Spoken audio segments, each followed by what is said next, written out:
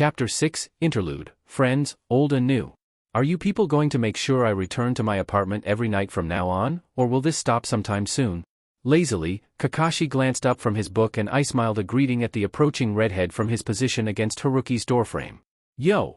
You didn't come to practice today. We wanted to make sure you were alright. Beside the copy, Sakura was seated on his doorstep while Naruto and Sasuke were lazing in front of Naruto's. Kakashi pretended not to notice the twitch that was developing in Haruki's right eye. You did fine without me while I was away on my mission, Haruki pointed out dryly as he drew to a stop in front of them. And I'm not exactly on Team 7. But Haruki-san, Naruto jumped to his feet, blue eyes innocent and pleading at the same time. You need to keep up with your training too, and joining us would be perfect. Haruki arched an eyebrow at the blonde. Who said I wasn't training? I trained with Gai-san's team today. Kakashi blanched. Gai's team? For the love of God, why? Haruki's mouth tilted up into a slight smile. I promised, remember? I told him I'd train with his team as soon as I got back from my mission. Kakashi blinked. I thought you just said that to get away.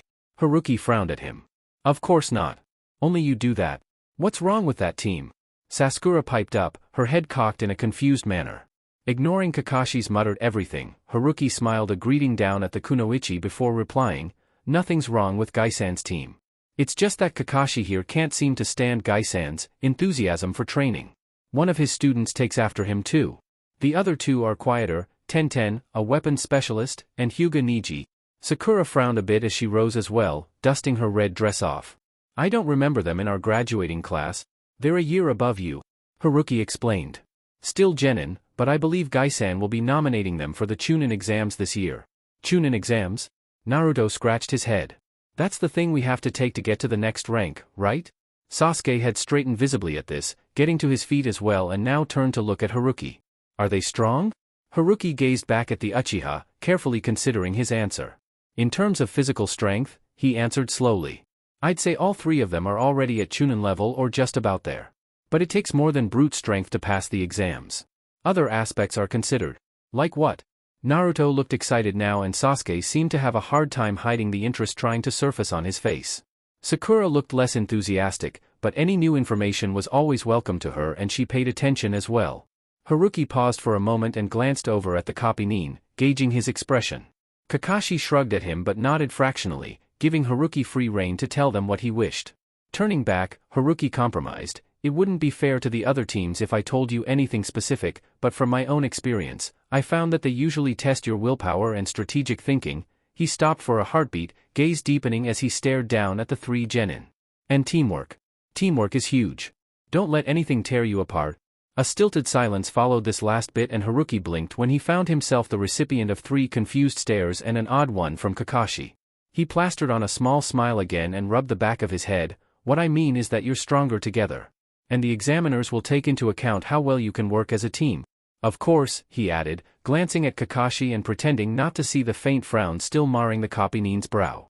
That would all depend on whether or not Kakashi nominates you for the exams. Instantly, all attention was fixed on the copy-nin, and Kakashi quickly smiled at his students, absently noting that Haruki was very good at redirecting attention away from himself. He said aloud. At the moment, none of you are good enough. But the Chunin exams are still some time away. Maybe you'll be ready then. Naruto grinned and gave them all a thumbs up. I'll definitely be ready. And Sasuke and Sakura-chan will be too. We'll show everyone that we're the best team ever. Believe it. Sasuke crossed his arms and rolled his eyes, but a confident smirk had made its way onto his face. Sakura just shook her head, but she couldn't quite hide the anxiety in her eyes, and Haruki made a mental note to do something about his old teammate's confidence level.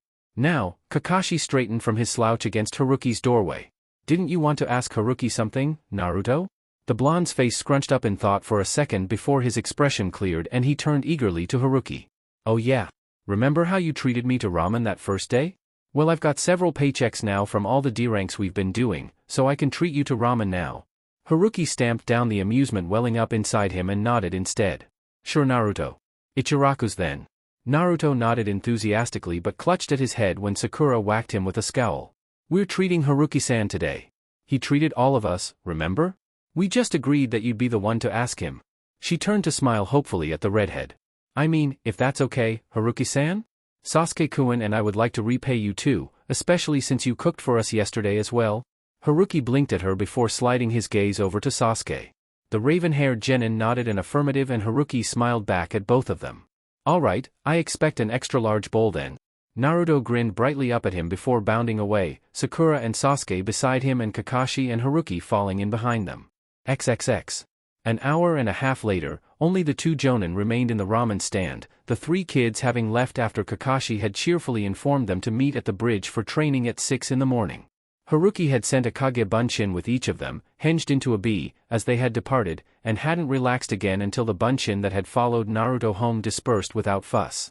Now, Haruki poked absently at the remains of the large ramen Team 7 had promised him. Beside him, Kakashi had flipped open his book again and had already finished, his mask firmly back in place. Not that the man's face was anything Haruki hadn't seen before, but Kakashi didn't know that, and the redhead had made an effort to keep his eyes on his food earlier. Will you train with us tomorrow? The question was voiced nonchalantly, but Haruki glanced up in time to catch the intent glint in the copy-nin's visible eye. Haruki shook his head. I'm training with Asuma's team tomorrow. Kakashi looked mildly taken aback. Are you going around training with all the teams? Kurenai's the day after maybe? Haruki just sighed and took a sip of sake. No, Asuma just caught me using one of my jutsus today when I was sparring 10-10 and managed to con me into going. So you train with Guy's team all day? That must have been. The copy-nin seemed to struggle for an adequate word. Youthful. Haruki offered helpfully. Kakashi's mouth twitched from behind his mask and he nodded. Youthful. ×2. I hear that protege of his is just as bad as Guy. Haruki chuckled. Likuan's not that bad. He's a good kid. The redhead tapped his chopsticks against the edge of his bowl for a moment, gaze becoming distant as his expression became more thoughtful. He'll become a great taijutsu master. Better than Gai-san. Kakashi watched the other jounin curiously out of the corner of his eye. He never could understand the way Haruki said some things, those occasional thoughts that sounded more like facts with the solid amount of confidence and sincerity that Haruki curled around them. They fell silent for a while, comfortable with the lack of conversation as one concentrated on his book and the other turned to look out at the darkened street outside, back against the counter with one elbow balanced on it. So did you really spend the entire day with Guy's team? Kakashi turned as well after finishing a chapter, reclining against the counter as he started talking again. Haruki tilted his head just enough to glance sidelong at him. No, I spent the morning with them. Visited the Hokage in between. Then went to play a shogi match against Shikaku-san. Kakashi stiffened in surprise. Shikaku-sama? Really? Why? Haruki shrugged. He invited me yesterday. I couldn't get out of it. Kakashi frowned. He had heard of Hyuga Hizashi's miraculous return, of course. The Hokage had announced it privately yesterday to all the ANBU and the Jonin. And Kakashi hadn't missed the coincidental timing of Hizashi's return and Haruki's mission either. He already suspected that the redhead had something to do with it all, but he had kept his suspicions to himself then, and he would keep them to himself now. If the Hokage hadn't said anything, then it had to be a secret. But the council, at least, must have been told, and Shikaku must have found Haruki's role interesting enough to warrant a personal visit. So who won? Kakashi asked absently. He had played the Jonin commander once, and had been thoroughly thrashed in 2 hours. He did. Haruki-san did. Both Jonin blinked and turned to find the owner of the new voice. Kakashi's visible eye narrowed in concern when he saw Haruki's jaw clench at the sight of the Nara heir entering the ramen stand. Hoping to take the redhead's mind off of whatever was troubling him, Kakashi restated his question to the genin. He couldn't quite remember the boy's name, making an effort to keep his voice light. So who exactly won? You seem to have a difference of opinion. Shikamaru stepped into the ramen stand, hands stuffed into his pockets as he focused on the two jounin. He frowned inwardly when he noticed that the redhead wasn't quite meeting his gaze and was busying himself with drinking his sake instead. With a mental shrug, he turned his attention on the copy-nin sitting beside him. Haruki-san won, Shikamaru stated again, glancing at Haruki to gauge his expression. The man had a faint frown creasing his brow but didn't respond otherwise. But he forfeited and left before anyone noticed. Kakashi casted a curious look at Haruki and, catching his eye, the redhead sighed and elaborated, Shikaku-san would have won in 3 moves. And you would have won in 1, Shikamaru quickly cut in. He wanted to know why Haruki had forfeited on purpose. Talking directly to the jounin seemed to finally gain his attention because Shikamaru soon found himself on the receiving end of an endless blue gaze. He stiffened at the flash of grief that surfaced briefly in Haruki's eyes, but when he blinked, the redhead looked as impassive as ever and he would have dismissed it as something he had imagined if it wasn't for the fact that he had seen the exact same expression back at his house when he had first met Haruki. The redhead only shrugged though and went back to his sake. Shikamaru didn't let it go. Why did you forfeit the game? He persisted. Haruki stared into his drink as he contemplated the Nara's question. How the hell had he gotten into this mess? And how could he get out of it now? Of course, he knew exactly why he had forfeited the match. Because Shikaku's interest in him would have reached new heights if Haruki beat the shogi master at his own game. Because the clan head would have tried and probably succeeded in wrangling another shogi appointment out of him. Because he hadn't wanted to answer any more of Shikaku's questions. Because he hadn't wanted to spend any more time in the place that he had gotten to know like the back of his hand in his own timeline. But most of all, it was because of the very person now standing in front of him. He hadn't wanted to continue looking at the younger version of his chief strategist and close friend any longer than he had to. Shikamaru's death had been ugly, bloodied chest, half his face gone, broken limbs, stomach sliced open and his organs spilling out, and Haruki's vision had blurred and he had seen the adult instead of the boy, dying on the battlefield with a smile on his face as he was finally allowed to let go of life and follow his friends and family. And it had taken everything Haruki had not to throw up right then and there. He had all but fled the Nara compound, and the walk back home had cleared his head a little. He had wanted to lock himself in his apartment and just curl up in bed and shut everything out, but Team 7 had been waiting for him and he hadn't been able to say no when they had invited him out for dinner, and God, when was the last time someone had waited for him? Now he wished he had, as he tried to find a suitable answer for the genin he still had trouble looking at. The others he had interacted with so far had had cleaner deaths in his time. They were still horrible and agonizing, and he had felt a little bit of himself die after each one of them had been killed, but at least their deaths had been less bloody.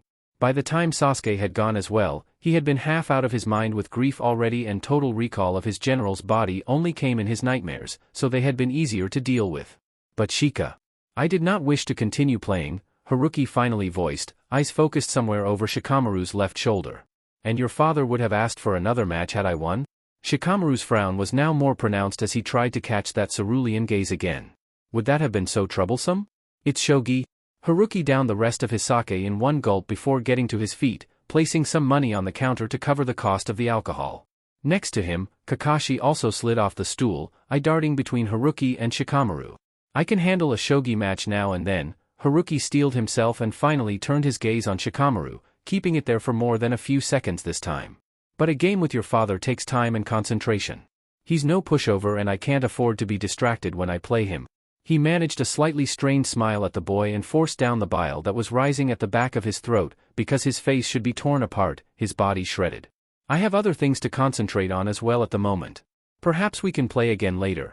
Barely pausing to nod a good night at Tucci, who seemed very concerned having witnessed the events since the arrival of the young Nara, Haruki stuffed his hands into his coat pockets and ducked out of the stand, offering a hurried good night, Shikamaru-kun, to the bewildered genin still standing inside the shop before disappearing from view. Behind him, Kakashi hastily tossed his own money down, nodded at Tucci and Shikamaru, and then quickly ducked out as well, falling into step beside the fast-paced redhead.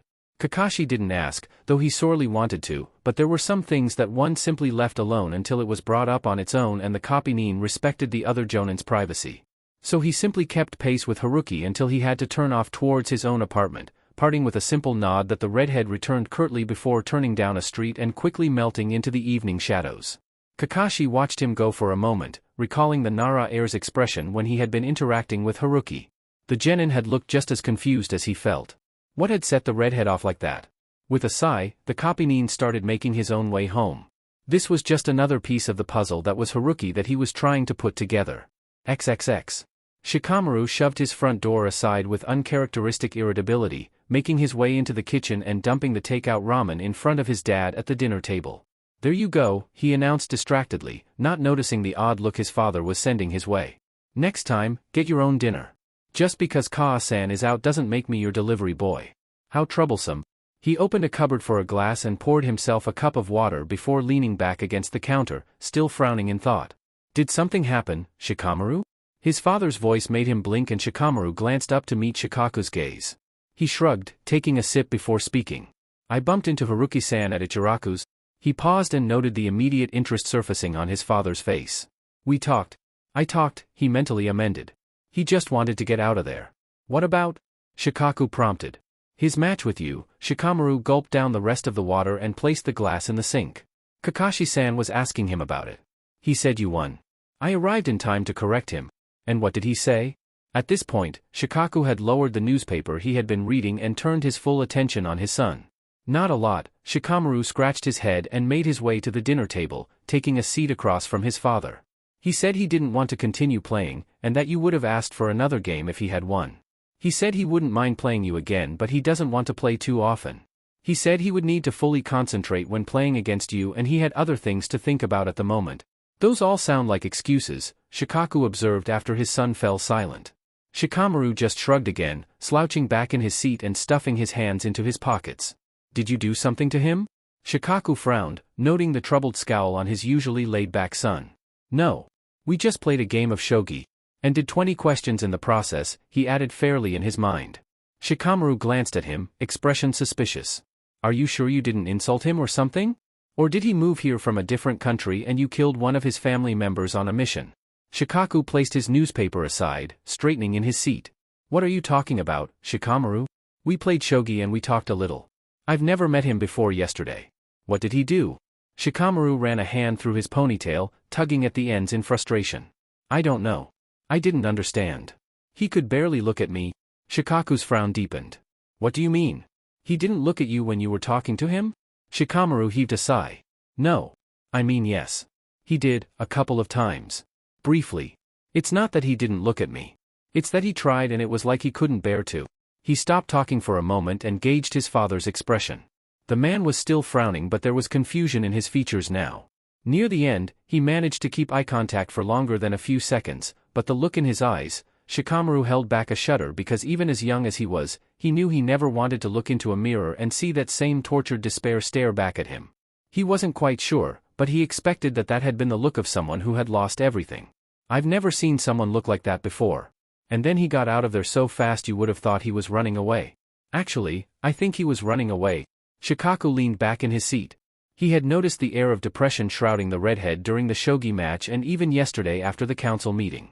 But it hadn't been well hidden, and the amount sorrow Shikaku had felt had been small. Every shinobi carried their own grief, buried away so others wouldn't see it. But what if that grief was well hidden?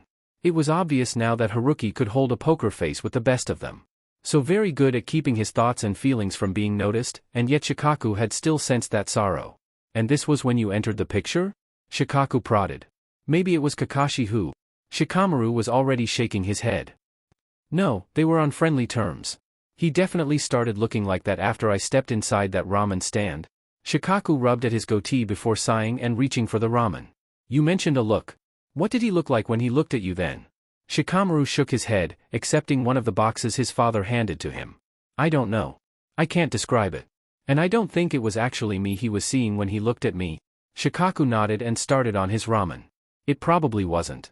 Haruki hadn't even met his son until today. Someone who looked like him then? Shikamaru was a Nara through and through. But Shikaku had seen none of what his son had obviously witnessed, so it couldn't have just been physical similarities. Maybe I shouldn't go to practice tomorrow, Shikamaru grumbled from across the table. Shikaku blinked in surprise. He wouldn't be startled if his son was skipping out on practice because it was too troublesome, but this was because of some stranger he had just met. It's not like you to go out of your way for someone you don't know. Isn't it too troublesome? Shikamaru shrugged, chewing on his ramen. You didn't see his face, Tusan. He just can't stand looking at me. Shikaku sighed but refrained from saying anything when a knock came at the door.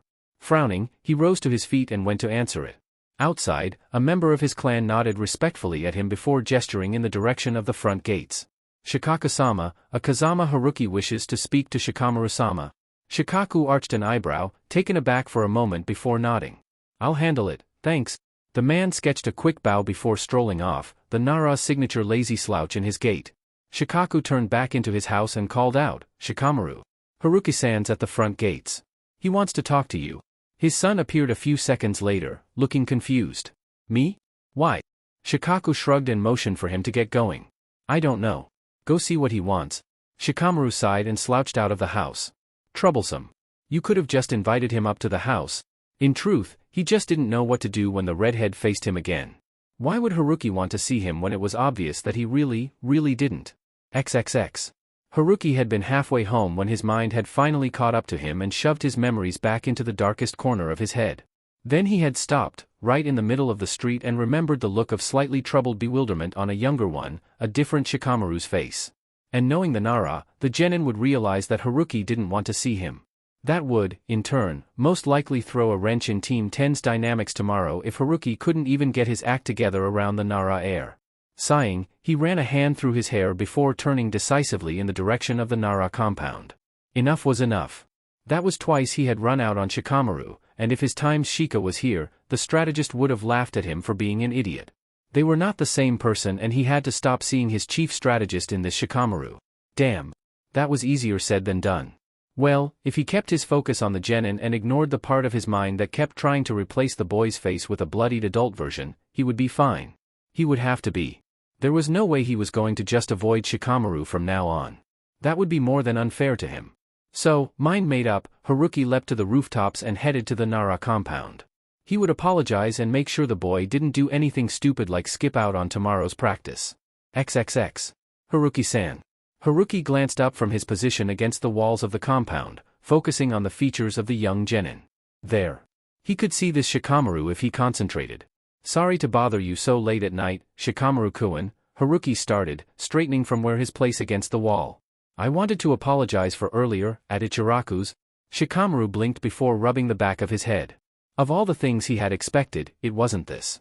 He had been prepared to agree if Haruki came to ask him not to go to training tomorrow, or something of the sort. He hadn't been expecting an apology, and the sorrow he had seen before was gone from the redhead's eyes. Or carefully tucked away. So, I'm sorry. Haruki sounded awkward and Shikamaru realized, with a mildly embarrassed start, that he had simply been staring at the redhead without responding. He quickly shook his head. It's all right. No harm done. They stood there for a moment in stilted silence, and Shikamaru frantically tried to think of something to say. Should he offer to skip out on tomorrow's practice? Maybe he should just wait for the jounin to say something first. Or should he invite the man in? God, this whole situation was troublesome to begin with. You will come to practice tomorrow, then? Haruki finally spoke, taking the decision out of Shikamaru's hands, and the Nara heir was startled when he heard the hopeful note in the jounin's voice. Are you sure? He stuffed his hands into his pockets for lack of anything better to do with them. I mean, I don't have to. It's just for a day, and dash. I'm sure. Haruki cut in firmly, blue eyes still holding his own. Shikamaru absently wondered how hard the redhead was trying right now. What happened earlier didn't have anything to do with you. It was just my own mind being stupid. I have nothing against you, Shikamaru-kun. Well, I definitely hope not. A jounin having something against me is just really troublesome. He responded automatically, and then paused to study the redhead's expression. Maybe he shouldn't have said that. But Haruki surprised him again with a slight smile, the first genuine one Shikamaru had seen on the jounin. Then you'll be there tomorrow? The redhead continued lightly. Shikamaru sighed but nodded. I'm not sure if Asuma-sensei told you, but we usually meet up at Ino's, she's one of my teammates, at her family's flower shop before going to train. Haruki nodded in affirmation. He did. I'll be there at 10. Shikamaru nodded again and the awkward silence descended around them once more. He could swear he heard his father snicker from somewhere out of sight and mentally scowled at the man. Eavesdropping. If only his mother was here at the moment. She'd have him cowering in a second for being so troublesome. Then I'll see you tomorrow, Shikamaru-kun. The redhead finally offered, and then raised his voice a little after Shikamaru muttered a good night. Good night, Shikaku-san. Shikamaru blinked and then spun around. He knew it. From the shadows of the compound walls, his father stepped into the dimly lit street, already nodding cordially at Haruki. Good night, Haruki-san. Shikamaru expected his father to mention the earlier shogi match but Shikaku stayed silent as the redhead disappeared into the night. Why didn't you say anything? Shikamaru fell into step beside his father as they headed back indoors. Shikaku shrugged. He came all this way to apologize. I'll give him a break for now. There's always next time. Shikamaru rolled his eyes and idly wondered if he would be pushing too far if he asked Haruki for a shogi match tomorrow. Then he sighed. Why did even asking for a shogi game have to be so troublesome? XXX. At 6 in the morning, Haruki was up and dressed for the day, leaping over the rooftops towards the Hokage tower. An ANBU had swung by earlier and informed him that the Hokage wanted to see him. Haruki suspected that Sarutobi had more questions about yesterday and he would need his first Fuinjutsu lesson. You wanted to see me? Sarutobi glanced up as a familiar redhead leapt in through the window. His ANBU guards didn't even straighten at Haruki's appearance anymore, letting him pass without comment. He mentally shook his head. Was that a good thing or not? Yes, Sarutobi briskly activated the privacy seals again before turning his full attention on Haruki. I've sent out a message to Jiraiya and his reply just came back earlier this morning. He's on his way to track down Tsunade.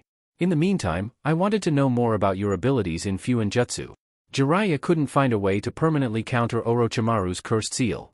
You mentioned that you could? Haruki nodded, already sensing where this was going. If you can make Anko-san believe that I could get rid of her seal. Sarutobi frowned faintly. Haruki had said he could, but only in passing. Now the redhead was confirming it, but surely there would be some complications? But what would you need? Sarutobi had to be certain of all the aspects of this counter seal. How much time? And what would be the side effects? Haruki tilted his head, observing him with careful cerulean. Old man, you don't have much confidence in my Fuinjutsu skills, do you? He asked mildly, ignoring the immediate protest that surfaced on the Sandame's face. There aren't any side effects. I need some of Anko-san's blood, her patience, her strength of will, her high pain tolerance, and a blank scroll. As for time, he paused to consider this, noting the Hokage's astonished face with some amusement. 2 hours? You're serious? Sarutobi asked with some disbelief. You can really get that seal off with only those things? Haruki nodded, eyes grave. Yes, especially since Anko-san doesn't even have the full cursed seal. And I've done it before. I got rid of Anko-san's seal in my timeline. Sarutobi relaxed at this. If Haruki had already done it once, then that was a different matter. Very well. I've actually already summoned her and she's on her way. Is it possible to do it now?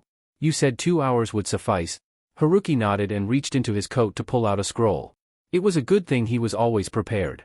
A quick knock at the door made them both refocus their attention, and Sarutobi temporarily pulled down the privacy seals to call the person in. Anko swept into the room, a good-natured grin on her lips and a stick of dango in one hand. Morning, Hokage-sama. She greeted, her gaze sweeping the room before landing on Haruki. What's this about? Making sure the privacy seals were up again, Sarutobi motioned to a chair as he spoke. Good morning, Anko. A bit early for sweets, isn't it? Anko waved a dismissive hand in the air as she took a bite of her makeshift breakfast and made her way over to the chair.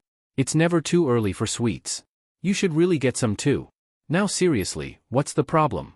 You never get me this early in the morning? Sarutobi nodded and waved a hand at Haruki. Anko, this is Kazama Haruki. He paused when Haruki nodded briefly at the kunoichi in greeting. He's a Fuinjutsu master. He can get rid of that cursed seal.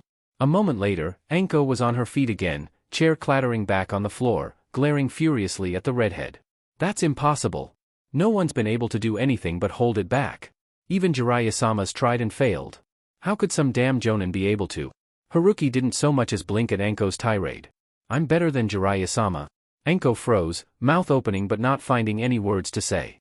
Better than Jiraiya? Impossible. Yet here was this pretty boy openly claiming it without any sort of arrogance. Stating it as if it was a simple fact. She shouldn't believe this. Getting her long-dead hopes up now would be pointless when the redhead failed later on. And yet, he was still staring at her patiently, a scroll in one hand, the other still stuffed in his coat pocket, waiting for her to decide. Fuck you. Her mind snapped. What would you have to do? She said aloud, eyes narrowing. She noticed the dango stick clutched in her right hand and made an effort to relax her grip. Haruki waved the scroll. I'll need some of your blood to write out the counter seal. I'll be using my own chakra to make it. Then you'll activate it with your own chakra. You won't need to put a lot into it to start the process. The first bit of your chakras just to let the counter seal identify you as the owner of the cursed seal we want to remove. Then my seal will do the rest, but while it's working, it will keep drawing on your chakra. Not enough to kill you, but you will feel tired afterwards. Anko stared in disbelief. Just like that? No after effects? You just make this seal, I activate it, and boom, my fucking cursed seal's gone. Haruki shrugged. I'll need an hour and a half to get this seal ready, and it'll take about half an hour for it to do its job. He paused, and then warned, and it'll hurt. A lot. I have to untangle him from your chakra coils. Like I said, you'll feel drained afterwards and you'll be suffering from chakra depletion, but that'll come back soon enough. Anko dismissed this easily. Chakra depletion was the least of her concerns. But nothing else? She pressed insistently. I'll still be able to continue as a kunoichi, and all my skill would be just as good as it is now? Haruki gave her an odd look. Of course not. She stiffened immediately and opened her mouth to curse the redhead out, but the jonin continued before she could. Without the cursed seal, you'll be better. How much better is up to you, but the cursed seal won't be hindering you anymore. If Anko hadn't been so stunned, she would have swore at him when she detected amusement floating just underneath the redhead's features. As it was, she scowled fiercely at him before turning to the Hokage who, now that she thought about it, she had honestly forgotten up until this point. Is this guy for real? she demanded. He's a Konoha Jonin, but I've never seen him before. Where has he been? Sarutobi chuckled. He's been away on a mission, and yes, I do believe he is telling the truth. Anko frowned. How long was this mission that she had never seen him before? He looked around her age. Turning back to Haruki, she debated the pros and cons of the situation. If she believed him, then there really weren't any cons.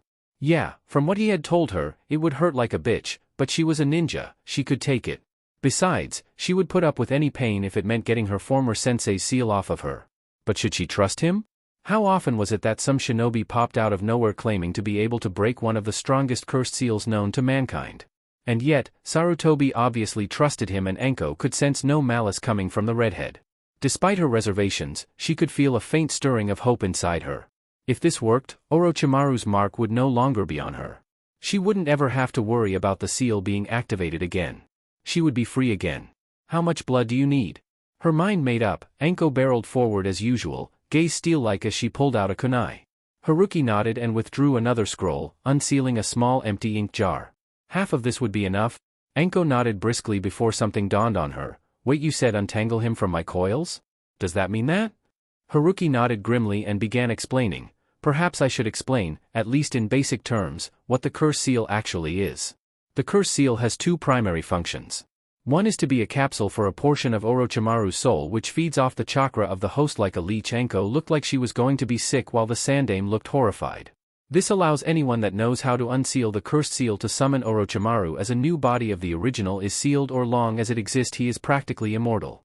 But that in and of itself isn't what makes the curse seal so dangerous to the host, and that comes on the second purpose.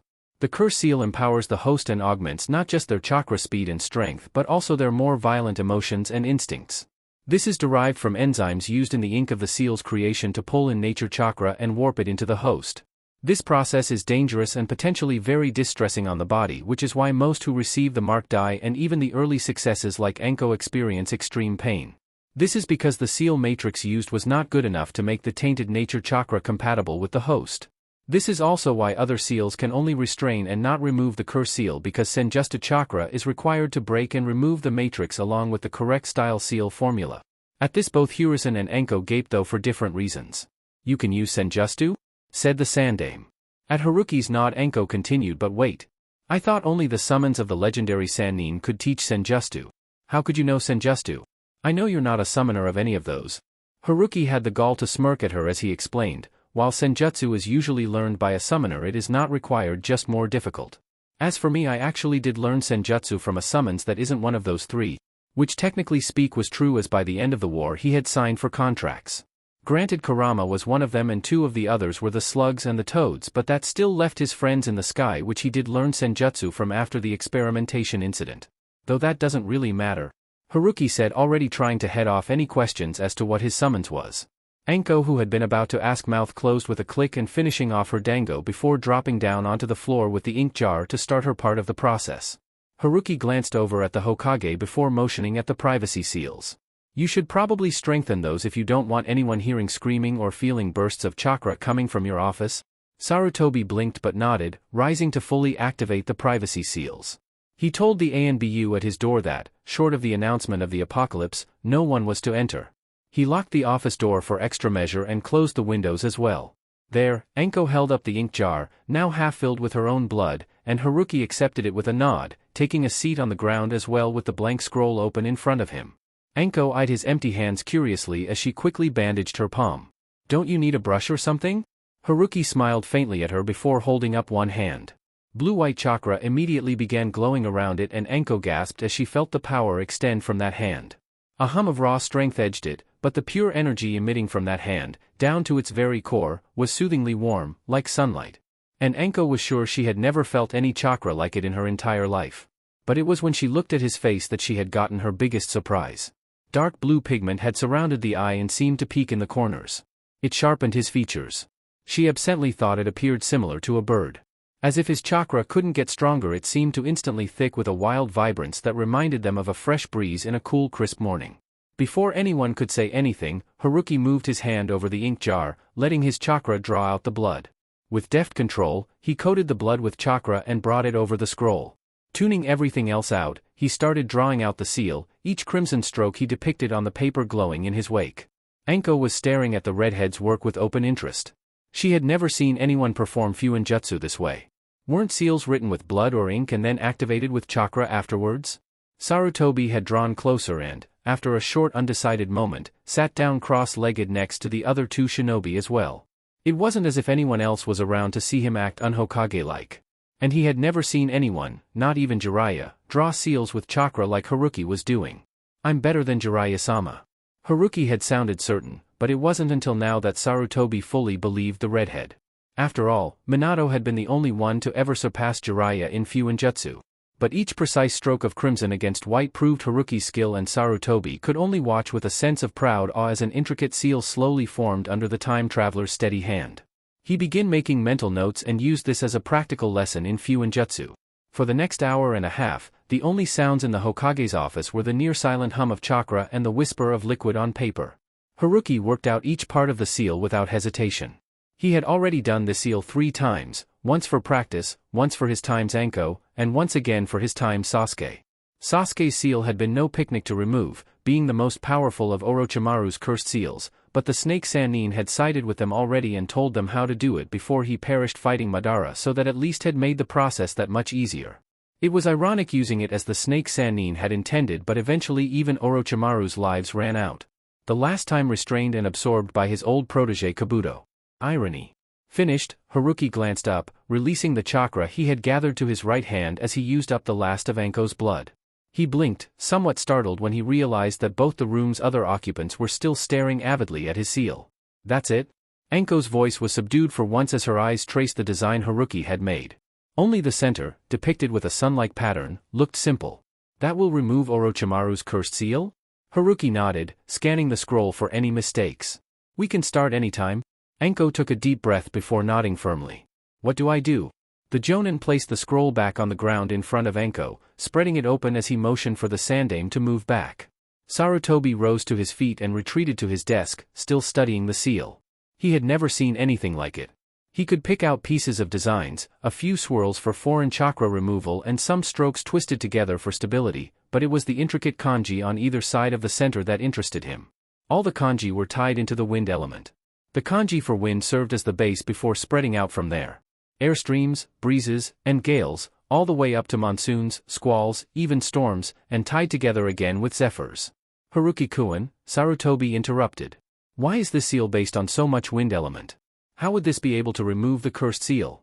The only part of this that relates back to the actual seal is the center, and it is only a basic design for curse removal.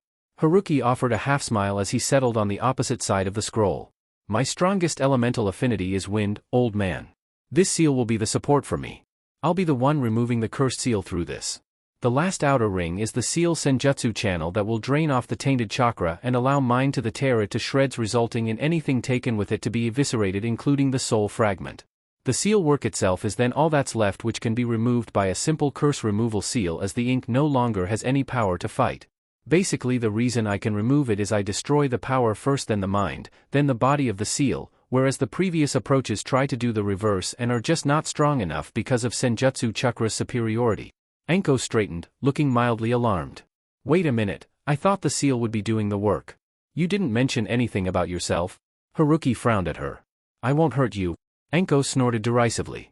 If I was worried about you hurting me, Red, I wouldn't have agreed to this in the first place. The seal could just as easily kill me. I'm asking what will happen to you. The redhead's brow cleared, taking the sudden nickname in stride as he smiled again. Ah, I see. I'll just be a little tired afterwards. Like I said, no after effects. I have more senjutsu flow than the seal. It can't scale to my level or match the size of my pool. No need to worry. The kunoichi eyed him suspiciously before shrugging grudgingly. Sarutobi quickly cut in again before they could start. But I still do not understand how so many wind elements are needed in this process. Haruki pointed at the hollow center. This is where the cursed seal will end up afterwards. I'll be drawing it away from Anko-san and into the scroll. Orochimaru's seal is strong, yes, but in the end, when broken down, it is still built up from any other basic seal. The wind elements I've put into this seal will help me break the curse down for the curse remover in addition to the previous mentioned functions. By the time it leaves Anko-san, only the most basic and unique components will be left, which will be easy to lock away with a simple curse removal seal. He paused and glanced up at the Hokage. Trust me, old man. I know what I'm doing. When put like that, and explained so thoroughly, Sarutobi could hardly find fault with it. He nodded and settled against his desk, watching as Haruki directed Anko to place her hand on the center design. "This'll hurt," the redhead warned once more, extending a kunai. "Bite down, though that'll probably shatter in the process anyway." Anko rolled his eyes but complied, placing her uncut hand on the center of the seal and biting down on the kunai. "When you're ready," she heard the other jounin say as both the redhead's hands moved to hover over the wind kanji. "Send a little of your chakra into the seal." Anko sucked in a bracing breath and then shot a small flare of her chakra into the scroll. Almost immediately, pain spiked through her body as the seal lit up in front of her. As the symbols appeared on her arm as his lashing out, the curse seal seemed to respond to the challenge and unfurled fully, trying to fend off the imposing force of nature. Biting down on the kunai, she tried to hold back the scream threatening to tear from her throat as the two forces initially clashed, but as her neck burned, her vocal cords reacted and the kunai shattered as chakra rushed through her and her voice rang out in the room. Opposite her, Haruki clenched his jaw and concentrated on the cursed seal that he had connected to with his own chakra as soon as the process began. Closing his eyes, he used his chakra to close in around the seal. Cage it, with the winds of a monsoon. Lock it down, with a consistent barrage of the everyday winds that seemed so insignificant apart, yet held so much power together. Then fight it, with the howling power of a tempestuous squall. And finally, destroy it, with the untamed strength of a raging storm. The half-finished cursed seal stood no chance, and Haruki could almost hear its frustrated shriek as its power broke, snapping under his hands as it yielded to his control. Drawing it away from Anko's body was much easier now that its power had been reduced. Opening his eyes, Haruki watched the fading patterns of the cursed seal of heaven run down Anko's arm and spill onto the scroll. The kunoichi had stopped screaming at this point, but the hand still pressed against the seal was near white and shaking. Haruki waited until the last of the cursed seal left Anko's skin and then reached out to wrap a gentle hand against the kunoichi's. "We're done, Anko-san. You can rest now?" Anko could barely keep her eyes open, but she still managed to rasp out, "It's gone? The cursed seal?" She managed to catch the smile Haruki offered her as he confirmed, "Yes, it's gone. Completely." The relief and gratitude that crashed into her at this reassurance was enough to knock her out, and she slumped sideways, not even feeling the strong arm that wrapped around her shoulders and carefully lowered her to the ground. Haruki made sure Anko was no longer touching the scroll before focusing on his task again and performing a set of seals. Instantly, the center sun pattern flared red as he pushed some of the Kyuubi's chakra into the seal to begin breaking down the components with the intense and dense corrosive chakra. Orochimaru's cursed seal immediately disappeared within the crimson light, and Haruki finally released his chakra, shoulders slumping with mild exhaustion as he snapped the scroll shut. "Haruki-kun." Haruki glanced up, blinking when he realized that the Hokage had dropped down across from him beside Anko and was currently checking her pulse. He released a short sigh and mustered a small smile. "She'll be fine. Just let her sleep it off." And, he waved the scroll. "Orochimaru's cursed seal is locked away. We just need to burn the scroll and it'll be completely destroyed." Sarutobi easily picked up the unconscious kunoichi but kept a concerned eye on the redhead as he moved her to the couch in his private office. "And you?" "I'll be fine," Haruki assured, rising to his feet as well without showing any fatigue. "I just need some rest. Do you want me to get rid of this, or shall I?" Sarutobi extended a hand. "I'll take it. If you don't mind, I'd like to show it to Jiraiya when he comes home." Haruki frowned, glancing down at the scroll before handing it over with a shrug. He planned for both Jiraiya and Tsunade to know the truth about him anyway. Letting him see some of his seals wouldn't be that big a deal. "I should get going, old man. Let's consider this your Fuinjutsu lesson for today. Here is a scroll with concept instructions for anti-summoning seals." Haruki straightened completely, walking over to give Anko a once-over before turning back to the Hokage and handing him a scroll.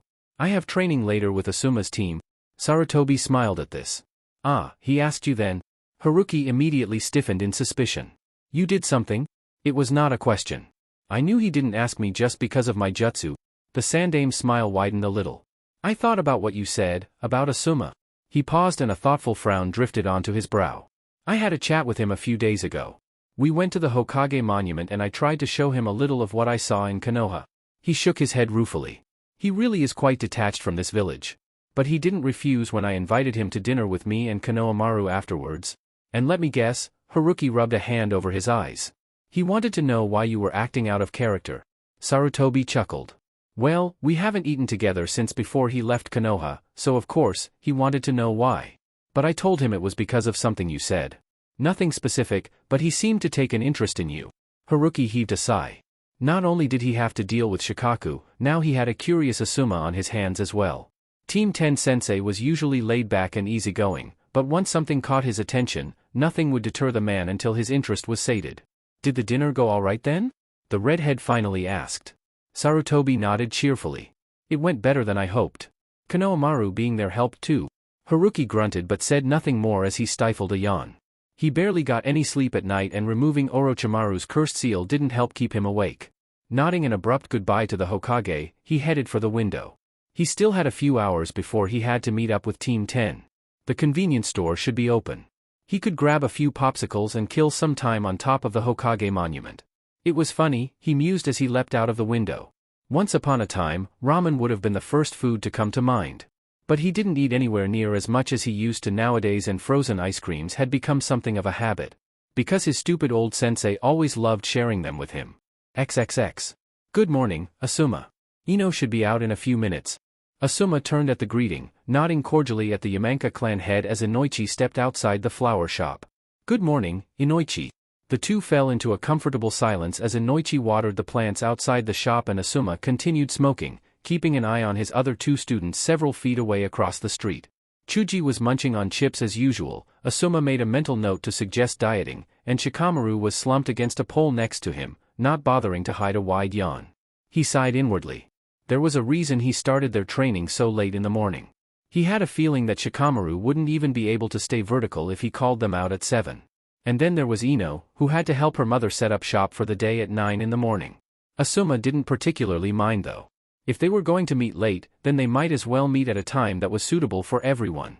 His thoughts turned to the jounin who would be joining them today as he glanced up and down the street. Haruki seemed to spend a lot of time with Kakashi. Would the redhead have picked up the copy-nin's habit? It was already 5 minutes to 10. And Asuma couldn't really blame the man if he was late. He knew Haruki had been very reluctant to join them in the first place, and while he had been willing to insist until the redhead capitulated, why Haruki had agreed after only a few minutes of persuasion from him was still a mystery. And he was curious to see who this jounin was. As far as he knew, Kakashi never willingly spent much time with other people.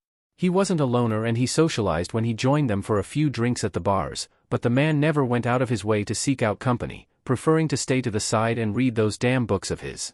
Yet Kakashi had invited Haruki to train with his team, and the short interaction he had seen between them after they had been given their missions by the Sandame had been relaxed and comfortable. The copy-nin obviously considered the redhead a friend, even though they had only just met. This fact only served to mystify him even more. And of course, there was his father too. Asuma could barely remember the last time he had sat through a dinner with Sarutobi without getting into an argument or sitting in stilted silence, much less actually enjoyed one. His father had clearly been deliberately cautious whenever he spoke, careful not to come on too strongly when voicing his opinions as he had in the past, but Asuma couldn't ever recall his father trying to hold a conversation and not attempt to make Asuma see things his way. He had appreciated it, and they had somehow managed to get through dinner with only friendly exchanges between them. And afterwards, once Konohamaru had gone home and he had walked his father back to the Hokage tower, his curiosity had gotten the better of him and he had asked, just before they had gone their own ways for the night, why? Imagine his surprise when Haruki's name had come up. Sarutobi hadn't said much more than that, and Asuma had left, mulling over the mysterious jounin no one seemed to know. The very next day, he had checked the mission registry and noted the day that the redhead would be returning from his intel mission, which, now that he thought about it, suspiciously coincided with Hyuga Hizashi's miraculous return. He would have to think more on that later and had sought out the redhead as soon as he could. He had remembered Haruki's promise to Guy and had wondered whether the other jounin would keep it or not. He knew when and where Guy's team trained. There wasn't a single shinobi who didn't, what with Guy's youthful rants and all. So he had swung by the training grounds on his way to the Hokage tower. He had only been mildly surprised when he had seen the redhead training with one of Guy's students. He had been much more stunned by the jutsu he had witnessed Haruki execute. The lightning jutsu, at least an A-class, had been flawless, but from what he had managed to overhear without being detected, lightning wasn't even Haruki's natural affinity. Wind was. Same as him. Asuma could count on one hand the number of ninja that had a wind affinity in Konoha and still have fingers left over, and most of them hadn't even completely mastered it. Wind was the hardest element to control after all. But if Haruki could pull off such a powerful jutsu with an element that wasn't even his main affinity, he had no doubt that the redhead could do some serious damage with wind chakra. A couple of approaching chunin came into view and distracted him from his thoughts when they drew level with his students. He didn't have time to do more than frown in their direction when he saw the sneers on their faces before Inoichi spoke up. "Ino tells me that you invited Kazama-san to your training session today." Asuma turned his head to take in his female student's father. Inoichi had a broom in hand and was sweeping up some of the stray leaves and petals littering the ground even as he pinned Asuma with that piercing blue-green gaze. He mentally shook his head. Sometimes, he still couldn't wrap his mind around the fact that Konoha's greatest interrogator had retired and become a florist. "Yes," he replied, removing his cigarette and putting it out first. Inoichi didn't mind that he smoked as long as he didn't do it while they were having a conversation or when he was within a few feet of his daughter for an extended period of time. "He caught my attention when he was training with Guy's team and I invited him to train with my team for a day." He glanced up and down the street again. "He should be here soon." Inoichi's thoughtful frown made him think back to the clan head's words. Kazama-san, Inoichi had called him, but there had been an underlying edge of something that pinged on Asuma's radar. "Do you know him?" The man may have been retired but he hadn't lost any of his famed impassivity that hid his emotions from the world and made enemy Nin quiver in the interrogation rooms. "We have met," Inoichi acknowledged without pause. "In passing only though?" Which really didn't give away anything, but Asuma was willing to bet that Inoichi was interested in the red-haired jonin as well. Suddenly raised voices caught both their attentions and they turned simultaneously to watch the obvious argument between the two chunin and Asuma's students. Neither chunin had seen Asuma or Inoichi or they would have probably had second thoughts about picking on the two genin. "Fatty like you could never become a shinobi?" Asuma visibly winced. Chuji hated being called fat and Shikamaru could be fiercely protective of the Akimichi heir when the occasion called for it. As it was, Chuji had flushed deep red, hands curling into fists, his bag of chips crumpling in one angry grip, and Shikamaru had straightened from his lazy slouch, eyes narrowed. "Shut up. I'm just big-boned." Chuji snapped back. "What's your problem anyway? Don't you have anything better to do?" One of the chunin's lips curled up mockingly. "What, can't even stop for a chat? You're not very nice. Guess you inherited bad manners as well as your figure from your folks." Asuma's jaw tightened and he made to move forward to stop the altercation, feeling more than seeing Inoichi tense up beside him even as Shikamaru took a step forward and snapped, "Oi, back off." But the damage had been done and Chuji moved to lunge forward, face twisted into a rage. Only to pull up short when both chunin were, quite suddenly, yanked off the ground and into the air by some invisible force, hanging upside down from one ankle as their other limbs flailed and startled yelps slipped from their mouths. Asuma watched with growing astonishment when, a fraction of a second later, a familiar figure leapt down from the flower shop's roof and landed beside the group, crimson hair and long trench coat trailing behind him. And then they felt it. A heavy deep presence of chakra, like a typhoon over the ocean but bottled and controlled while still thrumming with a refreshing presence that he had not felt before. Wind, Asuma realized, eyes picking out the faint traces of wind currents wrapped neatly around both chunin's right ankles before moving to the motionless hands stuffed in the redhead's coat pockets. Haruki is manipulating the wind itself without using any hand signs. "Good morning, Shikamaru-kun." Haruki had turned to the Nara heir, who now looked slightly wide-eyed, and now greeted him with a small smile. Blue eyes then flickered to the still red-faced Chuji and offered a similar greeting. "And you must be Akimichi Chuji. Good morning. I'm joining your team for practice today." Asuma's students blinked before glancing at each other, and Asuma found himself relaxing again when the red started to seep out of Chuji's features and Shikamaru's slouch returned. Beside him, Inoichi made no move to stop this new exchange. It seemed like they both wanted to see how Haruki would handle this situation. "Morning, Haruki-san." Shikamaru's lazy drawl had returned and Asuma made a mental note to ask the boy about the note of familiarity in his voice when he addressed the redhead. "Good morning," Chuji echoed, peering almost hesitantly between Haruki and the two chunin hanging in the air. "Hey," one of the chunin, the same one that had spoken last, snapped. "Are you doing this?" Haruki turned to face the upside-down shinobi, head tilting to observe them with a thoughtful air. "Yes, I suppose I am," the redhead agreed after a moment, and Asuma had to suppress a snicker at the bug-eyed looks Haruki received after the nonchalant concession. He heard a quiet snort of amusement from his right and was quick enough to catch a shadow of a smile on the clan head's lips.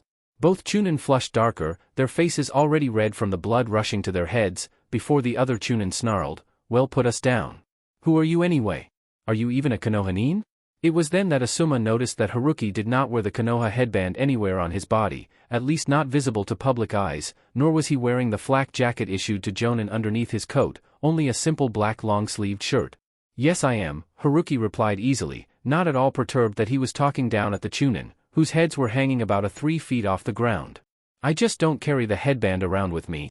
The first Chunin just glared back at the redhead, struggling in vain against the wind holding him in the air. You're attacking a fellow shinobi then. That could get you demoted. Let us go. Haruki gave them a thin smile that didn't come close to reaching his eyes and said lightly. The Chunin all but growled, one arm swinging out in a heated attempt to hit the red-haired jonin, but a gentle gust of wind rushed by and his coat flapped out of the way of the flailing fist. Asuma wondered if that breeze was natural or not. Why the fuck not? The Chunin demanded angrily, humiliation lining his face. All at once, Haruki's features froze over and mercilessly cold eyes drilled into the Chunin's brown ones. The teen immediately recoiled. Out of the corner of his eye, Asuma saw Inoichi take a step forward, one eyebrow raised in interest. I don't know, the redhead's voice was still deceivingly light. You tell me. The other Chunin seemed a bit smarter and his eyes darted between Haruki and Chuji before glancing up at the wind still wrapped tightly around his ankle. Finally, the teen cut his losses and relented, eyes on Chuji as he forced out through clenched teeth, sorry, Akimichi-san. The first Chunin glared, arms folding in front of him with some difficulty, and Asuma scoffed at how ridiculous the teen looked. I ain't apologizing, he sneered. Why should I when everyone knows that the Akimichi are just a bunch of FAK? His words tapered off into a screech of alarm when he dropped abruptly towards the ground, arms shooting out to flounder wildly around him as he came dangerously close to faceplanting into the earth before Haruki's wind yanked him back up again, soaring above the rooftops before bringing him back to the originally level with a lurch. Asuma hadn't even seen the Jounin's hands twitch. Come again? Haruki asked coldly. The Chunin seethed for a long moment, eyes taking in the unforgiving cerulean gaze piercing him before self-preservation instincts finally kicked in. Sorry, Akimichi-san, the teen spat out at last. Haruki shrugged and turned back to Chuji, the previous coldness leaking out of his features as he focused on the Akimichi air. Well, Chuji-kun? Personally, I've heard more sincere apologies from my enemies, but I think that's the best we're going to get out of these two right now. Chuji looked downright baffled, but the anger had died and the genin only observed the two Chunin with a somber air before announcing firmly, okay then. Let them go. Haruki smiled a little before turning back to the two Chunin. The first one just had to open his mouth one last time. We fucking apologized. He bit out. Now let us down. Without a word, the redhead blinked once and both teens found themselves released and free-falling for all of 2 seconds before crashing face-first onto the dusty ground. Muttered curses cut the air, but they jumped up soon enough, hands nursing their noses as they backed away, their entire focus on Haruki. Haruki only smiled at them again, his expression hard and icy. You should watch what you say in the future, boys. It might come back to bite you in the ass one day. Both Chunin tried glaring at the redhead, but Asuma could detect visible fear in the way they scrambled out of sight, hurrying away from Haruki's frigid stare. As soon as they were gone, Haruki's expression warmed again, features falling back to their typical neutrality as he turned back to the two genin. The three stared at each other for a moment before Haruki sighed and reached a hand up to tuck a lock of hair behind one ear. Interesting way to start off our training session, the jonin finally commented, before adding somewhat hurriedly, and what I just did? I don't think you should do that. That was a pretty bad example considering I'm supposed to help teach you today.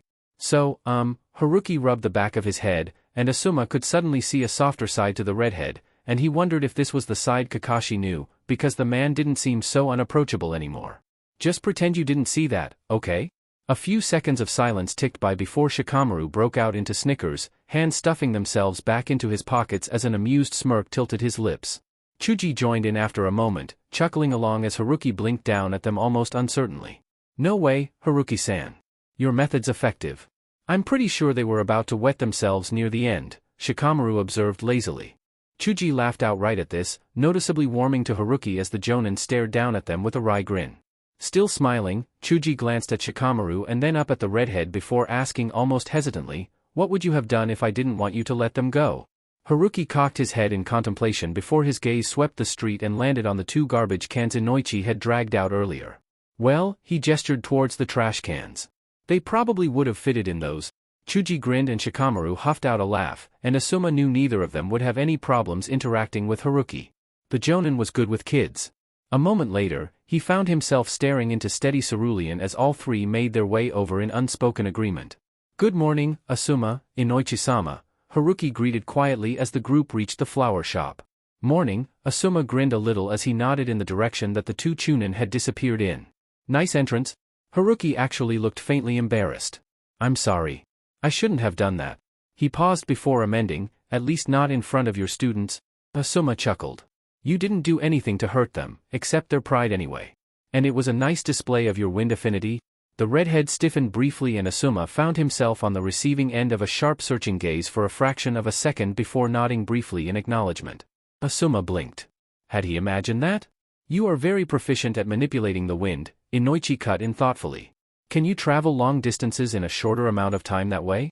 Asuma found this question somewhat strange, but Haruki took it in stride and nodded. Inoichi seemed satisfied with the answer and offered a slight smile instead. "You're standing outside my home. No need to be so formal." Haruki blinked before dipping his head in acquiescence. "Inoichi-san then, now you just have to meet Chuji's old man and you'll have met the whole set?" All eyes turned to the slouching Shikamaru and Asuma raised a questioning eyebrow at him. Shikamaru just shrugged a little before glancing up at Haruki. "He's already met my dad." Inoichi switched his gaze back to Haruki. "You've met Shikaku?" Haruki looked mildly uncomfortable but nodded somewhat warily. "Yes. I met him a few days ago." He paused, a small amount of irritation surfacing on his face. "We played shogi." Inoichi chuckled and Asuma felt his lips quirk up again. Most of the village knew of the Nara clan head's prowess in shogi. "Well," Inoichi grinned a little. "No one's beaten Shikaku in decades. Don't feel too bad." Shikamaru spoke up before Haruki could get a word in edgewise, scoffing, "My dad lost." "Haruki-san won." Shikamaru-kun.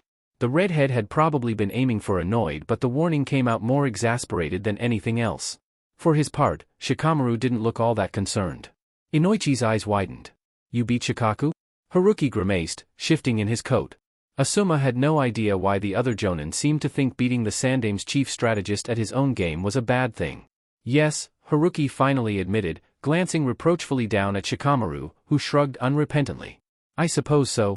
The interest in Inoichi's eyes was visible now and Asuma guessed that this was why Haruki seemed uncomfortable with the whole situation, though why the redhead disliked the attention of a clan head was still a mystery. Behind them, the door to the flower shop suddenly swung open and Asuma arched an eyebrow at the relief that flooded Haruki's features for a moment. The red-haired jonin really didn't like attention. "Morning, sensei." Asuma turned to smile down at his third student as she finished pulling on her elbow warmers. "Morning, Ino." He turned to nod at the redhead beside him. "This is Haruki. He's the one training with us today." Ino turned her attention on the redhead and smiled up at him. "Hi." She jabbed a finger at Shikamaru and Chuji. "Those two idiots probably didn't bother introducing me before. I'm Yamanaka Ino. Nice to meet you." "Nice to meet you too, Ino-chan," Haruki replied with a half-smile, but Asuma frowned when he detected a trace of wistfulness in the upward tilt of his lips. He glanced sideways at Inoichi and noticed that the blonde had also caught the emotion and was frowning attentively once again. "All right then," Asuma clapped a hand on Haruki's shoulder. "I was thinking that we could start on chakra control today." He glanced at the redhead. "We're probably starting that a bit late, but I've been seeing what they could do with their clan techniques." Haruki nodded. "Not that late. Kakashi's team only started about a week ago." "You train with Sakura's team?" Ino piped up. "Yeah," Haruki shrugged. "Kakashi invited me. Sakura's got near-perfect chakra control." Asuma speculated whether or not the jonin had said that on purpose when Ino turned on him and demanded, "We have to start practicing chakra control now." Asuma sighed and nodded before glancing at Haruki again. "I guess I'll let you take over today. I was planning to do the tree-walking exercise and then get them started on their D-rank mission." A strange glint entered the redhead's eyes. "What mission is it?" Asuma withdrew a mission scroll from his hip pouch. "They're going to be retrieving the daimyo's wife's cat today." Simultaneous groans erupted from all three genin and even Inoichi chuckled at them. Haruki on the other hand brightened visibly and Asuma wondered if he should worry for his team. "Great." Haruki turned an almost evil grin on the three genin who all promptly took a step back. "I know exactly what to do today." Shikamaru eyed their temporary sensei. This really didn't bode well. The smile Haruki was wearing reminded him of the one Naruto always wore just before one of his pranks blew up in someone's face. "Troublesome," he muttered, stifling a yawn at the thought of training. But at least the jounin was looking at him today. Shikamaru couldn't detect any shadows in the man's eyes and he even seemed a bit more open. And defending Chuji was definitely a bonus in his book. Chuji only smoothed out his crumpled bag of chips, shaking it rather forlornly before tossing it away in a nearby trash can. He didn't really mind training, and he was curious to see what this jounin would come up with. Besides, Haruki was nice. He didn't look at him with that amused indulgence that most people looked at him with when they found out he was training to become a shinobi. Ino was somewhat nervous about the gleam in the Jonin's eyes, but she hid it well. She hoped whatever training he had in mind wouldn't mess up her hair too much. She might see Sasuke today and she really didn't want to be a sweaty mess if that happened. If you don't mind, Asuma, Inoichi suddenly spoke up. I'd like to come as well. Ino whirled, eyes wide with surprise and a small amount of apprehension, but it was Haruki's face Asuma automatically checked. The redhead looked as impassive as Inoichi on a bad day and he couldn't pick out any emotions at all.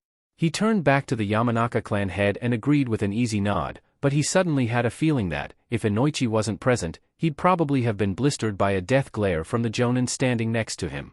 Asuma sighed as Inoichi disappeared back into the shop to grab a coat and drop a word to his wife. Glancing sidelong at Haruki, he abruptly felt a bit like an ass when he caught the restless frown marring the redhead's brow. Now that he looked closer, Haruki seemed a little on the tired side as well. The Jonin was already training with them per his request. He could at least cut the man some slack if he really didn't want Inoichi tagging along. If you want, Asuma voiced quietly so that only Haruki could hear.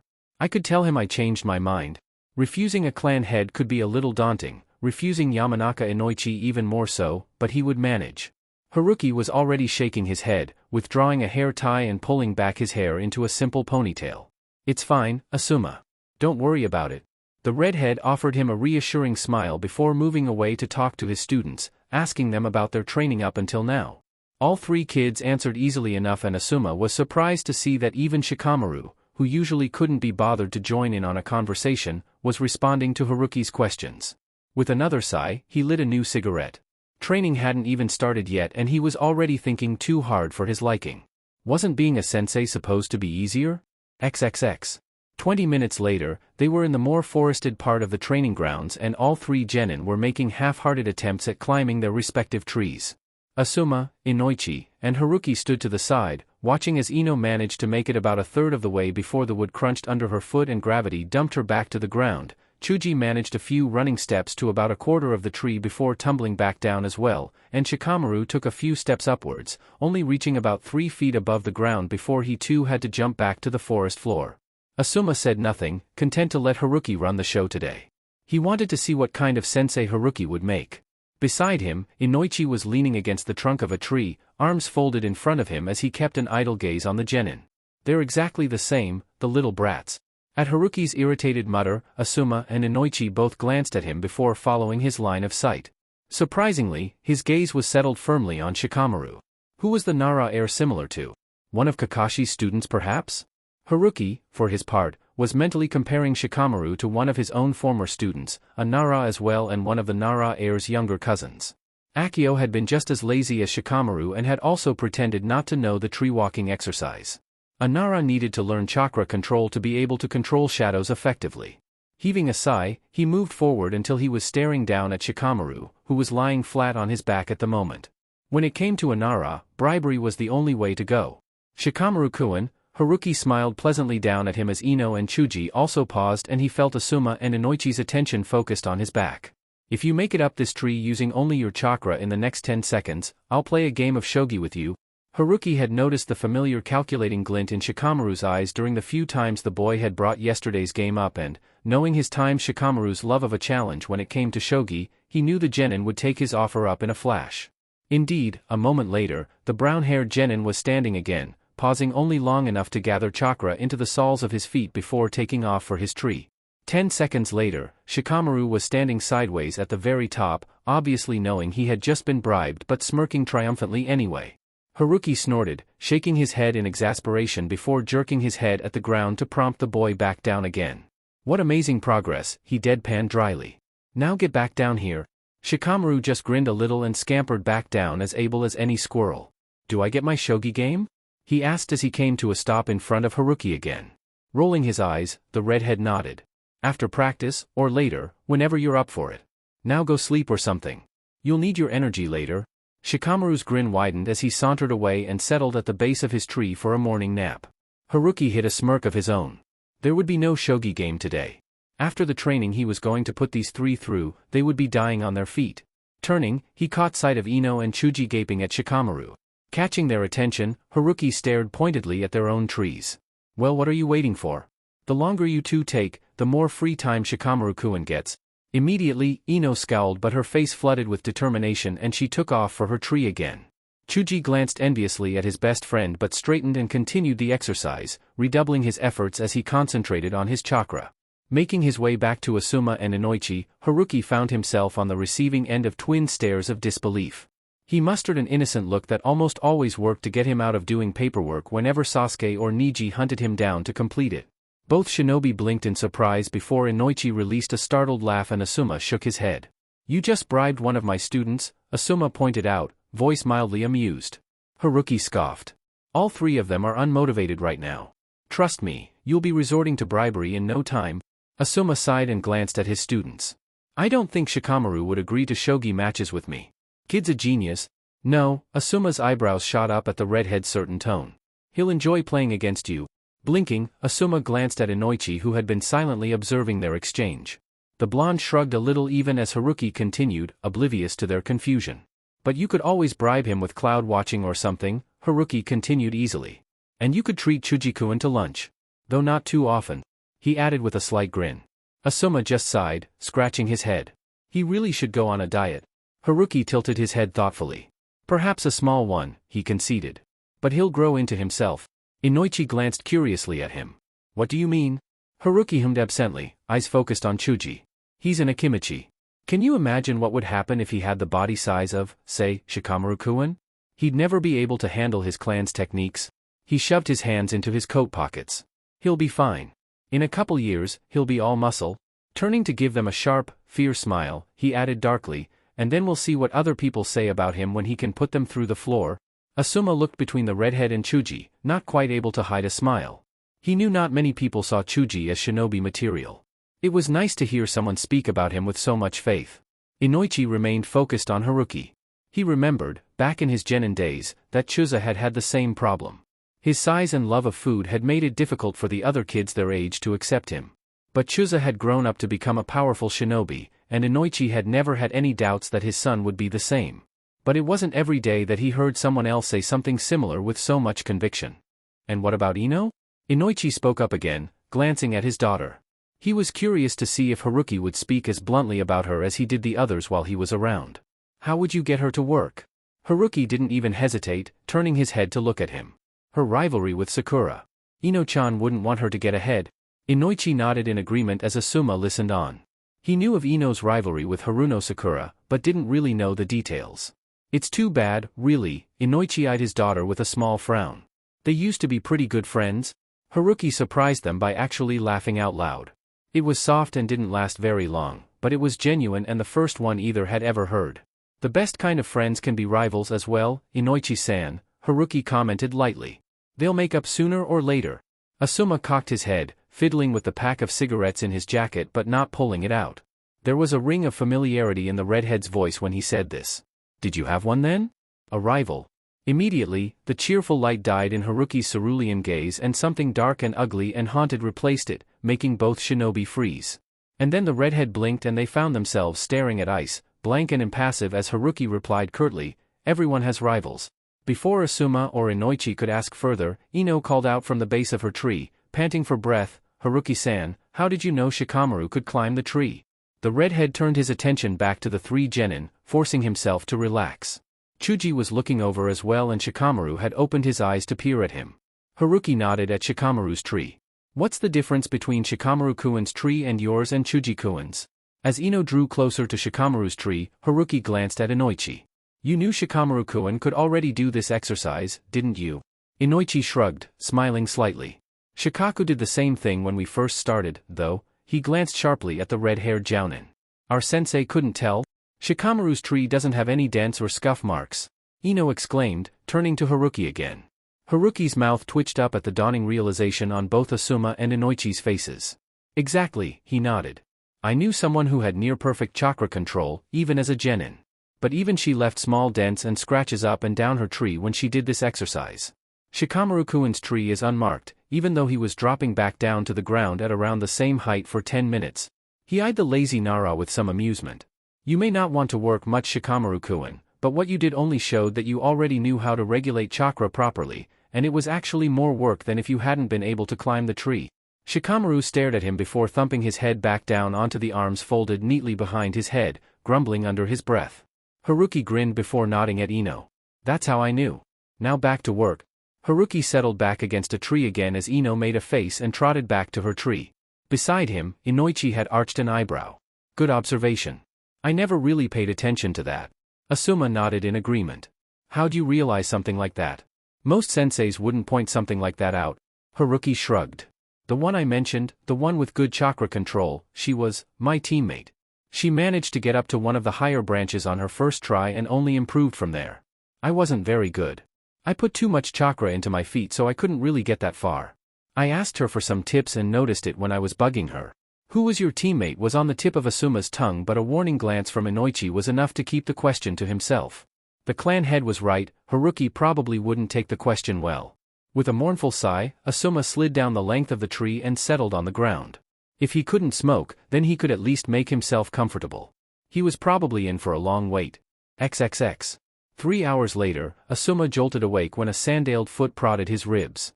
Blinking, he stared blearily up at Haruki, who looked rather annoyed.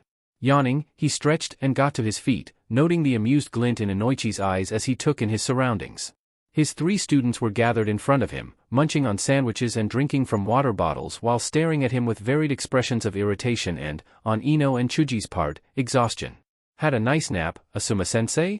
Ino scowled at him. Asuma stifled another yawn and mustered up a sheepish look for them. How are the exercises coming along? Ino and Chuji both brightened at this question. We got to the top of the tree, Chuji announced proudly, and Ino grinned beside him. Asuma blinked in surprise before smiling broadly at them. Great. You both got it in only a few hours. That's amazing. What's amazing is your need for sleep, old man, Haruki grumbled from beside him. Not even Kakashi slept during his team's exercises. I'm not an old man. Asuma protested, holding back a grin at the easy banter. Haruki was good company when he opened up a little. With that beard, you look like you could be in your late 30s, Haruki shot back. I'm your age. This time, there was real offense in Asuma's voice as he reached up to rub at his beard. It did not make him look old. Laughter rang out and all 3 adults turned to look at the genin on the ground. Ino bounded to her feet, having finished her lunch, and reached out to tug at Haruki's sleeve. Yeah, but Haruki-san doesn't have a beard, Asuma-sensei, Ino teased. And, she turned to glance pointedly between the 2 jonin. He's better looking. Asuma was somewhat surprised that Ino had said something so bold and guessed that they had gotten more comfortable in each other's company while he had been asleep. Ino may be outspoken and confident, but Asuma had come to realize that she only spoke about people so playfully when she was at ease in their presence. For his part, Haruki blinked down at the blonde, feeling rather thrown at the comment but chuckled good-naturedly after a moment. Exactly, Asuma. Even Ino-chan says so, and she's the only one here who's got an eye for that sort of thing, which means I'm right? Asuma scoffed, rolling his eyes as his female student beamed. He shot Inoichi a reproachful look when the man laughed and then turned a small scowl on the 2 boys still sitting on the ground. Both had amused grins on their faces as they finished up their lunches. From his spot a few steps away, Inoichi surveyed Team 10 and the red-haired jounin, and decided that accompanying the group today was one of the best decisions he had ever made. He eyed his daughter's hand tucked in a friendly manner in the crook of Haruki's arm as she continued to tease Asuma and debated the likelihood of the redhead shaking her off. Earlier, while Asuma had slept, Haruki had simply heaved a resigned sigh and left him to it. Instead, he had moved away to help his daughter and Chuji as they continued their attempts at chakra control. Chuji had steadily gotten better and better, inching his way up the tree as the minutes ticked by, but Ino had only managed to get about halfway and no further.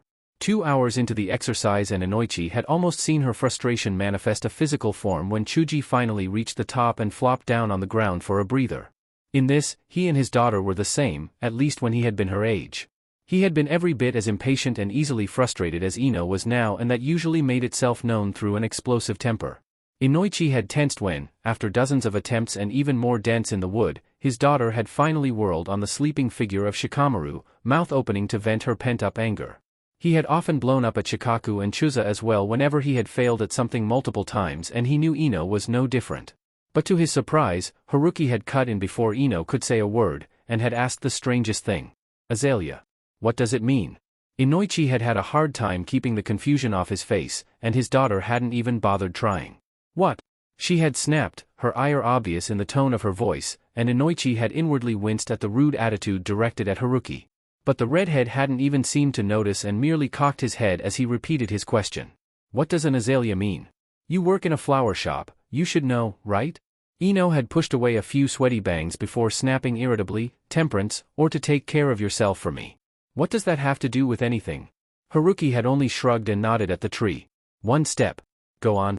Ino's brow had furrowed even further but had obeyed after a moment of hesitation, taking a step onto the tree so that she was standing sideways at the very base of the tree trunk. She wobbled a little and her arms flailed, and Inoichi had been sure she would fall again, but Haruki had quickly continued with another question. Bluebells. Meaning? Ino had automatically answered, having been drilled on the many different types of flowers since she was a little girl by her mother, and she had steadied against the wood as her mind focused on something else. Humility and constancy? Haruki had nodded and motioned for her to take another step. Tiger lilies? Wealth and pride. Another step. Magnolias? Perseverance, dignity, and nobility. And another. Buttercups? Childishness or cheerfulness. And yet another. And so they went. Haruki would toss out the name of a flower and Ino would counter with its meaning, and Inoichi could only watch in amazement as the red-haired jonin talked his daughter down from her rage and up the trunk of the tree. Her two teammates had sat up at this point, watching her progress with quiet astonishment. Finally, just before she had reached the top branch, Haruki had paused in his long list of flowers, head tilted back to maintain eye contact, and offered a small smile up at Ino. One more then. A solidago? Ino had grinned, sweaty and smudged with dirt from all her failed attempts but had crowed triumphantly, success, and had taken the final step, bringing her level to the highest branch of the tree. Haruki's face had relaxed into a wide grin, hands still stuffed into his coat pockets as he rocked back on his heels. Well, look at that. It seems like you can do it after all. Inoichi had found himself smiling as well as his daughter's grin threatened to split her face. She had carefully made her way down the tree again, her steps much more sure and steady than before, and then she had bounced over to the redhead and thrown her arms around the jonin in a grateful hug. Haruki had frozen, flinching minutely in surprise, and Inoichi had almost frowned when the redhead glanced over at him with something akin to uncertainty. He would have thought that Haruki had been worried about his reaction if it wasn't for the fact that his long years as an interrogator had helped him pick up the confusion, discomfort and distress in the man's stance, as well as the silent scream for help in his eyes. Inoichi had seen those emotions in some shinobi, not many, but enough to recognize it. He usually saw it in ninja that had been out on the field for too long and had forgotten what friendly human contact was like. Inoichi had seen it before, but only ever in the war veterans after the Third Shinobi War. He had straightened, mouth opening to tell his daughter to let go now because he had gone into the minds of some of those veterans and had seen a wrecked and ravaged world, desolate and dying, and if they weren't reintroduced to human contact in slow steps, it would, cause a breakdown or worse. But Haruki had surprised him again when his body had forced itself to relax and an arm had circled around Ino's shoulders in an awkward hug, one hand patting her back before pulling away. Thanks, Ino had exclaimed brightly, none the wiser as Haruki had smiled easily down at her, all the anxiety, fear, and panic hidden safely away from prying eyes. Don't think too hard, was all the redhead had told her. You were just concentrating too much chakra before, and it was dragging you down. And then, 15 minutes later, Haruki had settled the 3 genin down with water and sandwiches and a soldier pill each. The redhead had made his way back to the tree he had originally been leaning against and Inoichi had found an apology at the tip of his tongue. It hadn't been his fault and it certainly hadn't been his daughter's fault, but the haunted, lost expression Haruki had directed at him had hit him hard. It had brought him back to his days on the battlefield, and he had figured that someone should be sorry for putting that look on the jonin's face, if only because Inoichi wasn't sure how to fix it. He barely knew anything about Kazama Haruki. At least with the war veterans, he had been ordered by the Hokage to mend the shinobi's mental stability as best he could. Somehow, he doubted Haruki would want him poking around inside his head. But Haruki had only smiled at him, a little weary and a little grateful at the same time, as though Inoichi had already helped just by recognizing some of what the jonin was going through. In the face of that smile, words had somehow seemed inadequate and Inoichi had remained silent in the end. Blinking out of his thoughts, Inoichi studied the subtle tension currently lining Haruki's shoulders. Body language was something every interrogator had to know inside out and he detected the way the redhead would stiffen ever so slightly when his daughter or her teammates crowded too close. Yet Haruki was still bantering effortlessly with Asuma, actions relaxed and easy to the untrained eye. Haruki was good, Inoichi approved. Even he probably wouldn't have noticed if not for Ino's hug earlier. But right now, to him, Haruki was clearly uncomfortable and it was even clearer that he wouldn't say anything to push the genin away. Ino, Inoichi interrupted smoothly when the conversation paused for a second. Did you take your soldier pill? Oh. Her hand slipped away from Haruki's arm and Inoichi waited until he saw the redhead relax again before turning to watch his daughter gulp down the military ration. Her two teammates followed her example before turning back to Haruki. Haruki glanced at Inoichi out of the corner of his eye. The clan head wasn't even looking at him, but he knew the interrogator well enough that he was sure Inoichi had called his daughter's attention away from him on purpose. Still, the man wasn't showing any signs of it, so he put it to the back of his mind. Now then, Haruki began once he had all three genins' attention again. You're D-rank. Like Asuma said, you'll have to catch Torah for the daimyo's wife. Here, a smile bordering on sadistic curled his lips up as he handed out wireless radios for the genin. All three students eyed him warily as they accepted them. But, instead of just running around anywhere you want, you'll be putting today's lesson to good use. Until this mission is completed, all three of you are only allowed to walk sideways or even upside down. Buildings, trees, whatever, just so long as you don't walk upright. Understand? A horrified silence descended on the group. Asuma looked half amused, half appalled. Are you trying to kill my students? Haruki attempted a reassuring smile that, in Asuma's opinion, wasn't all that reassuring, especially with the evil glint in the redhead's eyes. Of course not. It's good practice. I've seen genin do it before and they survived. Of course, they were his genin, and his students had been downright awesome in his opinion. Nevertheless, after the exercise Haruki had put them through, all three probably would have cursed him out if it hadn't been for the fact that they had been too tired to do so. Inoichi frowned, glancing sympathetically at his daughter. This would be tough, but if they succeeded, all three would never have to worry about chakra control again. Water walking would come that much easier as well. You heard him, he remained blank-faced when Ino shot him a betrayed look. Get moving. It's already past 1. At this rate, we'll still be here by dinner time. Shikamaru looked like he would rather be anywhere else in the world, and the doomed expression on Chuji's face made it seem as if Haruki had sent them off to the gallows. Ino stayed silent for several seconds before throwing up her hands and marching forward, grabbing her two teammates by the arm and dragging them off to the nearest building. Alright, let's do this. Come on Shikamaru, stop being so lazy.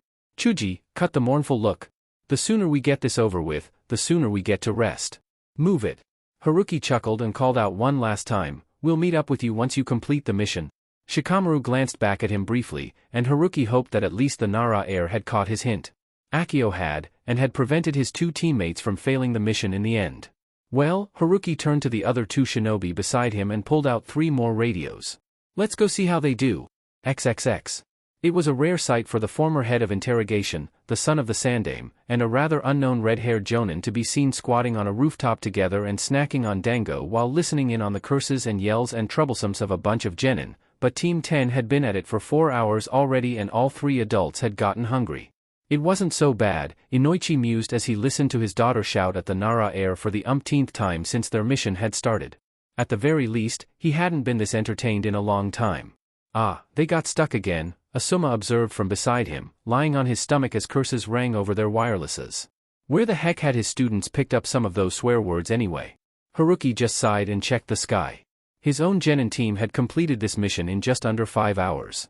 At the rate Team 10 was going, they probably wouldn't beat the record.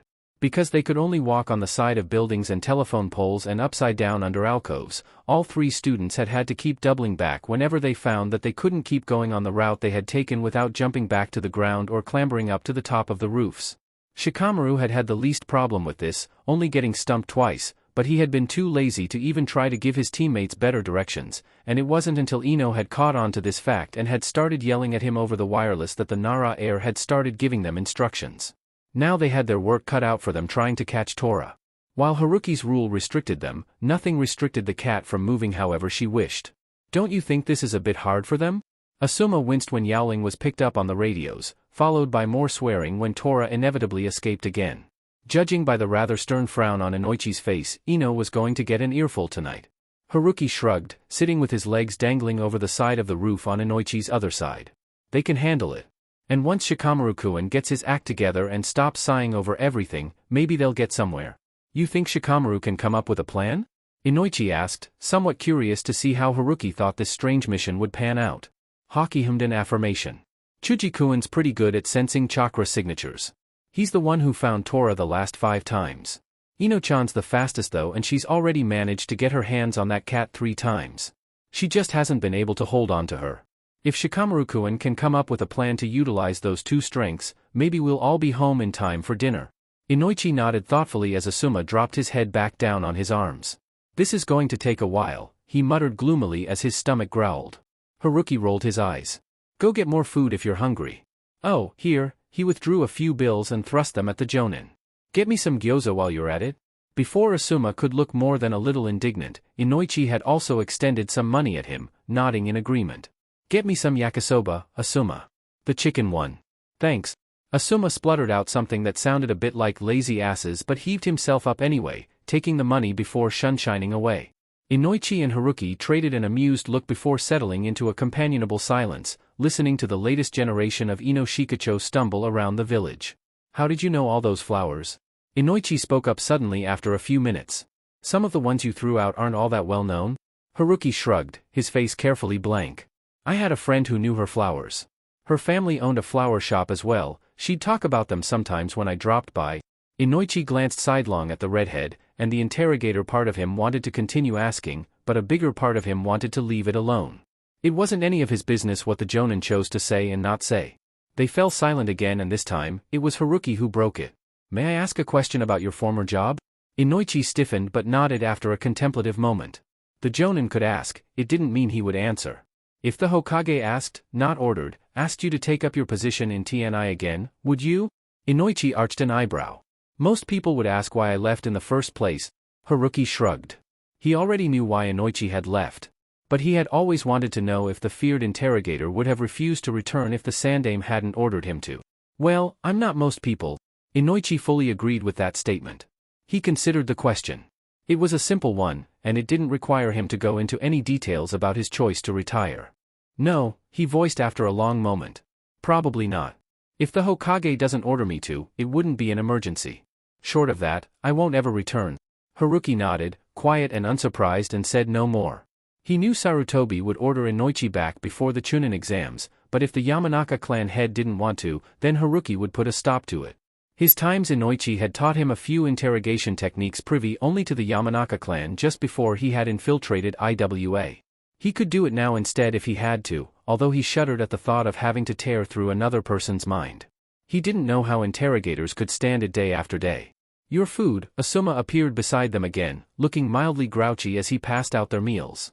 The jonin sensei had a dish of gyoza as well, though it was a larger portion than Haruki's. Haruki accepted his with a grin and Inoichi nodded his thanks. All three dug in and almost choked when Shikamaru's voice finally rose to something above his typical lazy drawl and overrode Ino's ranting and Chuji's complaints. Alright, that's it. I can't stand this anymore. This is all so troublesome. Stop talking for a minute, woman, and listen to me. You're in charge of catching that stupid cat, but you'll come from the north. Chuji, find the damn thing but don't charge in. You've pinpointed it? Good. Stay where you are until I get into position. We're going to catch it just as it's leaving the alleyway. Ino, wait just around the corner. Catch it when Chuji chases it out. I'll snag its shadow once you've got it. Ready? There was a slightly stilted silence over the wirelesses as all three adults paused and listened intently until they heard two confirmations. Finally, Haruki gulped down the rest of his gyoza before rising to his feet. Let's go watch. Inoichi quickly swallowed the last of his meal and tossed the plastic bowl away in a garbage can down below. Haruki swiftly did the same before they both turned to Asuma. The jonin blinked back at them, chewing slowly on a gyoza before shrugging as he swallowed. I like to actually taste what I eat. I'll take it with me. Where are we going? Haruki twitched a little before heaving a sigh and waving a hand. Follow me. We'll stay out of sight. XXX. 10 minutes later, they watched from a distance as Team 10 grappled with a wildly struggling cat. All three gathered together on the side of a building as Torah's caterwauling rang throughout the street. Great, Asuma looked relieved. They're done. Let's go cash this one in and go home. He made to jump down but Haruki's hand on his arm stalled him. Wait, Haruki murmured, blue gaze steady as he watched the three genin. They're not done. Asuma and Inoichi shared a frown but stayed still and watched, listening to Team 10's conversation over the wirelesses. Finally, Ino huffed, all but smothering the squirming cat inside Chuji's green jacket. We're done, right? Let's get down. My legs are killing me. Chuji nodded in agreement, face red from exertion as they both made to step down. Wait a second, Shikamaru's hand shot out to snag Chuji's shirt as he glanced up and down the street. What now? Ino snapped, frowning heavily as her feet slipped a little. Shikamaru stayed silent for a moment longer, looking hard in all directions before running a tired hand through his ponytail. I was afraid of this, he grumbled. Wasn't sure if this was what he meant, but it seems like it. What are you talking about, Shikamaru? Chuji took a steadying step up the side of the wall as he felt his bottom foot slide. Shikamaru exhaled gustily, irritation warring with exhaustion on his face. What was the last thing Haruki-san said to us? His two teammates frowned before Chuji spoke up. He said he'd meet up with us after we completed the mission. Yeah, Shikamaru nodded. So where is he? They both looked around. Ino scowled. You mean we're not finished? What else do we have to do? We caught the stupid cat. He said after we completed the mission, Chuji recalled, tugging at his scarf. And to complete a mission, don't we have to report back to the client or the Hokage? Ino looked gobsmacked while Shikamaru just tipped his head back as best he could while standing sideways.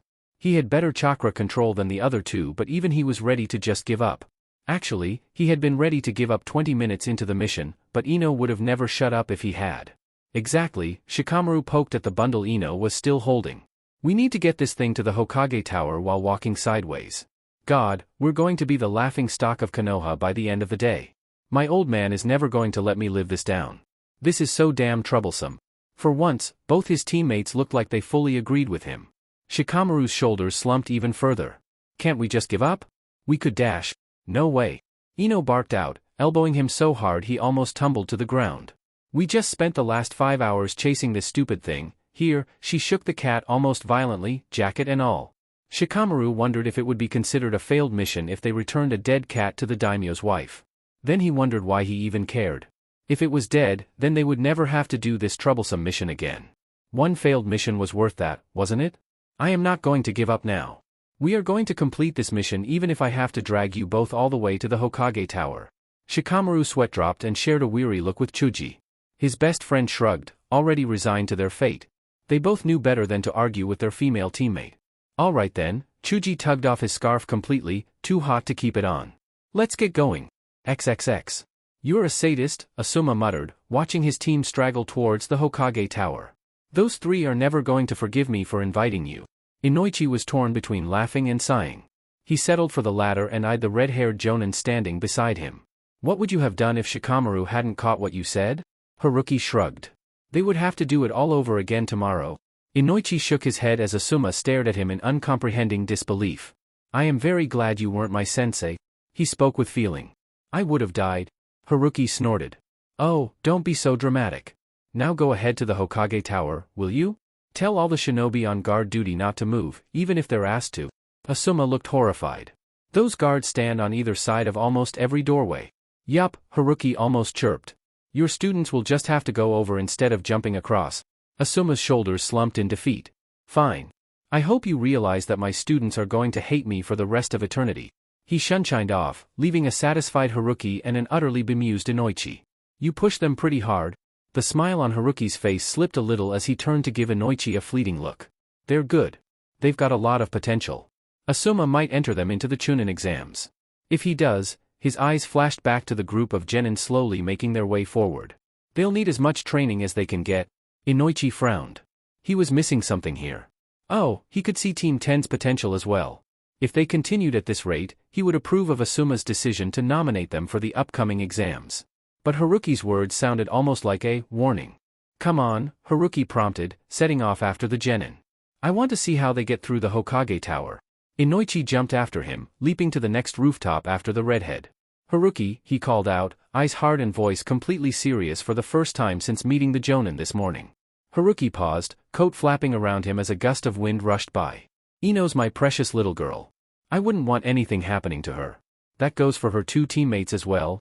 The wind around them picked up for a moment and Inoichi knew it was reacting to Haruki when the redhead tipped his head over his shoulder to meet his gaze head-on, and for once, that cerulean gaze was completely unveiled. And Inoichi read understanding there, and silent promises grimly made and fiercely kept, all tied together with the adamant steel of a man who knew what it was like to lose something irreplaceable and cherished, if only because he had already suffered through it once. Haruki inclined his head, eyes grave and meaningful. They will be ready. For simple words, spoken quietly and without theatrics, and Inoichi, who had always been taught to look further, dig deeper, never stop until he hit rock bottom, believed him instantly.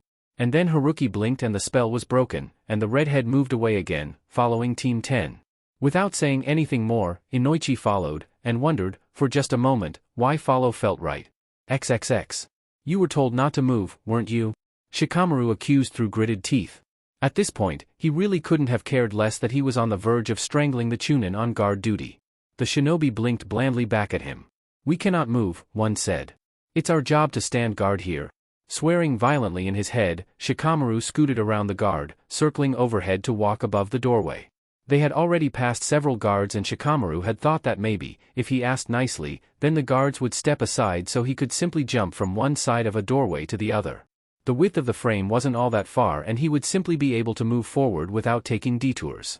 But the guards had refused to move, and Shikamaru swore that he would make Haruki pay for this torture in shogi, even if it took him a decade to thrash the man in a match.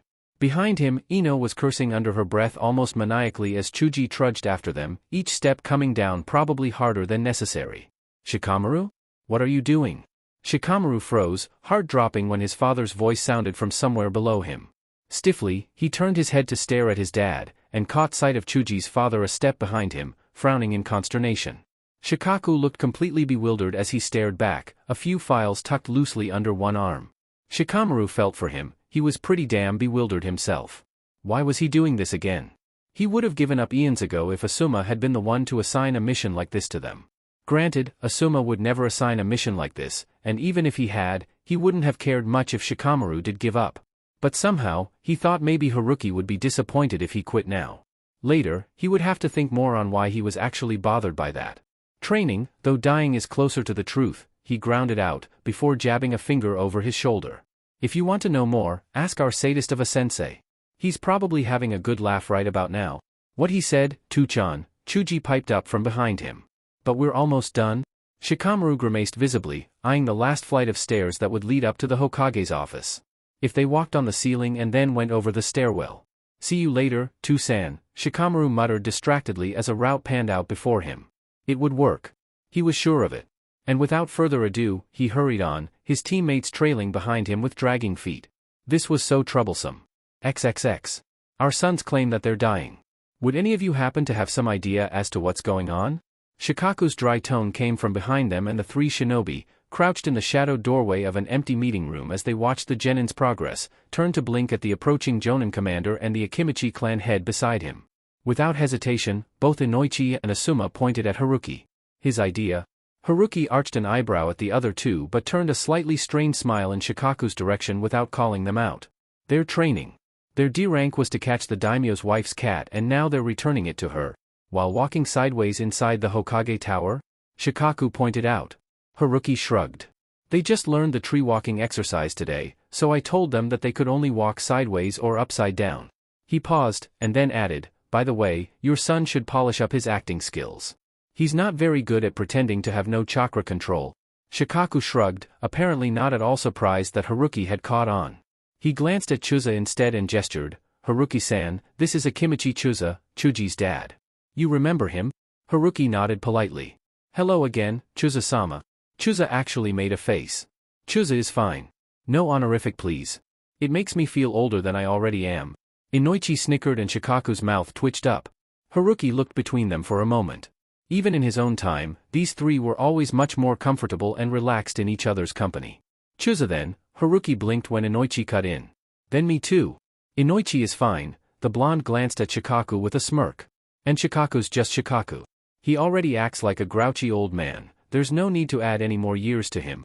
Shikaku frowned at him before shrugging casually at Haruki. Shikaku's fine. Haruki nodded silently, glancing over at Asuma, who was looking somewhat amused. With an inward sigh, he turned back towards the group of genin. They're almost out of sight. I want to see them get past the Hokage's door. Trading puzzled looks, the other shinobi trekked after the redhead as Team 10 disappeared to the top floor. XXX. Now what? Ino glared furiously at the two guards on either side of the Hokage's office door. If she hadn't been so angry and tired, she would have felt rather sorry that they both shrank back a little. Apparently, they saw her father's glare on her face.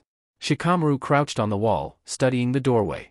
On their way up, only the door at the entrance of the Hokage tower had given them any real trouble. But that door had been high enough that they could go above the guards' heads and cross the threshold sideways. The Hokage's door, on the other hand, wasn't high enough for that.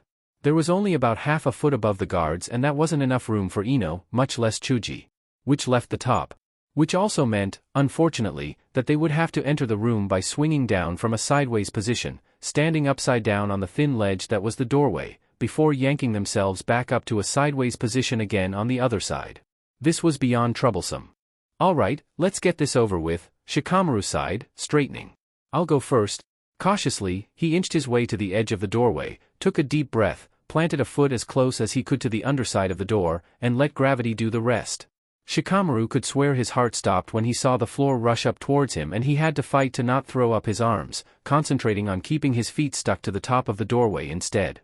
It didn't help that Ino had yelped Shikamaru as soon as he had swung down. "I'm fine." He snapped back, sharper than he had intended it. Grumbling wordlessly under his breath, he pulled himself up on the other side, gritting his teeth against the strain of his leg muscles. "Alright, next." Ino and Chuji looked at each other, and it was Chuji who spoke up first. "I'll go next," he said firmly, clamping down on the embarrassed flush threatening to rise in his cheeks. "I'm heavier. If I lose my footing, I'll have both of you to catch me." Ino blinked, obviously surprised, but nodded in agreement. She shuffled as close to the door as she could, glaring nastily at the guard below her when he glanced up. Chuji gulped as he stared down at the floor.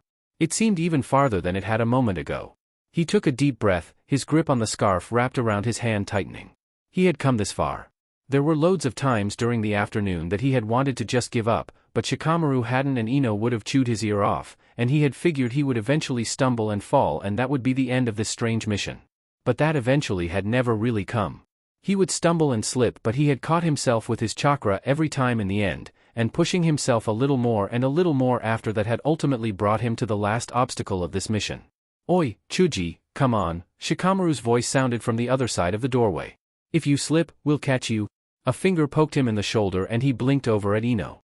"You can do it, Chuji." Ino grinned at him, and Chuji thought back and honestly couldn't remember a time when Ino had encouraged him. He couldn't remember his female teammate ever looking so sweaty from training either, and not seem to care about it. He took another deep breath and straightened. He had come this far, failing now would just be stupid. And Haruki had been the one who had assigned this mission. If the Jonin didn't think he could do it, he would have stopped him by now. He paused for a moment at that thought. Thinking back, he remembered that Haruki had never looked at him like he couldn't. And during the tree-walking exercise, the Jonin had only smiled at him and nodded at his progress. Chuji had ended up reaching the top before Ino, who was usually better when they trained. Chuji straightened, frowning determinedly before sucking in a breath and letting himself fall. His eyes clenched shut instinctively even as he fought to keep Chakra at his feet. He felt his left foot slip and panic immediately set in, his arms shooting out to grab at something. Two hands clasped his own, and above the roar of panic in his head, he heard his teammates' voices shouting at him. "Chuji, stop kicking. Calm down and concentrate. Damn it, Chuji. Foot. Your foot." His left foot slammed against a flat surface and he sent a surge of chakra down, or up, a part of his mind provided somewhat detachedly, and he was suddenly hanging upside down, as if he was back in the forest and sticking from a branch. Man, that was way too close. Chuji slowly opened his eyes, meeting Shikamaru's gaze above him. He stared back for a moment before a weak chuckle left his mouth. There really wasn't anything funny to laugh about, but the sound made Shikamaru grin and set Ino off as she laughed, a little amused at their situation but mostly relieved. "Come on, step up," Shikamaru ordered, extending a hand to pull him up. Chuji accepted it without hesitation and pulled himself over to the other side of the door. "My turn then," Ino called from the other side. Chuji blinked and then quickly spoke up, "Wait, Ino. Pass us the cat first?" Shikamaru patted his shoulder. "Good thinking. If we lost the cat now, I think I'd go crazy." Muffled footsteps sounded before a bundle was passed over to them, which had long since stopped moving, and Chuji hoped rather half-heartedly that the cat was still alive. He didn't want it to die, of course, but he couldn't seem to muster up much sympathy for it right at the moment. Chuji tucked the cat under one arm before shuffling over to the other side of the door, his other hand free to catch Ino in case she slipped. "Ready?" Shikamaru sighed and leaned forward. "Ready. Go." Ino grimaced at the floor before gathering every last bit of courage she had. She had two teammates on the other side, ready to catch her if she fell, and as lazy and gluttonous as they could be, they had always listened to her. Perhaps it was time to listen to them, just a little. "Ino? Come on. Don't worry. We'll catch you," Ino huffed. They didn't have to say it as if she was going to fall for sure. "Come on, woman. Don't be troublesome. We're right here." She scowled. She was not troublesome, stupid Shikamaru. But, alright, I'm coming. She glared at the floor, daring gravity itself to pull her down, and then shut her eyes and dropped. For a fraction of a second during her freefall, Ino seriously considered chopping off her hair as soon as she got home. The extra weight did her no favors and only served to unbalance her as she swung down. Her arms jerked out, grasping at air as she fought against the downward pull and momentum. Hands suddenly clapped around her feet and she found herself hanging only by her ankles for a brief moment when her concentration faltered. And then sense rushed back into her mind and she circulated her chakra back down to her feet, not breathing until she found herself firmly stuck to the top of the doorway. Almost laughing as her heart pounded in her chest, Ino reached out a shaky hand that was immediately grabbed by Shikamaru and she was hauled up onto the other side, still slightly unsteady but slowly brightening as she realized they had done it. That was an impressive display of chakra control. The mild voice made all three of them freeze. They were in the Hokage's office. The Hokage's office. Which would actually mean that the Hokage would be in here. Their heads snapped around and they stared in growing dread at the sandame standing a few feet in front of them. Yes, they are amazing, aren't they? All three automatically looked down to meet a familiar blue gaze, a proud glint reflecting back at them. Haruki gestured at the floor. Come on down. You've done great. Shikamaru was the first to move, all but leaping away from the wall before sinking to the floor, sitting down with a thump. Apparently, he had chosen to ignore the sandame's presence for the moment. Chuji was next, jumping down and then staggering a bit but extending the cat in the general direction of the Hokage. The sandame chuckled and accepted the bundle, uncovering the jacket just enough so that one ear was revealed, twitching in irritation. Chuji sighed and dropped down beside Shikamaru, shoulders slumping with exhaustion. Ino leapt down almost right after, legs giving out as she plopped down beside Shikamaru. Mission accomplished. Now she just wanted to sleep until the cows came home. A hand on her shoulder made her stiffen and look around. She blinked in surprise as she caught sight of her father. How had she forgotten he was here? Ota-san. Shikamaru and Chuji looked around as well. Tu-san. Tu-chan. Shikaku and Chuza stepped into the office, smiling at their respective sons. Asuma entered behind them, shaking his head in a mixture of pride and disbelief. That was some training, Shikaku remarked, crouching down beside Shikamaru. Chuza nodded in agreement, placing an arm around Chuji's shoulders. Unbelievable. I can't believe you all got into the office. The Hokage chuckled and moved to place Torah into a small cage by his desk before returning with Chuji's jacket. I will have Torah delivered back to the daimyo's wife. And of course, this mission has been completed. I'll have your pay ready for you when you come in tomorrow morning. All three groaned simultaneously. They didn't even want to think about tomorrow. Foreign chuckles made them glance up as Haruki stepped in front of them, hands hidden in pockets again as he crouched down in front of them. Great job, he smiled softly at them and, despite their fatigue, they found themselves listening. That was awesome teamwork between you three. He paused before turning to Chuji first. Chuji-kun, good job at sensing Torah's chakra signature. Not many people your age can track chakra as well as you can, and you'll only get better as you practice more. Your chakra regulation is excellent. While you were chasing the cat, you were able to switch from one surface to the next with barely any pause. Just work on your stamina. The only reason you didn't make that swing just now was because you were tired. The switch with your right foot was flawless.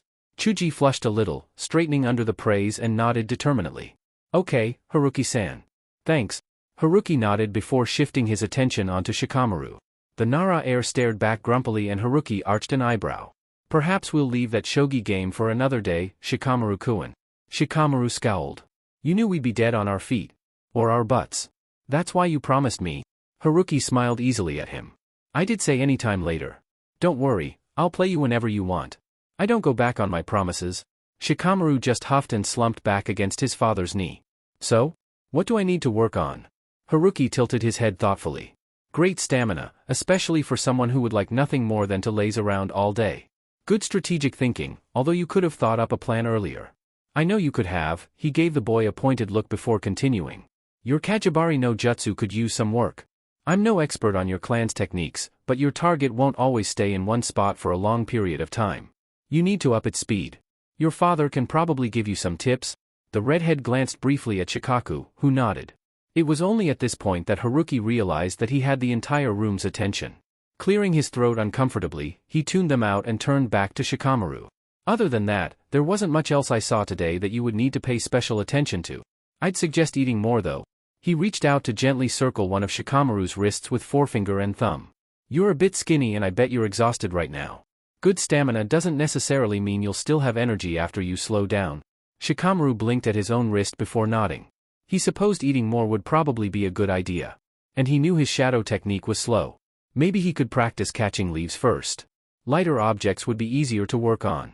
He didn't notice the veiled astonishment on his father's face as he accepted the redhead's advice. Thanks, Haruki-san. Haruki smiled again before turning to Ino.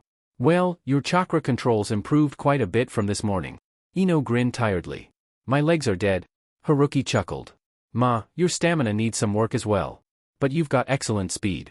When you ran across flat surfaces without having to turn a corner, even if you were just leaping from building to building, you didn't have to slow down at all. Unlike Chujikuin though, you do need to work on your chakra regulation. I think that's the biggest problem you'll have with chakra control. Water walking will be a bit of a challenge. Ino pouted before brightening hopefully. Will you come back to train us for that? Chuji straightened as well and even Shikamaru glanced up attentively. Haruki arched an eyebrow. You want me to come back? Asuma's been convinced all afternoon that you'll be cursing me out by the end of the day. Asuma smothered a laugh with a cough, moving forward to stand beside Haruki. Chuji looked up at Asuma with a small frown. I don't mind if Haruki-san comes back. Asuma scratched his head. Really? From all the swearing I heard today, I thought you'd be boycotting training sessions from now on. Chuji looked a little flustered but shook his head anyway. It was hard, really hard, but... He glanced at Shikamaru and Ino who both had matching smiles on their faces, exultant and proud. We did it. I mean, how many other genin teams can say they learned chakra control and got through Haruki-san's mission all in one day? Asuma did laugh at that. I don't think anyone's gone through Haruki's mission before. Haruki shrugged in response as he rose to his full height again. Just doing the D-rank mission is boring. For you, Shikamaru griped. At least it's less troublesome for us. But it helped, yeah? Shikamaru blinked and then heaved a resigned sigh. Yeah, but it was still troublesome, but worth it in the long run. A lot of things in life are like that, Shikamaru-kun. Haruki stepped back glancing absently at the window. His time Shikaku had said that to him once, and he had never forgotten it. Checking the sun's position in the sky, he missed the startled look from Shikaku. But you will train with us again, right? Ino persisted. And next time, you can come earlier so I can show you around my family's flower shop? A bright grin, childish and innocent, and one that Haruki hadn't seen on Ino's face in a long time. We even have solidagos, though most people don't want them. Haruki smiled and looked over at Asuma. Well, if Asuma doesn't mind, I'll come back next week if I'm not on a mission. Asuma nodded readily. If you can spare a few hours, come back anytime. He grinned. I had fun today. 3 glares were immediately shot at him. You didn't do anything. Ino protested. Asuma drew himself up in mocking indignity as he waved a hand at Haruki and Inoichi. That's not true. Those two made me their food runner today. The two aforementioned shinobi shared an amused look. He was a good food runner, Haruki commented. I agree, Inoichi nodded somberly. He was very quick about it. Asuma frowned at both of them while his students grinned. It was fun watching their sensei get picked on. A quiet clearing of someone's throat made all of them look around. They all straightened, or scrambled to their feet in the genin's case, when their attention fell on the sandame. Sorry, old man, Haruki apologized sheepishly, not seeing the startled looks behind him. I made all this part of their training. I gathered that. Sarutobi watched them with an amused air about him. It was rare for the senior Ino Shikacho generation to be so relaxed in the company of others nowadays, even when together.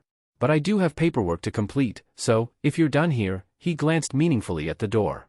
All the adults sketched hasty bows or nods before ushering the genin towards the door.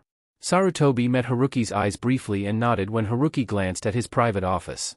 With a nod in return, Haruki turned and left as well, closing the door behind him. XXX. And I don't care how tired you are, eat a full dinner before you go to bed. Understand? Much to the amusement of their fathers, all 3 students nodded obediently as Haruki lectured them. His eyes seemed to focus on Shikamaru as he finished, and the Nara heir rolled his eyes but nodded once more to show his agreement. Okay then, I guess that's it for today. Unless Asuma has something to add. Haruki glanced over at Team 10's actual sensei but Asuma only shrugged good-naturedly. Nothing to add, the Jounin said with a wry smile. Haruki covered everything. We'll meet for training tomorrow at 10 as usual. Groans immediately filled the air. But sensei, Ino protested. We're exhausted. I have never worked so hard in my entire life, Shikamaru complained. Give us a break, Asuma-sensei. We're dying, Chuji announced, rubbing at a thigh. Give us an extra hour at least? Asuma crossed his arms. No way. "10's late enough," Ino huffed. "I have to get up early to help my mom set up shop." "10's not late." Asuma didn't even blink. Haruki shook his head and crouched down to whisper something in the blonde's ear. Ino's eyes widened and a gleeful light appeared in her eyes. Asuma watched her warily. "Got it." Ino sang out before looking up at Asuma. "Asuma-sensei, please give us an extra hour to sleep in tomorrow." Asuma shook his head. "I already said N." He trailed off when he caught sight of the big baby blue eyes staring teary-eyed up at him. "Oh crap. Ino," he warned. The puppy dog eyes intensified. Asuma stared for a moment longer and then folded like wet paper. "Fine. We'll meet at 11. Ino cheered while Chuji and Shikamaru scoffed but didn't complain. "Cool, that works." Ino beamed at the red-haired jonin. "Thanks, Haruki-san." Haruki chuckled, ignoring the dirty look Asuma tossed his way. "Ma, just don't use it too often or it might lose its effect." Ino nodded enthusiastically while Inoichi sighed behind her. He had a feeling that look would be turned on him sooner or later. He shot a glare at Shikaku when the man elbowed him with a smirk. "See you later then." Haruki nodded at the six in general. He and Asuma were going the same way. Several good nights later and the two jonin were heading down a street away from the Hokage Tower, the setting sun casting an orange-red glow over everything. Asuma had quickly lit a cigarette as soon as the two groups went their own way. He hadn't smoked all day and it had been chafing on his nerves. Haruki didn't seem to mind and they walked in a companionable silence as they headed back to their respective homes. "There was actually another reason I invited you today," Asuma admitted out of the blue. He wasn't sure how to post his question so he figured he might as well start with a confession. Beating around the bush never did any good. Haruki only turned a mildly curious look on him. He had pulled out the hair tie holding back his hair and the crimson locks now hung around his shoulders again. "The Sandame is my father," Asuma started, but forged on when he didn't detect any surprise. "We had dinner a while back. We don't usually, we're not on the best of terms at the moment." Again, he paused, waiting for the shocked exclamation that usually followed this revelation. After all, who wouldn't want a good relationship with the Hokage? But he wasn't all that surprised either when he didn't receive it. "He invited me for dinner though, and it was actually all right." He turned to study the redhead. "He said he kept your advice in mind. What did you say to him?" Haruki was silent for a while, gaze flickering from house to tree to shop. "Ma, it wasn't anything special," he finally said. "I just told him that, while he can have his own opinion on some things, he should also try to understand the same issue from someone else's point of view." He paused for a heartbeat before a small smile tilted his lips up. Hearing someone is easy, understanding them is much harder. The trick is to want it, to place yourself in the mindset and experiences of another. That is the key to unlock the doors of peace between people and it's not easy. Some people use words and that works, while others trade blows. His smile grew a little wider. "And that works too. But either way, you still have to really look and really listen to understand." Asuma frowned a little. He wasn't sure he completely grasped what Haruki meant, but he thought he might with some time. His father had prompted him to talk about some aspects of his life and the man had listened attentively the entire time, hung on to every one of his words as if they were important. "But why?" he finally asked. This had been bothering him the most. It didn't really surprise him that Haruki had already known about his familial connection to the Sandame. The redhead always seemed to know more than he let on. But he didn't get why the other jonin would go out of his way to prod his stubborn father into action over something that really didn't impact Haruki in the slightest. "Why did you tell my father all that?" Again, Haruki was silent for a long while, and Asuma was starting to think that the jounin wouldn't answer as they reached the end of the street. And then Haruki smiled, sad and wistful and tired all at once. "My parents died when I was a baby." Haruki didn't look at him, simply staring ahead with the glow of the sunset in his eyes, turning them to an almost purple. "And I never had the opportunity to say goodbye to either of my godparents before they died too." The cerulean-turned amethyst gaze finally met his own head-on. "I guess I told him because I think family is important. I think that if I ever had any family, even if I got into the mother of all arguments with them, I'd still want to do everything I could to make up with them."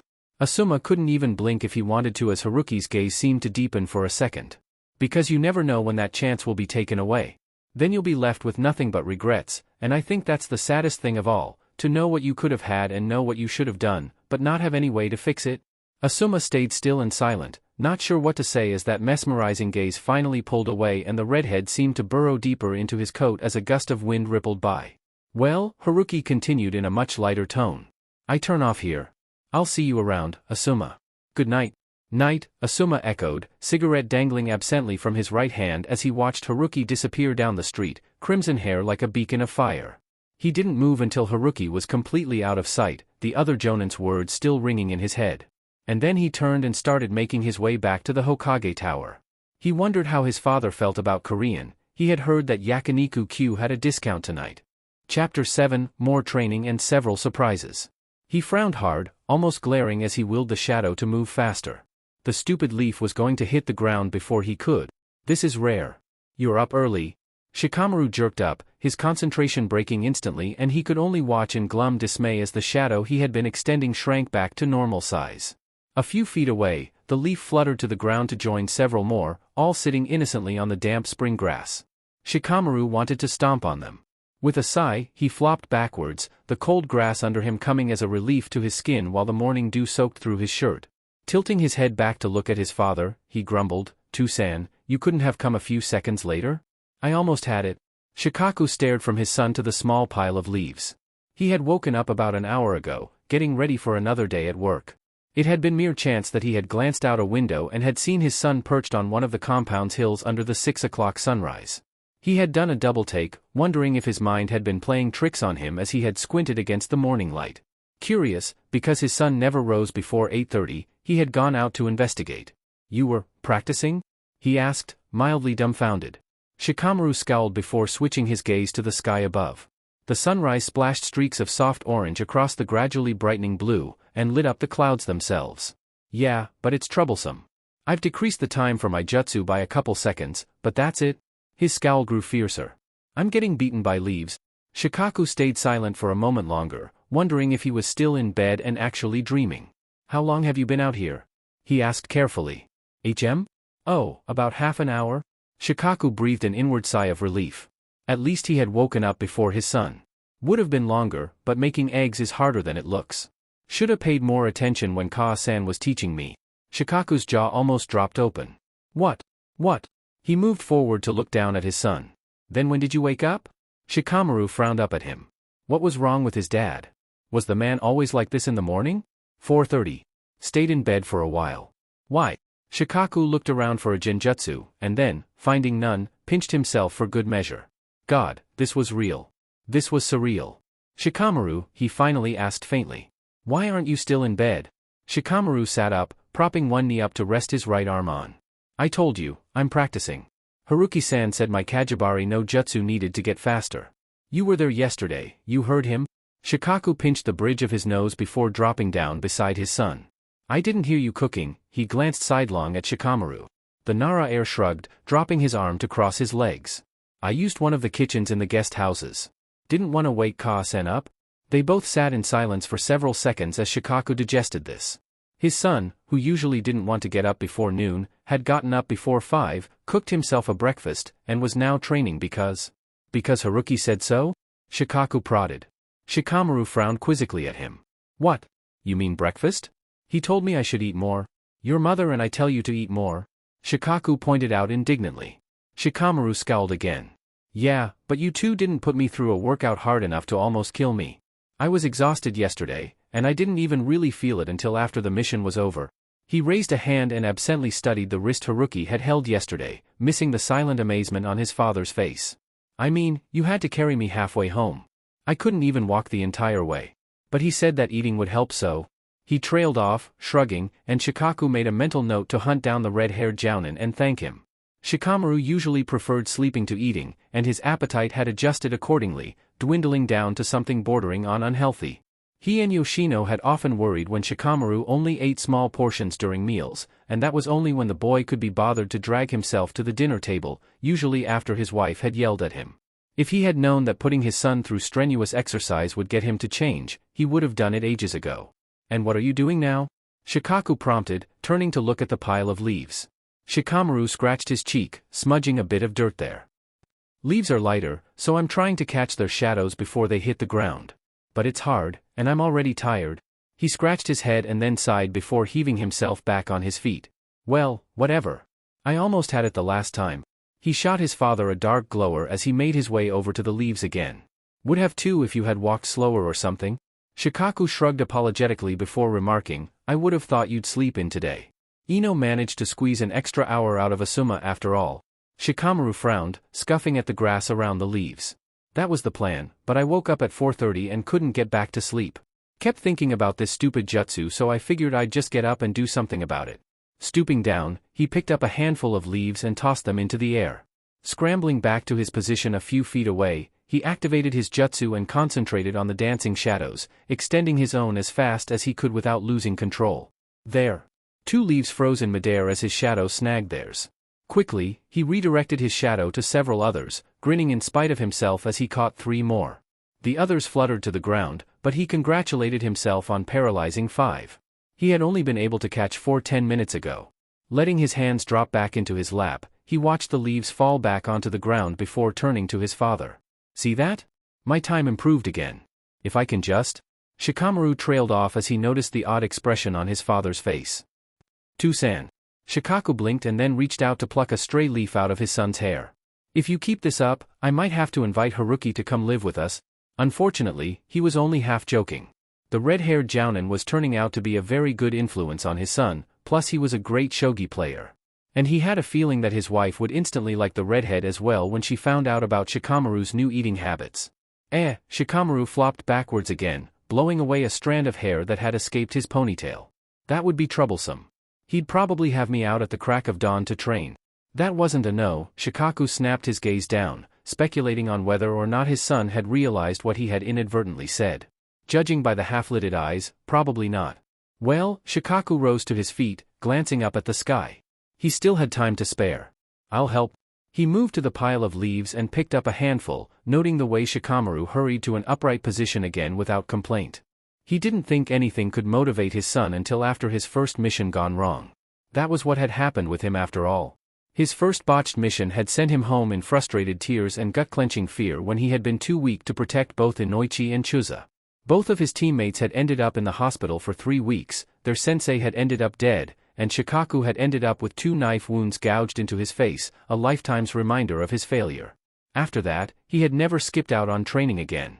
But he hadn't counted on Kazama Haruki appearing, and as Shikamaru sent out his shadow again, Shikaku thought that maybe, because of this unexpected development, he could step up his son's training earlier than he had planned. XXX. Huffing as she stepped through the side door of her family's flower shop, she wiped her brow and downed the rest of the water in her bottle. She almost choked when a familiar voice sounded behind her. "Ino, what are you doing? Where have you been?" Coughing, Ino spun around, frowning at her father. "Oda-san, don't scare me like that." Inoichi held up his hands in a placating gesture. Sorry. But where have you been?" "It's 7:30 in the morning." Ino stretched before reaching up to tug her hair tie, holding her hair in a bun. "Practicing. I can go up and down buildings with no problem now, and I'm getting faster at regulating my chakra so I won't have to stop whenever I turn a corner." Inoichi stared, barely registering the words as he stared at his daughter's hair. "Ino, is your hair? Oh, you noticed." Ino beamed brightly at him. "I cut it a little, earlier this morning. It actually looks pretty good like this, doesn't it? And it's still long, so Sasuke-kun will still like it." Inoichi ignored the reference to the last Uchiha and asked, somewhat bewildered, "But why did you cut it? You love your hair." He had been doing that for a few years now, ever since his wife had reassured him, multiple times, that it was one of those crushes that would go away sooner or later, that it wasn't serious so he wouldn't have to go and have a little chat with the boy. Ino scoffed, tossing her empty bottle in their recycling bin before rummaging through a cabinet for a clean towel. "Don't be silly, To-san. It's not like I shaved it all off. I just shortened and thinned it a bit. When I swung down yesterday to get past the Hokage's door, my hair almost threw me to the ground. If it hadn't been for Shikamaru and Chuji, I would have failed the mission." "Oh," Inoichi said rather stupidly. Just last week, he had been yelled at for suggesting that Ino trim her hair. Teenage girls, he'd never understand them. He racked his mind for something other than what the hell is going on here. "You woke up early to train?" His daughter shot him an annoyed look. "That's what I said, Oda-san." "Mao, what's wrong with you this morning? Are you usually like this at this time?" She checked the clock on the wall. "It is kinda early. Do you need coffee?" "I need to see a doctor," Inoichi thought absently. Out loud, he voiced carefully, "Ino, you're not usually up this early. What brought this on?" Ino shrugged, wiping her face with the towel. "I couldn't sleep. I mean I did sleep, but then I woke up early and couldn't get back to sleep again." A slightly embarrassed smile. "I thought that maybe if I left it too long, I might forget what I learned yesterday, so I headed out to practice." She turned and moved deeper into the shop, making for the stairs that would lead up to the interior of their house. Inoichi followed, still feeling somewhat lost. Wait, you just asked Asuma yesterday for an extra hour to sleep in. Now, instead of doing that, you get up early and go out training? When did you get up anyway? Around 6? I didn't leave till 6:30 though since I had to eat breakfast first. And I told you, I couldn't sleep. I just kept thinking about that stupid door. Inoichi dragged a hand over his eyes. It was too early for this. He had woken up at 7. Since when did his daughter find the ability to wake up earlier than he did? But why? He asked, flabbergasted. What about all that stuff you said about beauty sleep and dieting and other stuff? He twitched when Ino turned an arched eyebrow at him. Sometimes, he hated the fact that his daughter was so much like him. Well, Ino's voice was generously patient as she entered the kitchen. Haruki-san said I needed to work on my stamina and chakra regulation. And if I really train like I did yesterday, I'll just burn away anything I don't need. And my hair's not going to look the same afterwards anyway, so I figured that I might as well be practical. A bun is much easier to work with. I can look good after training once I take a shower. So all this is because Haruki gave you some advice? Ino shrugged again as she broke out a bowl of cereal and took a seat at the dinner table. Well, it would be kinda embarrassing if I haven't improved at all when he comes to train us again. Inoichi stayed silent as he sat down across from Ino. This was very strange. Usually, his headstrong daughter didn't care about training.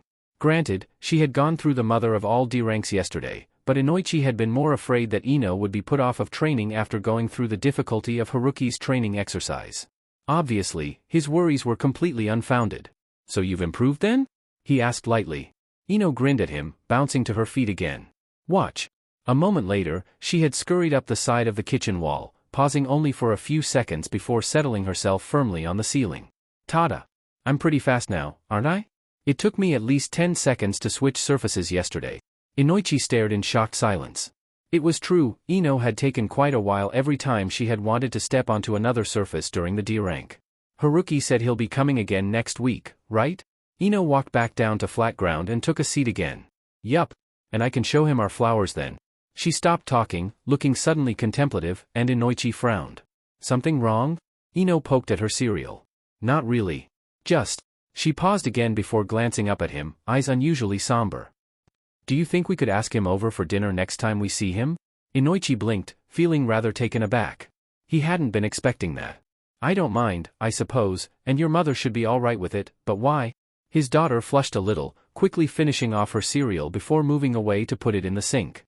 I'm not sure, she said at last, turning back to him with a thoughtful frown marring her features, so like his own when his own thoughts fell on something important. But you know how you always tell me to try to look into a person and not just at whatever front they put up? Inoichi nodded. That was one of the top rules of a shinobi, and the top rule of an interrogator. Well, I don't always do that. Ino looked a little sheepish. But I tried to with Haruki-san yesterday. Because whenever he smiled at me, or at Shikamaru or Chuji, she shifted a little when Inoichi abruptly leaned forward, interest piqued. He had learned, years ago, that sometimes, children saw things down to their very core far easier than adults. His smiles always seemed a little sad. I thought that maybe he had lost friends or children of his own or something, so I tried to look a little closer, you know, like I'd glance at him when he wasn't talking to anyone, when he was just listening to us. And what did you see, Ino? Inoichi asked quietly. He had done the same, and he wondered if Ino had arrived at the same conclusion. He had seen grief and sorrow, and thought, perhaps, that the red-haired jonin had lost quite a few people close to him. But his daughter tilted her head, blue-green eyes sad in a way that made Inoichi want to punch something to make it go away. Loneliness, Ino answered softly, rocking back on her heels. He looked really lonely, Tuchan. Inoichi stilled, a little stunned as he thought back to Haruki's brilliant cerulean eyes. He remembered the way his daughter had gotten more affectionate near the end of the tree-walking exercise, and she had chattered on about everything and nothing throughout lunch, telling the red-haired jonin about her everyday life. Maybe that hadn't all been just gratitude and friendliness after all. Sure, he nodded briskly. I'll talk to your mother about it. When he comes by next week, invite him over for dinner. Ino brightened immediately, leaning forward to give him a kiss on the cheek. Thanks, Tu-san. She danced out of the kitchen. I'm going to take a shower now. Start on some breakfast, I'm still starved.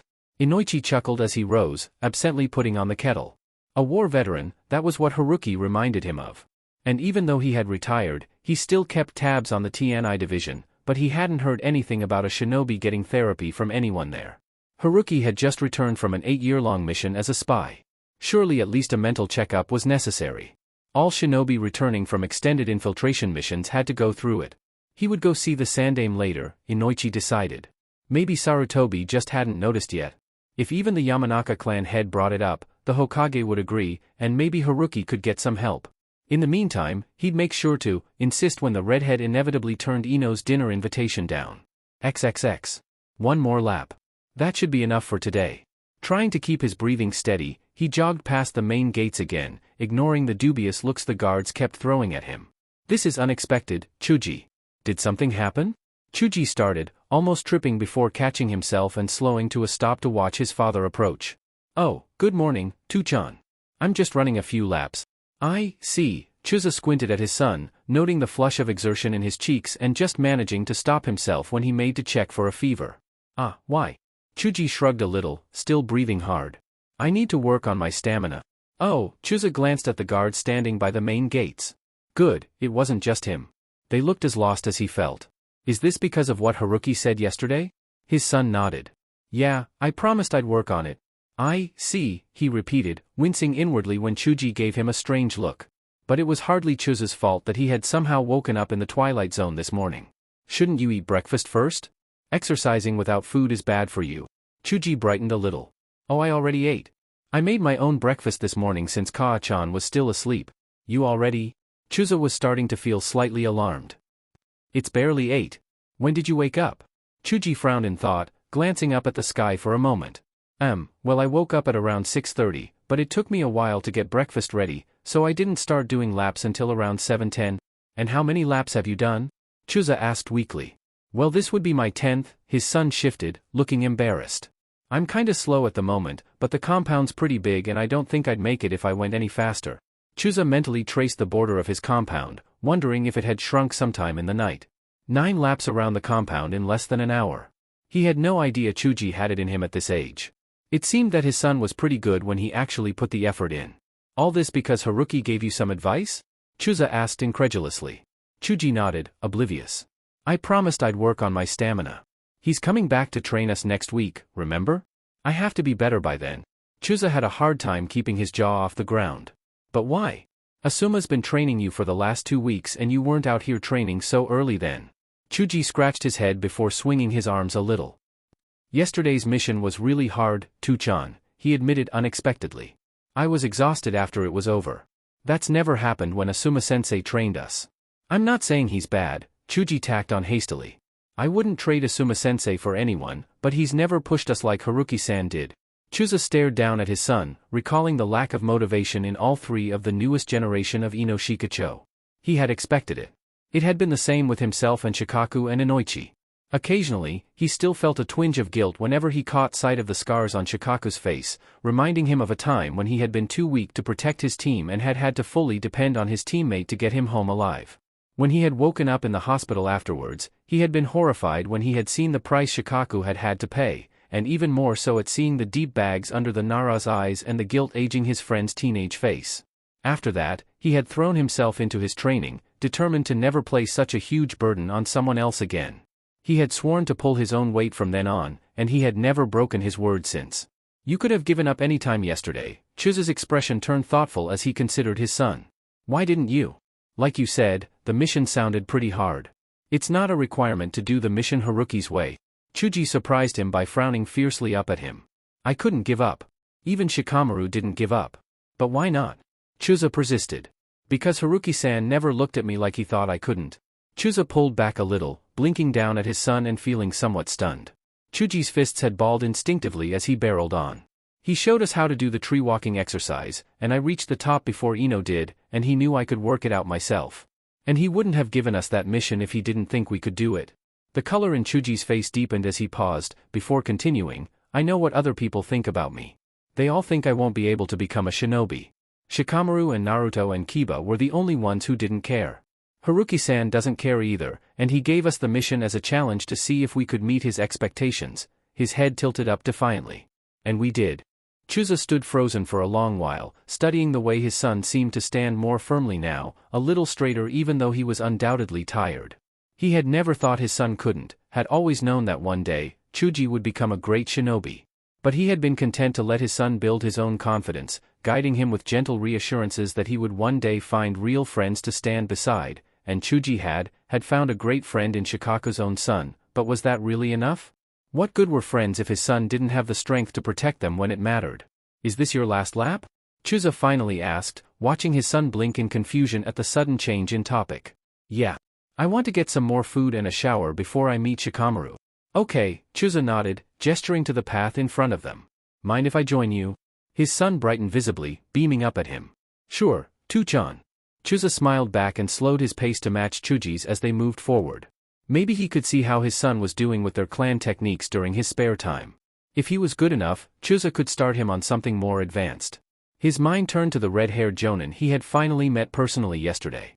Inoichi had been with Haruki all day, hadn't he? Chuza would locate his former teammate later and find out more about this man that had made such a huge impact on his son. XXX. Hokage-sama, with all due respect, what do you mean he's fine? I know a ninja's psyche better than anyone, and I am telling you that Haruki is anything but fine. Inoichi glared furiously at his Hokage, part of him wondering how he had gotten into a full-out, if rather one-sided argument with the Sandame. He had skipped out on another day of work at the flower shop and made his way to the Hokage Tower instead, planning to drop a word to the Sandame about Haruki so Sarutobi could do something about it, and that would be that. Said plan had been thrown out the proverbial window when the Sandame had listened patiently to his concern and then promptly shut him down with an Inoichi, Haruki-kun is fine. He does not need help. Inoichi had blinked and thought maybe Sarutobi hadn't understood, so he had proceeded to list out the things he had seen in the red-haired jonin, throwing in the fact that Haruki had just returned from a long infiltration mission for good measure. But again, he had been assured, as if he didn't have eyes, that Haruki was fine, and that there was no need to worry. The entire conversation had quickly gone downhill from there, with Inoichi growing increasingly frustrated at the Hokage's adamant refusal to see sense. Inoichi respected and admired the Sandame, he really did, but he did not appreciate someone else thinking that they could do a better job than he could when it came to the mind, when it was obvious, even to his daughter, that there was something wrong with the redhead. So what had started out as a pleasant request had quickly dwindled to a forced calm, through gritted teeth sort of dispute, with Inoichi doing most of the teeth gritting. Now he stared darkly at the man in front of him, unsympathetic even when Sarutobi heaved a tired sigh. Inoichi, Sarutobi started again. And if he said fine one more time, Inoichi would start shouting, the guards within hearing distance be damned. There is nothing we can do dash. I trained the TNI division myself, Inoichi snapped in a low voice. I can pick someone out to at least guide Haruki through the first stage of therapy, someone who knows how to be discreet if need be. Give him at least that much dash. Inoichi, and this time, Sarutobi's voice was a mixture of warning and resignation, but not the resignation Inoichi was looking for. We cannot help him. Inoichi's mouth closed with a near-silent click, staring in utter disbelief at his Hokage. Even the shinobi that had come out of the Third War so worse for wear that Inoichi had only needed to take one glimpse at the outer layer of their mind to know that they were beyond help had gone through every stage of therapy. Sarutobi had ordered it back then, even when Inoichi had insisted that it would be futile, so why wouldn't the man at least let him try now? What made Haruki different? Why not? He finally grounded out tightly. What makes him different? Why can't we help him? Sarutobi released another heavy sigh, eyes somber under his hat. Because we could never understand what he is going through. Because all the people who could ever help him right now no longer exist. I am sorry, Inoichi, but in this matter, I ask you to trust me. Cease and desist from pursuing this issue any further. You do not understand the pain and damage you could unleash should Haruki-kun be pushed in the wrong way. That is an order? Inoichi stared hard at the aging man. That was it? Some vague response about not understanding? Since when had that ever stopped the Sandame? He wanted to ask, to demand a real answer, but the hard expression on Sarutobi's face told him that he would get nothing more out of the man. He had been ordered to stand down and was expected to do so. But this wasn't right. Since when did Konoha just give up on its shinobi? Since when did the Hokage just admit defeat and leave a man on his own to deal with his own problems? Inoichi closed his eyes. He knew, more than most, just how delicate the mind could be. But at the same time, it was a precious thing, with thoughts and memories and feelings all entangled together, and it was this very reason that had made him retire from active duty. Because no matter how many times he did it, he simply couldn't get used to tearing another human's mind apart for answers, intruding, raping, until he found what was needed. To see someone's mind suffering, especially when that someone had helped his daughter and had become something of a friend, was a kind of torture all on its own. Inoichi's lips thinned as he opened his eyes again, effortlessly pulling on the impenetrable mask that he had perfected over his long years as an interrogator, and met his Hokage's gaze again. "As you wish, Hokage-sama," he nodded stiffly, trying to ignore the disgust curling in his gut, at Sarutobi, at himself, at the situation in general. Without a word, Inoichi spun on his heel and stalked out of the office, closing the door behind him with a quiet but sharp bang. He pulled up short when he turned and found a familiar figure leaning against the wall beside the office door, arms crossed and staring ahead without moving. "Shikaku." Inoichi frowned a little when his former teammate tilted his head to give him a sidelong look, eyes grave and mouth a grim slash across his face. The Jonin commander looked every bit his rank at the moment. Inoichi glanced around, spotting the 2 guards that Shikaku had most likely sent away when he had heard him talking to the Sandaime rounding a corner. Wordlessly, they moved away from the Hokage's office, heading back downstairs in heavy silence. Neither said a word until they reached Shikaku's office, and Inoichi closed the door behind them as they walked inside. Glaring moodily out the window as Shikaku stationed himself at the edge of his desk, arms folding together once more, Inoichi snapped, "That's bullshit. Haruki's still walking and talking. As far as I'm concerned, that's all the requirement a shinobi needs to start healing." Shikaku was much calmer as he watched the blonde pace and rant in his office. He had been on his way to the Hokage's office to pick up the day's paperwork when he had caught Haruki's name and Inoichi's voice, the subtle undertone of anger clear only to himself and Chuza. Instinctively, he had sent away the 2 guards posted at the door, telling them to return in 5 minutes. Then he had settled himself beside the doorway and listened in on the conversation. Shikamaru was up at the crack of dawn this morning. Shikaku interrupted abruptly, stopping Inoichi in mid-tirade. The best way to head Inoichi off before his anger became a full-blown paroxysm was to change the topic to something lighter but still somewhat related. He was training? Inoichi blinked at him before sighing. "You too, huh?" Ino was up early as well. Went out to polish up her chakra control. He stopped, shooting Shikaku a half-hearted look of accusation. "Stop trying to distract me.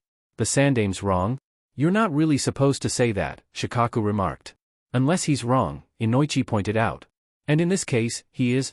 Shikaku sighed. "You are so troublesome. Ever thought that maybe the Sandaime might have a good reason to think that Haruki can't be helped? So you agree with him?" Inoichi scowled angrily. "You think we should just leave Haruki dash?" "Hey, I didn't say that." Shikaku's voice came out uncharacteristically sharp and it silenced Inoichi immediately. "Haruki got my son to start eating properly again. Yoshino and I have been trying to do that for years, and he succeeded in a day. If anything, I owe him. But I think you and I both know that there's something bigger going on here, and whatever it is, Haruki's right in the middle of it. Before we do anything else, we should find out more about this whole situation first." They stared at each other for a moment, only stirring when a knock at the door sounded. "Come in," Shikaku called out, wondering if he should at least look like he was working. He would have to make another trip up to the Hokage's office for his paperwork later. "Inoichi, Shikaku, good morning." Chuza walked in, raising an eyebrow when he sensed the tension in the air. "Or not so good." "Oh, close the door," Inoichi grumbled, taking a seat at the couch on one side of the office. "It's been one hell of a morning." "I have to agree." Chuza shut the door behind him, eyes focusing on Inoichi. "Chuji was up at 6:30 this morning, and he ran 10 laps around our entire compound in about an hour. Stamina training apparently. I thought I was dreaming." "Join the club," Shikaku snorted. Shikamaru was the same, and he got up even earlier than that. And Inoichi's girl was practicing chakra control. "So what's wrong with you two then?" Chuza eyed them quizzically. "I was surprised, but not in a bad way." Shikaku and Inoichi exchanged a look before the Nara head recounted the conversation with the Hokage. By the time he finished, Chuza was frowning, glancing at Inoichi from time to time. "I don't know much about Haruki, definitely not as much as you two," Chuza finally spoke. "But even if it was just some random shinobi, shouldn't the Sandaime at least book them a checkup appointment at the hospital? That's usually a requirement for all of us." "Exactly." Inoichi leapt to his feet again, ignoring Shikaku's warning look. "But I already checked, before I went to see Sandaime-sama, just to make sure Haruki didn't already have an upcoming appointment. He doesn't. And I know the Hokage told us that he's destroyed all of Haruki's records, but how exactly does that account for the fact that no one knows him? I asked some of the older medics at the hospital to see if Haruki had dropped by and didn't bother signing in, but none of them even knew who I was talking about. They've never heard of him before." "That's a good point, actually." Chuza gestured behind him at the door. "I've heard the other Jounin and Chunin talking about Haruki. Some of them have seen him walking around and want to know who he is. They've been waiting for him to come to the station for days now, but he hasn't stopped by even once." He frowned again. "Not very social, that one, except with our kids." Shikaku stayed silent as he watched his two friends debate back and forth. His mind called up the seal that had been briefly activated when Haruki had entered the Nara compound but said nothing of this. He had, indirectly, given his word that he wouldn't say anything about it, and he wasn't about to break it. Sighing quietly, he recalled his son's words the day before, after he had come back from Ichiraku's. Haruki had apologized, and hadn't seemed to have any problems interacting with Shikamaru yesterday. "Oi, Shikaku," Inoichi's voice pulled him from his thoughts. "What do we do about all this?" Shikaku shrugged, straightening as he let his arms drop back to his sides. "We keep doing what we're already doing. Talk to him when we see him, ask our kids about him. But leave him alone, Inoichi." He raised a hand when Inoichi opened his mouth to protest. "I meant about therapy. Feel free to spend time with him, but I don't think Haruki would want anyone even bringing up the suggestion of someone poking around in his head. In fact, I get the feeling we would have a rather volatile violent reaction on your hands."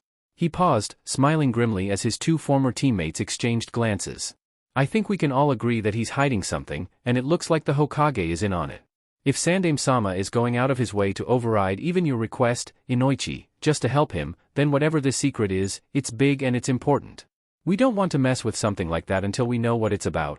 "Makes sense," Chusa approved first. "We keep this to ourselves. And from the rest of the council?" he added. "There are certain members who don't need to know." Shikaku inclined his head. They all knew the very real threat hiding in the darkness of Konoha. "Fine, Shikaku," Inoichi relented grudgingly. "But are we really going to just cool our heels and wait for, what?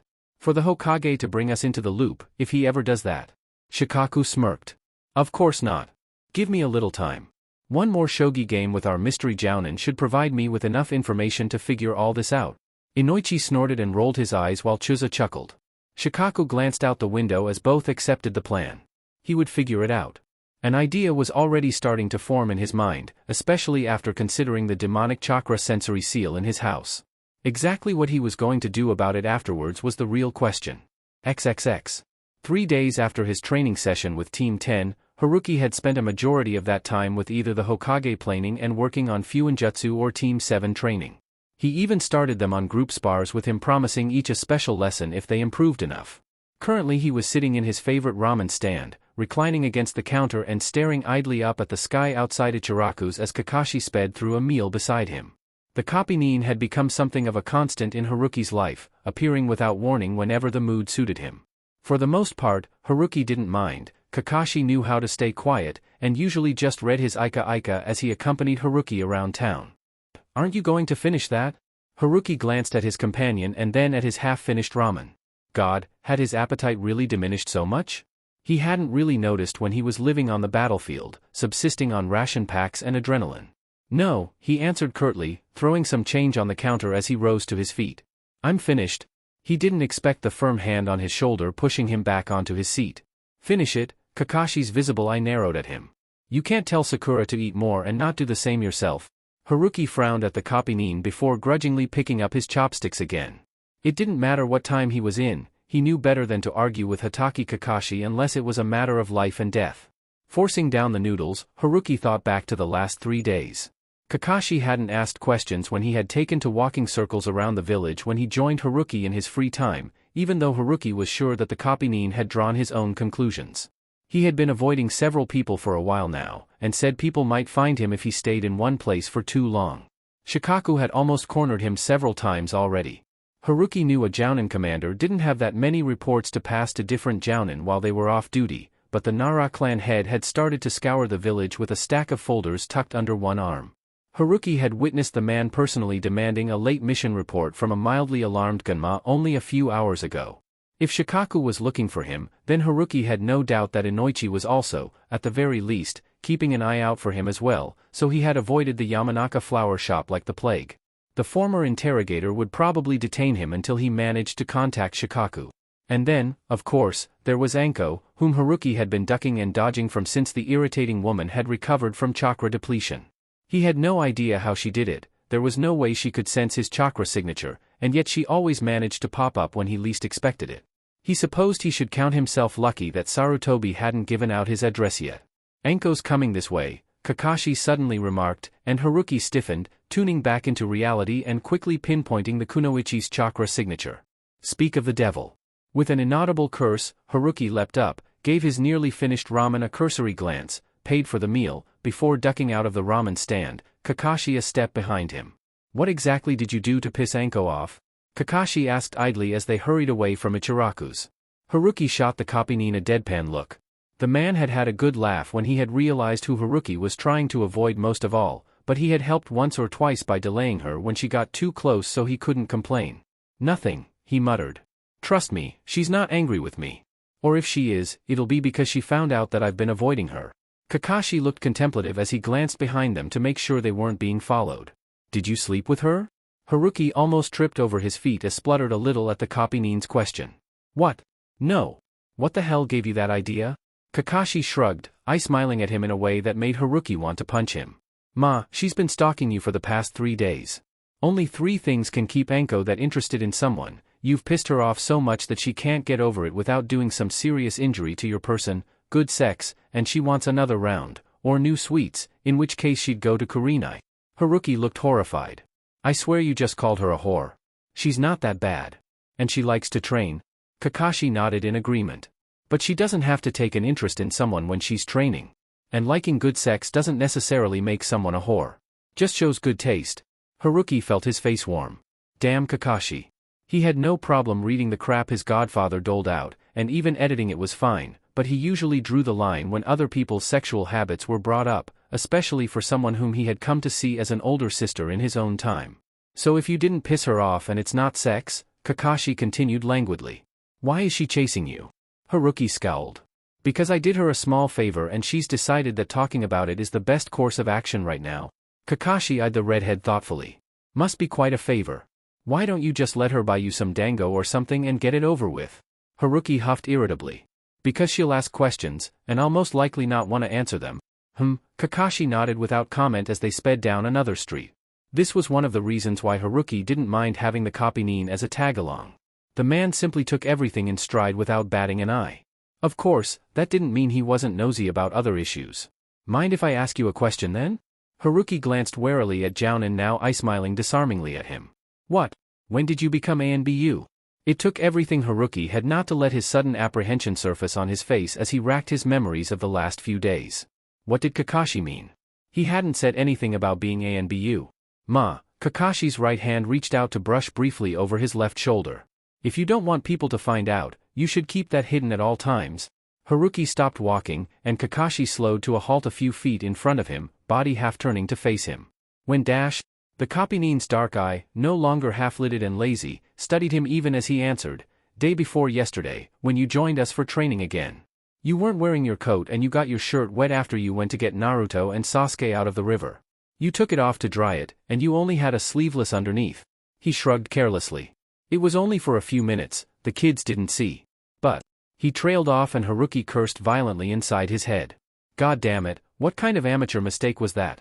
He had completely forgotten about his ANBU tattoo, and of course, Kakashi would see it because the man was always looking underneath the underneath, quite literally in this case, even when he looked like he was doing the complete opposite most of the time. I won't say anything. Kakashi looked stern all of a sudden, as if Haruki's silence was questioning the copynin's integrity as a friend. I'm just curious. I know next to nothing about you. Haruki started walking again, slower this time as Kakashi fell into step beside him once more. He knew the copynin wouldn't leave all the holes in his life alone for long. It was in the man's character to puzzle out anything that piqued his interest. But could he afford to let Kakashi know some of his real past right now? Then again, he already knew about Haruki being in ANBU. The copynin would have figured out that the edited version of his life so far was absolute crap. Absently, Haruki reached up to rub his shoulder. ANBU tattoos were normally placed on the right shoulder, and almost all shinobi had it drawn near the elbow so that arm guards or bandages up the arms or even just elbow warmers could cover it more easily if they ever needed to go undercover and hench wasn't an option. But he, being the stupid idiot that he was, had decided to copy a certain ex-ANBU and had asked Tsunade to place it high on his left shoulder for the whole damn world to see. He had thought it a good idea at the time though. Kakashi had been the first ANBU, albeit former, that he had ever met personally. And of course, now he was paying for it. He would have remembered to add a small glamour seal around it to hide it. He sighed and resigned himself to answering a few questions. At least he could hold the copynin off for a while. 16, he finally replied, glancing to his left to meet Kakashi's interested gaze. But the Hokage had me work solo. And after a few years there was an incident, and I had to leave. Hence the long mission. That was true enough, Tsunade had put him on a few solo missions. Of course, they had mostly been on the battlefield, but his squad had technically been recalled to the village while he had stayed and flitted between the other teams, helping out as best he could. So, solo. Next to him, Kakashi nodded in acceptance and asked nothing more. The copynin seemed content with the one truth, however simple, that the redhead had given him. It made Haruki feel just the slightest bit guilty, but he quickly shoved that sentiment away. It wasn't like he was lying, merely settling for half-truths. The Jonin station's up ahead, Kakashi pointed out after a few minutes. Want to stop by? Haruki waved a hand, already turning to a different direction.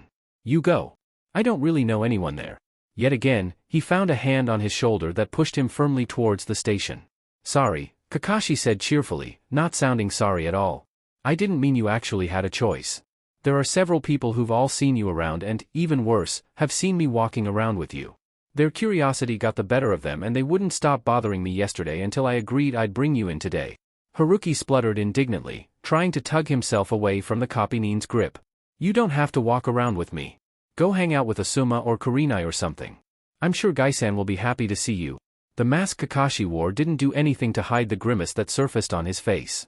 Don't even joke about that, he ordered with a shudder. That's just disturbing. I spend enough time with Guy on missions. Any more and he'll drive me over the edge. Haruki rolled his eyes, trying to dig in his heels. Then you should have found Asuma or Kurenai. You don't mind their company, do you? I don't mind your company, Kakashi pointed out bluntly. And I definitely don't mind spending my free time walking around town reading Ika Ika. But a quick introduction will get the others off my back, so that's what I'm doing. Before Haruki could protest any further, the copynin had shoved him into the headquarters, almost plowing him straight into a startled Kotetsu. Catching himself just in time and dodging around the Chunin instead, Haruki straightened and shot a glare at Kakashi. He twitched when the man simply eye-smiled at him and pulled out his book. With an irritated sigh, Haruki turned back to Kotetsu. Sorry about that. He's an asshole? Kotetsu released a startled laugh, glancing at the jounin behind the redhead. No worries, he blinked curiously at the man in front of him before recalling the latest gossip around the station. Hey, you're that jounin nobody knows how. Izumo came up behind his partner, ignoring the scowl being directed at him as Kotetsu rubbed his head and focusing on the newcomer instead. Ignore him, he's a bit slow when it comes to manners. I'm Izumo. The idiot's Kotetsu. Haruki smiled a little, hiding his discomfort at seeing the younger versions of two old friends. He had gotten to know many of the older generation of shinobi during the war. Kotetsu and Izumo, along with Gunma, Reidu, and Yugao, had made up Squad 14, and their tent had been stationed next to Haruki's. I'm Haruki, he offered. Nice to meet you. He glanced back sharply, suppressing his annoyance when he found Kakashi deeply immersed in his book. Hey, he swatted at the orange book. If you're gonna drag me here, at least have the decency to introduce me to whomever it is you wanted to introduce me to. Kakashi heaved a long-suffering sigh, as if Haruki was the one who had insisted on coming, the bastard, and lowered his book to look around. These were two of them, actually. He nodded at them. Kotetsu, Izumo? The two Chunin stared dubiously at the lazy hand Kakashi waved in their direction. Last time they checked, the copynin had gotten away before any of them had managed to force him to bring the red-haired jounin around. What was the man trying to pull? Noting the suspicious looks he was receiving from his two colleagues, Kakashi quickly ushered Haruki further inside the lounge. He hadn't exactly been planning to bring the redhead here, it had been more of a spur-of-the-moment thing. But after spending some time every day with Haruki, Kakashi had quickly realized that the other jounin didn't interact with anyone. Oh, he talked to Kakashi of course. He didn't have much of a choice there what with the copynin accompanying him around town and all, and it wasn't as if Haruki was rude. If someone talked to him, Haruki always replied. And the redhead obviously talked to his students, helping him train them by giving advice and tips and holding conversations with them during their breaks. But that really was it. Kakashi had watched Haruki walk around the village, blue gaze darting here and there, soaking everything in with a hungry sort of desperation as if it was the last time he would ever see any of it, but never actually stopping to chat with anyone. Didn't the redhead have any friends he wanted to talk to after 8 years apart? He was sure Haruki was from Konoha though. The moving here from another country idea had been dismissed after noting how Haruki never got lost no matter where he went. But so far, Kakashi hadn't seen anyone who recognized the former ANBU. After finding out about Haruki's previous rank, he had immediately gone to the ANBU headquarters and wheedled the roster out of the second-in-command. The man still owed him a favor, and Kakashi didn't need to see his face to identify his confusion when the copynin used it to get his hands on the register for a few minutes. To his great dissatisfaction, even after scanning all the names twice, including the MIAs and Kias, he had still been unable to find Haruki amongst them. Beyond frustrated, Kakashi had reluctantly considered that the Hokage had had them destroyed in case Haruki had been caught, though something about that just didn't sit right with him. So he had gone back to spending his afternoons with the red-haired Jonin, surprised at how content he was with simply walking around with one of his books and occasionally running away from the people Haruki was avoiding like the plague. Which was another mystery Kakashi had to solve. Haruki really was something else to give Nara Shikaku enough cause to comb the village for 3 days straight in an attempt to find him. Kakashi found it even more amazing that their commander was currently failing. Now, Kakashi was by no means a sociable person. He went out for drinks with Gunma, Asuma, Kurenai, and at times Guy, if Kakashi was unfortunate enough on occasion, but he usually sat to the side with his book, half listening to his friend's easy chatter and perfectly content to fade into the background. He'd join in sometimes, and his friends always seemed glad to include him in their conversations, but sooner or later, he'd return to his Ika and they'd leave him to it. It was different with Haruki. With him, Kakashi usually found himself starting the conversations.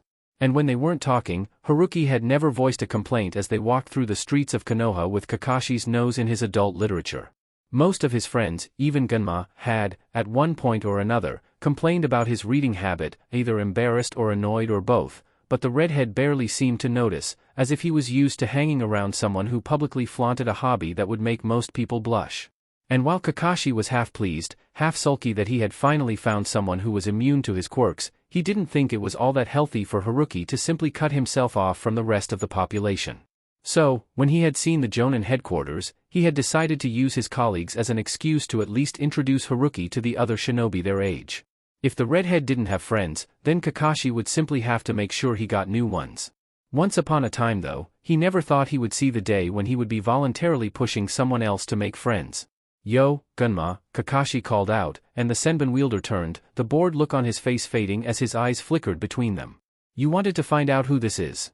"Haruki, Gunma." "Gunma, Haruki." The redhead nodded politely. "Nice to meet you." Gunma eyed the Jonin curiously for a moment, chewing on his senbon. "You sure you're just a Jonin?" he finally asked, face blank. "Word has it that our commander's been running all over town looking for you. Didn't believe it myself till he showed up at my front door demanding my report and asking if I had seen you." Haruki blinked, feeling a little taken aback at the question. Gunma was usually more laid back than this. Was he annoyed that? Haruki stiffened and then relaxed when he caught a hint of a smile tilting up one corner of the man's mouth. "Loosen up." Gunma waved a hand at the far end of the lounge where 2 other shinobi were seated. "Come join us. Everyone's asking about you. We've never seen Shikaku-sama so active when there's nothing going on." A minute later, Haruki was settled between Gunma and Kakashi, Kotetsu and Izumo on the right across from him and Yugao and Geku Hayate on the left. He sat stiffly in place, not quite comfortable being surrounded on all sides. There was no immediate way out if he had to run. "You're not in a war anymore," he chastised himself firmly. "You're among friends. Or at least colleagues." So, instead, Haruki tried to relax and concentrated on the other 2 shinobi as they introduced themselves. Unflinching, loyal Yugao, whom Haruki had worked beside on more than one occasion, was smiling contentedly in a way that he had never seen before. His gaze drifted to the man sitting next to her and knew him to be the reason. Haruki had never known Geku Hayate, only that he was the proctor during the final rounds of the Chunin exams and that he had been killed trying to take down Baki. He had also found out, later on, that the man had been skilled at kenjutsu but a chronic illness had held him back from his full potential. He frowned a little as Hayate coughed, rasping and harsh. In his time, Sakura would eventually develop a cure for the lung infection, something even Tsunade had been unable to do, but that had been years from now, and judging by Hayate's pallid features, he didn't have years. Sakura had once explained the process to Haruki along with a couple of other miracle cures for previously incurable conditions. Sakura really was brilliant, but he had never been very good at listening to scientific lectures and had inevitably fallen asleep. Still, Kurama had heard the same thing. The fox could tell him later and Haruki would send it on to the medics at the hospital. He would be able to save this man, in more ways than one, and Yugao would never lose that smile again. "So why is the commander looking for you?" Yugao asked, leaning forward. The red-haired Jounin seemed nice enough, if a bit tense-looking. Perhaps some casual conversation would put him more at ease. Haruki glanced at Kakashi, who was absolutely no help as he slouched against the couch, his porn out in the open again. He probably wants to play shogi with me again. They all looked surprised. Just a shogi game? Kotetsu asked, puzzled. You must be pretty good. Haruki tried not to scowl at that, and then dropped the attempt and scowled anyway when Kakashi spoke up from behind his book. He's excellent. Shikaku-sama wants a rematch after he lost last time. Feeling a tic develop over one eye, Haruki reached out and swiped the copy Nin's book in retaliation. Oi, give that back. Kakashi narrowed his eye in warning as he jolted upright. Haruki scoffed and tucked the book away inside his coat. No. You can have it back later. If you're going to talk, then you're not allowed to read. The other shinobi watched the exchange with wide eyes and dropped jaws. No one got their hands on Kakashi's precious books. The copy Nin was usually too quick, and most people were smart enough not to try it anyway in case they incurred the man's wrath. They stared as Kakashi glowered for a moment longer before slumping back against the seat, posture suspiciously sulky. But there was no sudden spike of killer intent and the copy Nin made no attempt to take his book back from the red-haired jonin. Who was this man? Gunma hastily closed his mouth before his sanban slipped out. Kakashi, if I had known that taking that book away from you was all it took for you to pay attention, I would have done it ages ago. The copy Nin shot him a sour look. Why would I want to pay attention to you and your latest sexual escapades? Gunma looked mildly offended but didn't have the chance to defend himself when Yugugo kicked him. Oh, be quiet, you too. Haruki doesn't need to hear your crap. She turned a warm smile on the redhead. Well, now I know who to go to when Kakashi's being more of a pervert than usual. Haruki released a soft laugh at that. Glad to be of service. Don't think I can do much about him being late all the time though. They shared grins as they glanced at the copy Nin. Kakashi had recovered his usual lazy-eyed look that still somehow managed to convey his disdain. Hey-8 stifled another cough before inquiring, but it's true? You beat Shikaku-sama in a game of shogi? Haruki sighed but nodded. At the rate this news was being revealed, he was honestly surprised that it wasn't all over the village by now. Izumo whistled. Impressive. I think Gunma played him once. The commander completely destroyed him in 15 minutes. Gunma shot him a good-natured scowl. I didn't see you lining up to try. Besides, he said he'd give us an extra day off if one of us beat him. He turned to Haruki to explain, it was the day after New Year's and the party we had the night before was crazy. Someone spiked the alcohol so that painkillers wouldn't work the next day. Everyone came in with a hangover and no one wanted to work. You should have seen this place. Most people just stumbled in and went right back to sleep on the couches. Or the floor, wherever there was space. Then Shikaku-sama came in looking ridiculously not hungover. Guess all that alcohol he usually drinks on a daily basis is good for something. Yugugo laughed as the others grinned in reminiscence. That was a hellish day. Even us ANBU just stood by the walls feeling sick. Anyway, he took one look at us and broke out a shogi board. That sadist enjoyed every minute of it. I mean, there we were, elite shinobi queuing up one after another across from Shikaku-sama trying to stave off the jackhammers in our heads while attempting to beat the greatest shogi player in existence at his own game. I don't know what we were thinking. Guess that day off didn't happen, Haruki remarked with a grin. Kotetsu grumbled. Hell no. Izumo and I were back on gate duty within the hour. It was torture. Izumo rolled his eyes, annoyance flashing across his face. What are you talking about? You fell asleep the moment we sat down. I was the only one working. At this Kotetsu waved a dismissive hand in the air. We're partners, Zumo. We share the pain. Izumo snorted but didn't have time to shoot back a retort as the door to the headquarters slammed open. Where is he? There is no way I can miss someone for 3 days straight, Kurenai. I'm no Kakashi, but I'm not that bad at tracking. I swear he's dash. Anko abruptly stopped talking as she found 7 pairs of eyes focused on her. And one of those belonged to the very person she had been searching for the last 3 days. You! She barked, striding forward and only dimly aware of Kurenai following close behind. The one time I'm not looking for you and I find you right away. Where have you been? Haruki heaved an inward sigh as he offered a weak smile in the kunoichi's direction, suddenly finding himself the center of attention again. Hello, Anko. I've been around. How are you? How am dash? Anko stalked forward, ignoring Kotetsu and Izumo even as they shrank away from her and stationing herself directly in front of the redhead. How do you think I am? Thanks to you I'm now free and a full-fledged jonin. I could believe you actually did it. The fact that you have summons and learned to use Senjutsu Chakra from them is impressive enough. Haruki immediately cursed in his head as he saw everyone's eyes widen and posture stiffen in interest and tried to cut her off before she said anything else. Anko. But to use that and your Fuinjutsu to wrench the damn thing off, Anko? Haruki more forcefully said as dots were being connected in others' minds. It's just unbelievable. Aren't you supposed to check up on your patients afterwards? And after removing my dash? Anko! Haruki shouted, trying to interrupt, stiffening completely in alarm. Cursed seal, at least have the decency to stick around so I can repay you. Dead silence met her words, and Haruki closed his eyes and then pinched the bridge of his nose as he tried to shrink away, willing the whole situation away. Needless to say, it didn't work. You call removing Orochimaru's cursed seal a small favor? Kakashi couldn't quite hide the mix of incredulity and amazement that seeped into his voice as he watched the redhead's shoulders slump in defeat. Why did finding things out about Haruki always have to be a battle? Most people would be boasting from the rooftops if they managed something of this magnitude. Well, Haruki thought. At least they seemed to have ignored my senjutsu summoning bomb, or so he thought. Everyone else was reeling from that pace of information and simply filed it away to ask about later, as it was obvious Haruki wasn't ready to discuss his techniques and skills. But damn, how strong was this guy? Who was he? Anko, I told you to be careful about who you say that around, Kurenai cut in sharply, stepping up beside the irate Kunoichi, who hadn't seemed to notice the tense atmosphere. Why do I have to do that? Anko snapped back irritably. Let Orochimaru find out. I'll gut him when he comes to investigate. That's not the point, Kurenai chided, glancing with some concern at the fatigue aging the redhead's face all of a sudden. You should talk about it with Haruki first. For his part, Haruki was suddenly fighting an onslaught of pain and nausea. It felt like a headache, but even Anko wouldn't have caused something like this. Kurama, what the hell's going on? It started. I was afraid of this.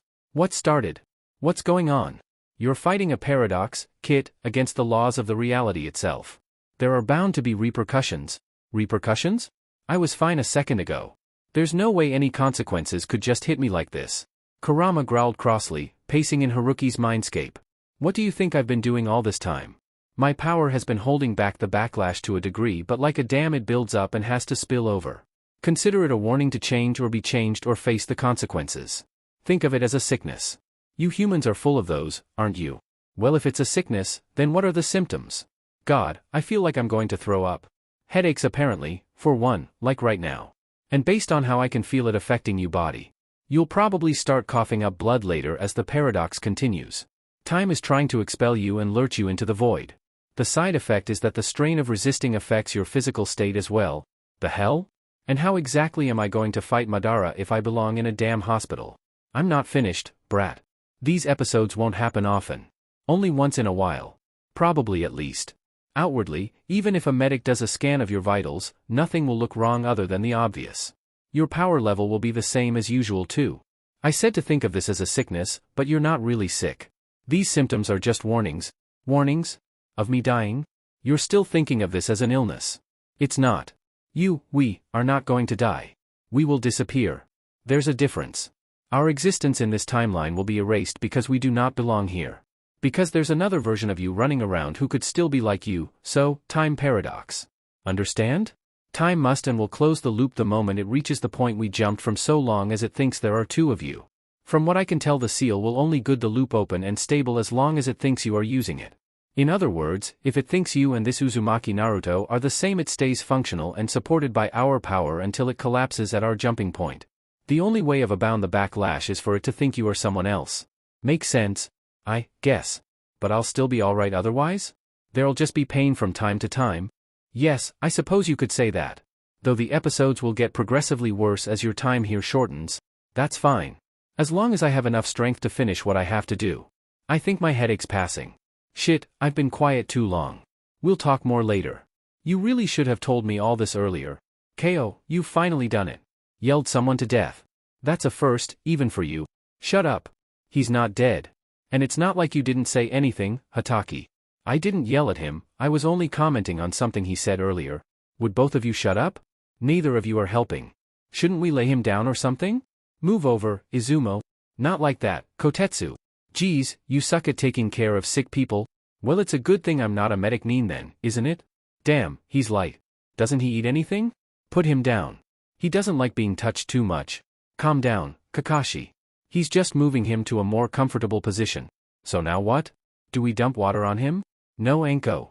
And you men aren't helping matters by crowding him. Kurenai, help me out here.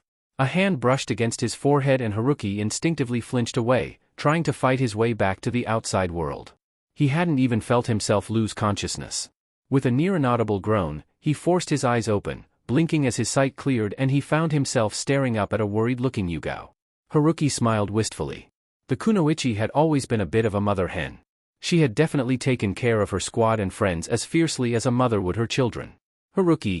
Kurenai appeared in his line of sight, a bottle of water in hand. Can you sit up? Haruki nodded tightly, mind racing as he tried to think up a good excuse for passing out. He accepted the water silently, remembering not to check for poison and thanking her with a nod as he avoided their gazes. Sorry, he finally offered, capping the bottle. I didn't mean to do that.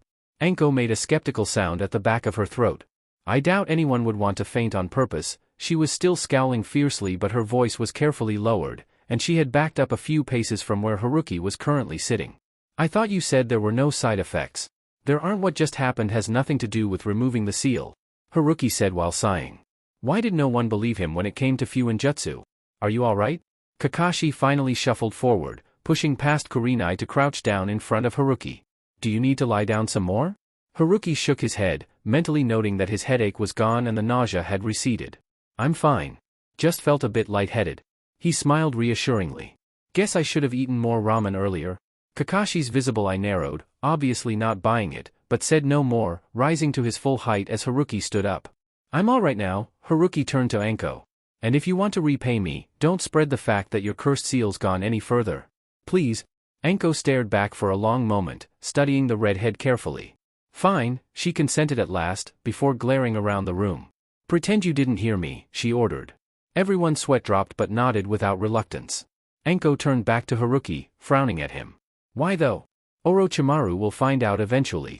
Yes, Haruki agreed, allowing his expression to darken. And it'll be one hell of a surprise for him then. The only thing that works better for a seal master than time to prepare is surprise. Orochimaru is one of the Sannin.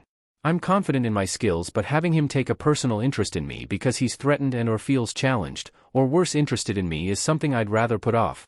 He glanced around before deciding to expand a little. They all looked far too curious for anyone's good. You all know about Hyuga Hizashi's return? There was a round of general nods. The news had spread like wildfire amongst the shinobi and most had already seen the Hyuga clan head's brother walking around at one point or another. Then you should know that there will probably be a meeting between the Hokage and the Raikage sometime soon. Haruki paused, considering his words.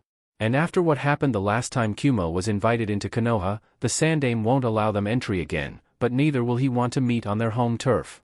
The meeting will probably take place on neutral ground, in either Yu no Kuni or Shimo no Kuni. During that time, the Hokage will be out of the village, along with a few of Konoha's top shinobi. If Orochimaru were to find out something like this, he could take that opportunity to strike, since he may feel threatened that his cursed seals won't work long-term anymore. They were after all one of the ways he's tried to gain immortality. Haruki stopped, glancing between his colleagues as they all stared back at him with something bordering on thoughtful surprise. This was of course nonsense. Orochimaru is bold, not stupid. He wasn't going to risk fighting both EI and the old man together, and knowing him he would be far more curious than angry at just Anko's removal. He honestly didn't mind the snake's interest peaking as much as the fact that it would also mean he would work on his now proven less than perfect curse seal design for when he marks Sasuke. That is what worried Haruki, but they didn't need to know that. I can see why you beat Shikaku-sama, Gunma finally acknowledged, twirling his sanban in one hand. I haven't even thought about the meeting yet, but you're right. If this gets out, that snake will become a problem. We'll keep it to ourselves, Heiei agreed before peering at Haruki with open concern. But are you sure you're alright? Kotetsu said you were really light. He was cut off with a few rough coughs. And people don't just pass out if they skip a meal? I'm fine. There's really no need to worry. And I've always been light, ever since I was a kid. Haruki smiled in a hopefully convincing manner. Why were they so worried anyway? They had just met him not an hour ago. If you're sure, Kotetsu was scrutinizing him closely as if staring hard enough might give him the real reason why the redhead was so light. Haruki wasn't about to indulge him and he quickly turned back Anko. You feel alright though? His gaze flickered to her neck. No sluggishness, no difficulty accessing or using your chakra, no sudden bouts of dizziness? Anko shook her head ruefully. I feel perfectly fine. Lighter, actually. She brought a hand to her face, clenching and unclenching it thoughtfully. My chakra feels like my own for the first time since that bastard bit me. Haruki nodded. Good, you should be fine then. You can now step up your training to slaughter the son of a bitch. At this Anko just grinned a sadistic smile and nodded. In the silence that followed, Anko suddenly looked awkward, glancing almost nervously at Kurenai. When the woman gave her a pointed look, the violet-haired Kunoichi flushed a little but turned back and stared squarely into Haruki's eyes. "Thanks," Anko said gruffly. "I didn't think anyone could get it off me. I appreciate it. If you ever need anything, just ask." It was with some effort that Haruki held back a fond smile. In his time, Anko had become something of an older sister to him. They had been similar in many ways, stubborn and short-tempered and hyperactive in public, somewhat quieter alone. "You're welcome," Haruki smiled warmly at her, not noticing the startled looks around him or the fact that this action made him look much younger, putting a brighter light in his eyes as his features lit up. "Thanks for trusting me." The red that rose in Anko's cheeks was quickly covered up with a fierce scowl. "Whatever, pretty boy. I always pay my debts." Before Haruki could say anything else, Anko quickly motioned towards Kurenai. "I hear you've met. Kurenai wants to ask you something." Haruki blinked, surprised, but obligingly turned to face the black-haired Kunoichi. Kurenai shifted, looking suddenly embarrassed. "Well, actually, I have a request of sorts. I talked to Asuma a few days ago and he told me about your training session with his team dash." "Wait," Kotetsu interrupted, taking a step forward. "You're the one who made those genin walk sideways all the way to the Hokage's office?" He grinned at Haruki's nod. "Man, I wish I had been there. Must have been fun to watch. And those genin must be something else." Haruki nodded. "They're the next generation of Ino Shikacho. They'll surpass their fathers one day." "Confident, aren't you?" Izumo eyed him curiously. "One of them's our commander and the other two are nothing to laugh about. Their kids will have to work hard." Haruki just grinned back, relaxed and sure. "They're going to be great. I guarantee it." Izumo exchanged a glance with Kotetsu, mouth quirking up involuntarily. Well, when put like that, it was hard to doubt the redhead's words. Then again, there was something about Haruki that made what he said believable, even if there was no proof. Haruki glanced back at Kurenai, already guessing what her request was. "Would you like me to join your team for a day?" Kurenai nodded with a smile. "If you're not too busy. How about tomorrow?" Haruki hummed thoughtfully. He didn't have much to do tomorrow, just meet Sarutobi and finalize the plans for proposing to the council the following day, and he had already trained with Team 7 for the last 3 days. He glanced over at Kakashi, who shrugged and I-smiled his agreement. "Sure, I'm free. When should I meet you?" The Genjutsu mistress brightened. "We usually start practice at 7, so just come to training ground 16 around that time." Haruki nodded. "I'll be there." A chirp from a nearby window distracted them and they turned to see one of the village's messenger birds perched on the sill. The bird spread its wings when it saw that it had been noticed and flew across the room to land on Haruki's shoulder. Its beak opened and a distinctive trill sounded in the lounge, the tune that summoned a jonin to the Hokage's office. "Ah," Haruki straightened, nodding slightly at the bird on his shoulder. Message delivered, the bird took off again, disappearing as quickly as it had come. "It seems that the Sandame wants to see me. I should get going." Before he could take one step for the door, Yugao quickly moved forward, frowning sternly at him. "After your meeting with the Sandame, remember to go eat something. It's not healthy to skip meals." Haruki rubbed the back of his head sheepishly. The ramen wasn't exactly a meal, it was more of a late afternoon snack. But he doubted that Yugao wanted to hear that. "Yes, ma'am. I'll get dinner afterwards." "I'll make sure of it," Kakashi spoke up from beside him, lazy-eyed as ever as he turned to Haruki. "I'll bring my team over again." Haruki immediately scowled and opened his mouth to protest, but Kakashi beat him to it and compromised. "We'll even bring the groceries, and I'll cook." Haruki's eyes immediately narrowed. "You can't cook?" Kakashi looked indignant. "You've never tried my cooking. How would you know? A lifetime ago, you almost burned down my kitchen." "You just don't seem the type," Haruki retorted. "You can bring the groceries, but Naruto and I will cook." Kakashi looked almost sullen for a moment. "You trust a kid's cooking skills more than mine." Haruki waved a hand in the air. "Naruto lives alone. He has to be able to cook." Turning back to the others who all looked somewhat dumbfounded at their exchange, Haruki nodded at them. "I'll be going now. It was nice meeting you all. Sorry for the trouble earlier." Several reassurances and see you arounds later, Haruki had disappeared from the station, coat flapping behind him. Seconds after he was gone, Kakashi was patting himself down, looking mildly panicked. "He didn't give me back my book." Kotetsu and Izumo guffawed while Gunma and Heie grinned. A laughing Yugao quickly explained to the two newcomers, and Anko and Kurenai quickly joined in at the horrified expression in Kakashi's visible eye. "Serves you right, Hataki." Anko cackled. "I hope Red doesn't give it back. It'll teach you a lesson about whipping that thing out in public." Kakashi huffed and poofed away without waiting to say goodbye. He would get the book back tonight, and maybe bring over a few copies of his other Ika as well and wave them around a bit in front of the kids. That would teach Haruki not to steal his precious literature. XXX. Old man? Sarutobi glanced up with a smile, doing a quick scan of the time traveler as he activated the privacy seals. Still tired, he noted, and still a bit pale, not to mention thin, but at least it was better than when he had first arrived. Good afternoon, Haruki. Sorry to call you on such short notice, but the Hokage has finally replied, and so I thought we would meet earlier so that we could discuss this without it taking away from our other projects. We'll be meeting them in Kuni a week and a half from now. The daimyo there has agreed to lend us part of his land in the forested area outside of Yugakure for the summit conference. We have agreed to bring 5 shinobi each as our guard and a Hyuga clan representative with a separate guard. I wanted to ask your opinion on that. Haruki blinked in surprise. This he hadn't expected. He had known that a maximum number of ninja would be set, but he had thought that Sarutobi would pick his own people, the standard Hokage's guard. Well, he started slowly, going over the shinobi he knew. Hayashi-san and Hizashi-san would have to come, of course. Sarutobi nodded in agreement. Having Shikaku with you doesn't hurt either, though you may want to leave him here in case something were to happen in our absence.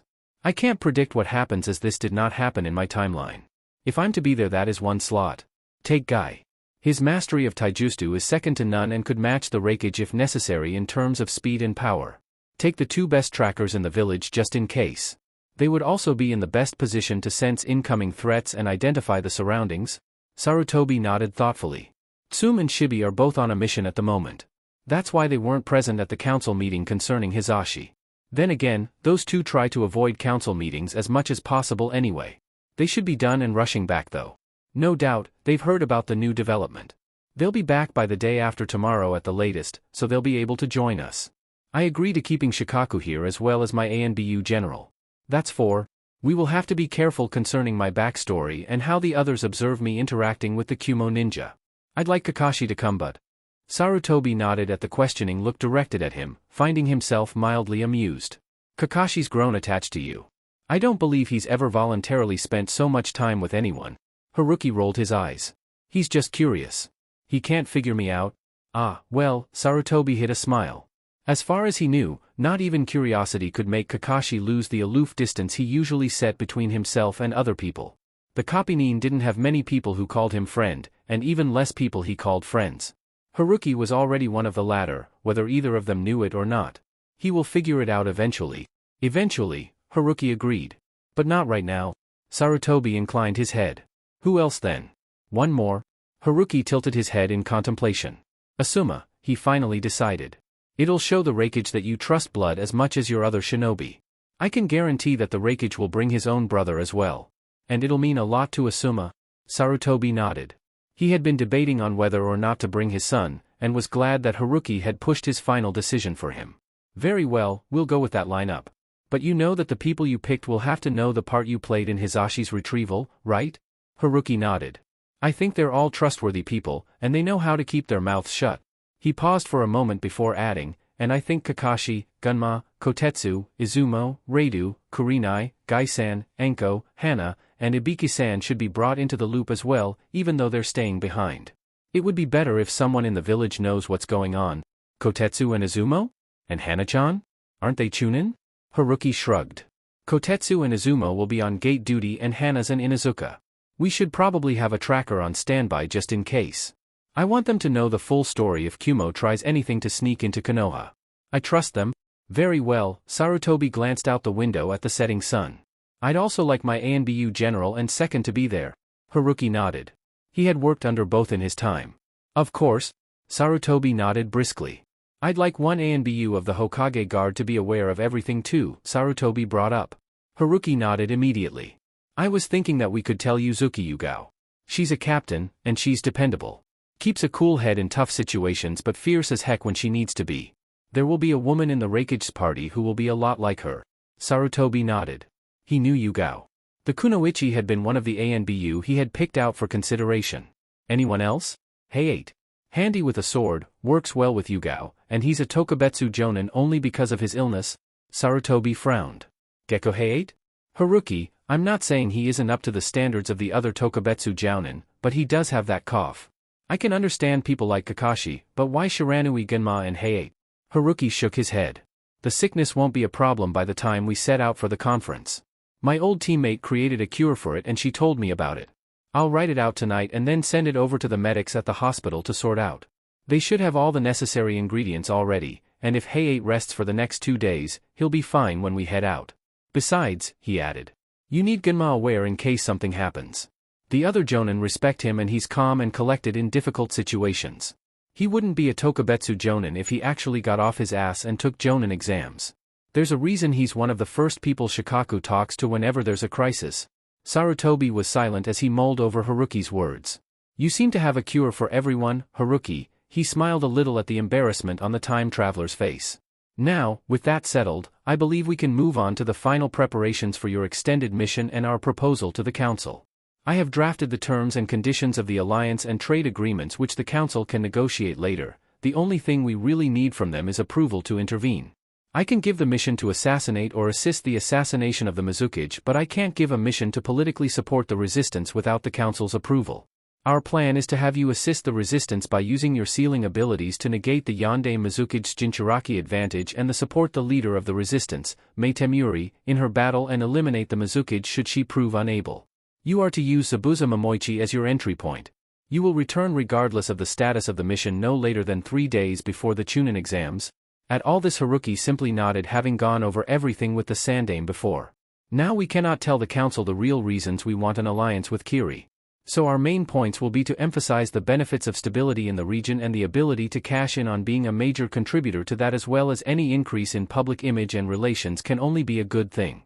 Their counterpoints shouldn't be too hard to manage if we handle this right. Seeing the redhead nod, Hiruzen continued and pulled out a scroll from his desk. Right, well, here are my revisions on my seal matrix. I'll let you go over it and get back to me later. Is that okay? Haruki took the scroll and nodded. Then I think that's all for today. Wait, there's one more thing, Haruki cut in. There's something I want to talk to you about. It concerns the 2 Kumonin I mentioned earlier, the Raikage's brother and the woman. I have an idea. Sarutobi's eyebrows got steadily higher as he listened to the redhead lay out his plan. It wasn't a bad idea. It wasn't a bad idea at all. XXX. Excuse me. Miki glanced up, blinking in surprise at the red-haired shinobi standing in front of her. She hadn't sensed anyone approaching. Quickly pasting on a polite smile even as she scanned the ninja with mostly a medic's eye, shadows under tired eyes, too pale, too thin, and partly a woman's eye, quite good-looking, even with the visible exhaustion. Man would be gorgeous when he was completely healthy, she asked. Hi, may I help you?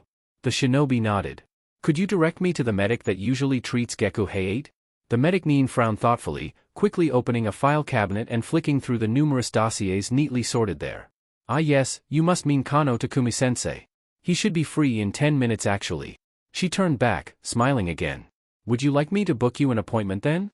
The red-haired Jounin shook his head. I'm only here to see him about Hayate. It won't take more than a few minutes. If you could just point me to his office and tell him that I'd like to see him, that'd be great. Miki pursed her lips. How could this man just stand there looking like death warmed over and tell her that he wasn't here for medical attention? The Jounin seemed to sense her concern and smiled reassuringly at her. I am fine. Just had a late night. Miki glared at the shinobi, unimpressed. She was a medic Nin for heaven's sake. But short of the Hokage's own order, it wasn't as if she could force him to see a doctor. Very well, she acquiesced reluctantly. I'll contact Kano-sensei and tell him to meet you in his office, She trailed off, glancing questioningly at the Jounin. Kazama Haruki, came the prompt reply. Miki did a double take. This was the shinobi everyone was talking about? The crazy sensei that had made a team of genin practice their chakra control through the Hokage Tower, favored by the Hokage himself, and had practically been adopted by Konoha's famed Sharingan no Kakashi? Ma'am. Yes, of course, Kazama-san, Miki managed to splutter out, cheeks flushing at being caught staring. Just head up the stairs. Kano-sensei's office is the second door on the left in the east wing. Thank you. With a last grateful smile, the red-haired Jounin left, leaving a flustered Miki behind. XXX. As Haruki waited patiently in the office, he flipped through the folder containing the information on the cure one more time. It had taken 5 hours last night to write everything out. Kurama knew the information of course, but the fox's knowledge of it was a bit skewed. Apparently, chakra beasts just didn't retain human facts the same way humans did. The order, for one, really meant nothing to the QB. After all, what would it matter if one item went before another when demons simply used chakra to heal? But they had worked it out in the end, and by that time, it had been past 4 in the morning. The earlier dinner with Team 7 hadn't exactly helped either. He and Naruto had cooked up a meal fit for kings while Kakashi had wandered around with multiple copies of porn, pissing off Sakura and embarrassing Sasuke to no end. But they had gotten through the evening without needing too much damage control, and Haruki had promptly shoved them all out the door at 10.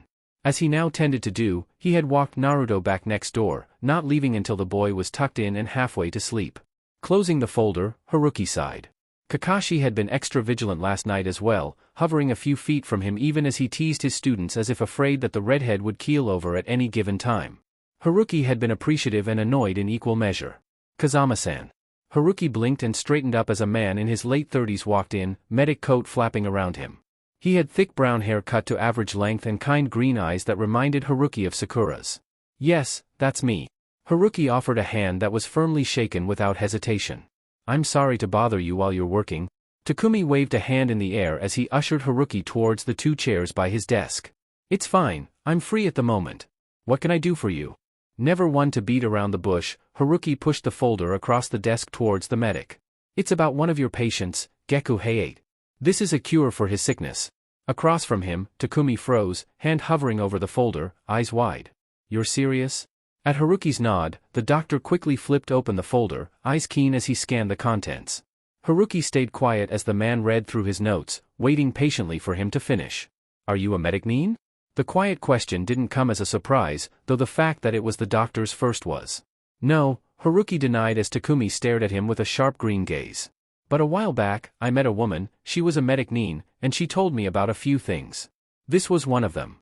I only recently returned from a mission and met Hayate for the first time. I recognized the symptoms and thought I'd pass on what I learned. And this medic Nin would be?" Haruki smiled blandly at the doctor. "She's dead." Takumi nodded once and pursued the issue no further, glancing back down at the file. "Well, this is amazing. You've written out every step and it would only take a few hours to develop this cure. The process is simple enough. I suppose the only reason no one else has been able to create this is because the formulas are so complicated. They're completely based on each other, one mistake would throw the entire thing off. So you'll be able to heal Hayate?" Haruki pressed. Takumi nodded again, a faint smile surfacing on his features. "Most definitely. We'll call him in later today and start the treatment." Haruki relaxed and found himself smiling as well. "That's great. Thank you." The doctor raised an eyebrow. "I should be thanking you. You've just cured a supposedly incurable lung disease." He paused, a frown forming at his brow. "I suppose I should ask now, how much would you say you'd want in return for giving this to our medical community?"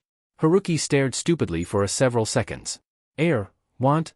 Takumi tilted his head. "Well, yes. What would be the cost of such information?" Haruki blinked at the doctor, feeling completely out of his depth. Was this how medical circles worked? Buying and selling what might as well be people's lives? He shot to his feet, ignoring the startled look on the medic's face. "Why would I want anything?" he demanded, anger tightening his chest. "Hayate's life is on the line here, as well as all the other people who have the same disease. I don't want you giving me money or whatever, I just want you to do your job and heal them." Haruki's voice had risen a little and he forced himself to calm down. It had been a long time since he had found anything to explode over, but this was something new. He could barely keep his chakra from slipping out. What if the medical community refused to pay someone's price for a cure? Did that mean that the patients who could benefit from it would be left to die? Weren't medics supposed to cherish life once they took their oaths? "I apologize." Takumi's soft acknowledgement made Haruki narrow his eyes at the doctor. "You have to realize that cures like this don't usually come freely." Haruki pressed his lips together but sat down again. "Well, they should," he snapped darkly. "What if the price is too high? What would happen to the patients then?" Takumi studied the redhead carefully, trying not to smile. This jonin was one surprise after another. When Miki had told him of the shinobi waiting to see him in his office about Hayate, he had expected another friend come to insist on knowing if any progress had been made on the cure. He hadn't expected a cure to land, quite literally, in his hands. Takumi had been prepared to pay whatever price Haruki wanted. He liked Hayate and didn't want to see him or his lover and friend suffer more than they had to. But again, the jonin had surprised him, refusing payment and even taking offense at the implication. "Most people do not think the way you do, Kazama-san," Takumi smiled somewhat deprecatingly. "They only think of how much they can earn and forget that there are lives at stake. Or if they do remember, they do not care." Haruki snorted derisively. "Then they're all idiots. There are enough people dying every day without greedy fools hurrying it along. Very true, Takumi nodded, not holding back a smile this time. He liked this shinobi. There weren't many nowadays with such honor. Then I can only say thank you, Kazama-san, and I promise you that Hayate will be cured as soon as possible. Haruki nodded and made to rise, but hesitated at the last second. Takumi frowned. Something wrong? There is one thing. Two, actually. The redhead frowned, looking troubled enough that Takumi immediately found himself wanting to promise anything Haruki asked, but he held his tongue and heard the man out. The first is that I'd appreciate it if you didn't mention my name to Hayate or Yugao or anyone else who asks about the cure. Takumi stared in utter bemusement. Did the man not want any credit? I can agree to that, he finally allowed. Though they'll want to know who to thank and I won't lie to them about it. Just tell them that I don't want them to know. Takumi nodded in agreement. And the other? The other? Haruki glanced at the office door before lowering his voice even further. It's pretty much the same as the first. Just don't tell anyone who gave you that cure. And since I gave it to you, you'll be heading its production, right? At Takumi's nod, Haruki continued, eyes intent, then please keep this away from Yakushi Kabuto. Takumi's eyebrows shot up, thoughts flickering through his eyes at light speed. Yakushi-kun, you say? As he observed the jonin staring back at him, Takumi thought back to the genin that usually helped out around the hospital. There had always been something about the young man that rubbed him the wrong way, but the other doctors and nurses all seemed to like him well enough and Takumi had never seen anything outwardly bad. Kabuto had impeccable manners, was always kind to the patients, and worked hard at everything he did. The general agreement in the hospital was that Kabuto took after Konoha's medic corps captain, but to him, Yakushi Taichi had something genuine about him that his adoptive son had never managed to inherit. I see, Takumi finally spoke. I don't have a problem with that, though this information will have to pass through his father before I can begin making it. Haruki nodded. That's fine. I hear Taichi-san is very well respected. Takumi nodded back and rose to his feet as Haruki did the same. Then I will get started immediately. Would you like me to send word to you once Hayate has been cured? Haruki shook his head. No need. I'll know. I'll leave it to you. They shook hands again, but before Haruki could depart his office, Takumi called out one last time, perhaps, sometime in the near future, Kazama-san, you'll come in for a checkup of your own. It seems you are in need of one, and just the other day, Yamanaka Inoichi came around to ask after you. Haruki stiffened momentarily before tossing a small smile over his shoulder. Thank you, Kano-sensei. I'll keep that in mind. Takumi shook his head as the jonin left. He had recognized the name the moment Miki had mentioned it, of course. But he hadn't really thought about the Yamanaka clan head until he had laid eyes on Haruki and seen the detrimental signs in the man's health. It was no wonder that Inoichi had come by to personally ask after the redhead if they knew each other. But that would be a matter for later. At the moment, he had made a promise to Haruki to get this cure out as soon as possible, and if he had his way, which he would because it was the very least he could do for the red-haired jonin, then Hayate would be cured before the day was out. XXX. Kurenai stared critically at her students, holding back a sigh. Kiba was at it again, his short temper exploding over something Shino had said. She had just arrived herself, and hadn't managed to catch their no doubt one-sided argument. Hinata on the other hand was standing off to one side, hands wringing together and eyes darting nervously between her teammates. After hearing from Asuma about his team's sudden motivation, Kurenai had figured that it couldn't possibly hurt to invite Haruki to one of her team's training sessions as well. Perhaps he could help her pull these kids together. Kurenai almost started, quickly turning around to meet the startlingly blue gaze of the jounin she had just been mulling over. How did he do that? She hadn't been able to sense his chakra signature at all. Haruki, she smiled cheerfully in welcome. Good morning, you're right on time. I'm glad Kakashi hasn't been rubbing off on you. The boyish grin he sent her way lifted some of the fatigue from his face, though Kurenai frowned. Maybe she should sick Yugao on him again. He was obviously not getting enough rest. So these are your students? Kurenai nodded and quickly called the three genin over. They lined up in front of her, staring curiously at the redhead, at least in Kiba's case anyway. Shino was as blank as ever and Hinata was staring at the ground. This is Aburame Shino, Inuzuka Kiba, and Hyuga Hinata. Guys, this is Haruki. He's the one who's going to train you today. What can you do? Kurenai winced as Kiba immediately piped up, bold and demanding. Haruki only smiled, calm and untroubled in the face of the younger version of his hot-headed friend. He had already been prepared to deal with these three, and he was finding it easier to meet each of his old friends as he spent more time in the past. That depends on the team. He glanced at the kunoichi beside him. Do you have anything specific for them to do today, or can I just train them any way I want? Kurenai nodded. Go ahead. I've cleared their schedule today. All right then, Haruki turned back to the three genin. Basically, we're going to play a game of hide and seek. Kurenai and I will be hiding, you three will be seeking. Kiba immediately scoffed. That's easy. Akamaru can find anyone. Haruki shrugged easily. There will be rules, of course. Or rather, obstacles. I will be using Kage Bunshin for one. That would be a bit difficult for Akamaru, don't you think? Kiba frowned, glancing up at the dog perched on his head. Haruki pulled out 3 ribbons, 1 green, 1 blue, and the last yellow. This will be your goal. Either I or Kurenai will be holding these. All you have to do is ask. But our Kage Bunshins will be holding these too. The only rule is that you will fail if you take the wrong ribbons. Time limit is the rest of the day. You can use your dog, he looked at Kiba before switching his gaze to Shino. Or your bugs, and then turn to look at Hinata. Or your eyes. Use whatever means you can. Understand? Kiba nodded determinedly while Akamaru yipped above him. It didn't matter that there would be Kage Bunshins. He would disperse them and, if they didn't, they would be the real ones. This would be easy. Shino inclined his head, silently directing one of his female bugs to land on Haruki's shoulder. The Jounin didn't seem to notice. He would be able to find him soon enough. His Kikaichu would only stay on the real one. Hinata nodded meekly, glancing up briefly. She knew Kiba and Shino already had a plan. They always did. But she wondered if they would ask for her help. She had the Byakugan after all. She would be able to tell the difference between the Kage Bunshins and their real senseis. But, probably not. Just because she had the Byakugan didn't mean that she could use it well enough to help her teammates. Her shoulders slumped. She supposed she would leave this to them then. Haruki eyed all 3 of them. Geez, this was the quietest team he had ever worked with. Even Niji and Sasuke had been more talkative than this lot, with the exception of Kiba. He sighed inwardly. He hoped this exercise would help. He didn't know what else to do. He had spent a lot of time thinking up this plan and had even approached a few other shinobi for help earlier as he had set up the village-wide obstacle course. They had both agreed, eager for something to brighten up the monotone day. All right then. When I say... He glanced meaningfully at Kurenai and the woman blinked in abrupt understanding, tensing subtly and nodding slightly in return. Begin. Kiba blinked when neither Jounin moved, Haruki still holding on to the ribbons. Well? He asked impatiently. Aren't you going to hide? Haruki shrugged, hefting the ribbons absently. Kurenai tilted her head at them, frowning a little.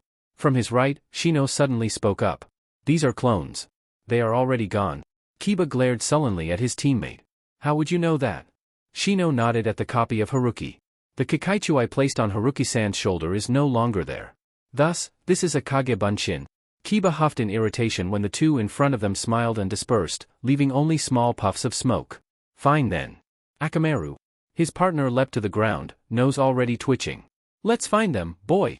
Which way do we go first? Shino frowned, irritation tilting his mouth down behind his collar. Why didn't Kiba ever listen? He should at least hear him out fully. After all, Shino had already noticed the clones. Feeling disgruntled, he headed off on his own, a male Kikaichu flying ahead of him.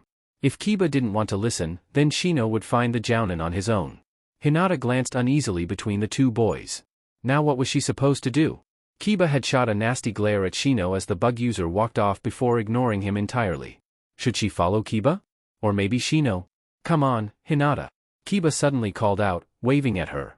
They're this way. Well, Kiba seemed to want her along. Nodding timidly, Hinata hurried after him. Maybe they could meet up with Shino later. XXX. I admit, I didn't think this exercise would be very hard for them earlier, but this could get interesting. Kurenai leaned against a tree as they watched several pairs of Kage Bunshins walk off in different directions. After Haruki explained the plan to her, Kurenai had found herself looking forward to the rest of the day. This exercise would take all 3 of their skills combined and would help strengthen their tracking skills as well as their teamwork. Could I see some of those seals then? She asked eagerly as they watched the last pair walk off. I've never seen anything that could block the Byakugan. Haruki chuckled but motioned her forward, extending a hand to touch the air. Kurenai gasped in surprise when the kanji for Ben flashed into appearance in front of her, glowing with blue chakra. Wait a minute, she murmured, leaning forward. Her eyes widened as she saw wind currents shifting in the air, knotted tightly together with chakra. You drew the seal with wind and chakra? No one does that. No one can. Haruki grinned at her, something like pride shining from that expression. Well, I can. Pretty awesome, right? I can only hold it together for about a day though. Wind is damn hard to control. Kurenai tried not to gape as the seal faded again. A day? She didn't know anyone who could do this for a second, much less a full 24 hours. There was a reason why wind-based ninjutsu was quick and lethal. Shinobi used chakra to shape the wind and throw it at the enemy, but even seasoned ninja couldn't hold it for too long or the attack would injure themselves. Wind was untamable. For Haruki to shape it into a seal and keep it activated with nothing but his own chakra was nothing short of insane. He wasn't even using hand signs.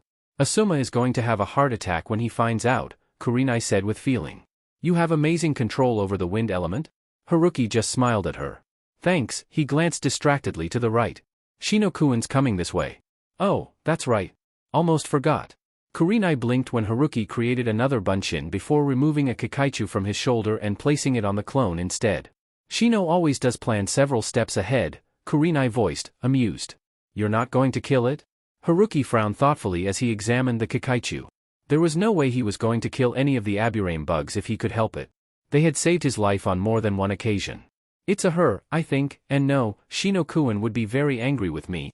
With a nod, he sent the bunshin off and they took to the roofs again. Kikaichu only have a lifespan of a few hours, Kurenai pointed out. She'll die soon anyway. Haruki shrugged. Shino-kun is a bit different, I believe. He cares about his bugs. Kurenai glanced sidelong at her companion. Strange. Haruki seemed so sure. So what now?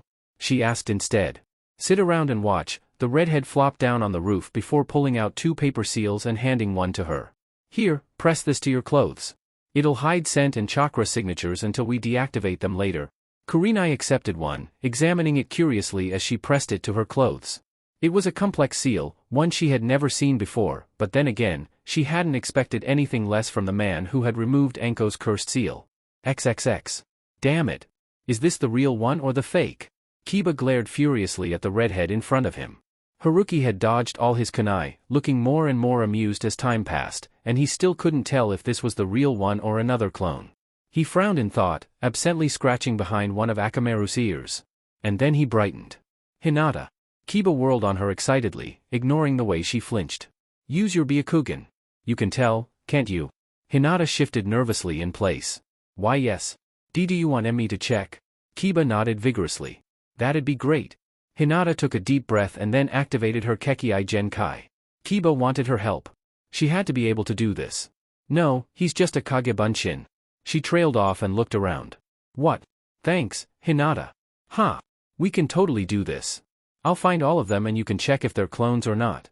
Wait, Kiba-kun, Hinata stuttered out, almost forgetting herself as she spun in a circle, bewildered. Kiba frowned, taking a step towards her.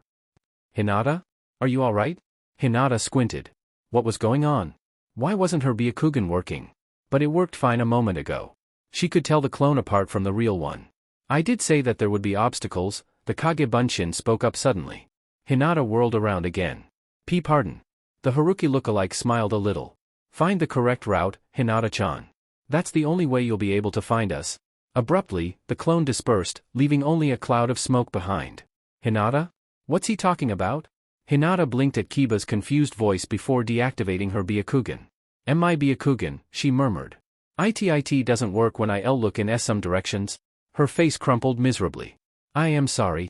The hand on her shoulder made her jump. Don't worry. Kiba grinned at her. You heard Haruki-san, you just have to find the correct route. That's a hint. Once you find it, we can go straight to him instead of just wasting time on every Kage Bunshin. Hinata stared before managing a tremulous smile. Thanks, Kiba-kun. Maybe she wouldn't be too much of a burden after all.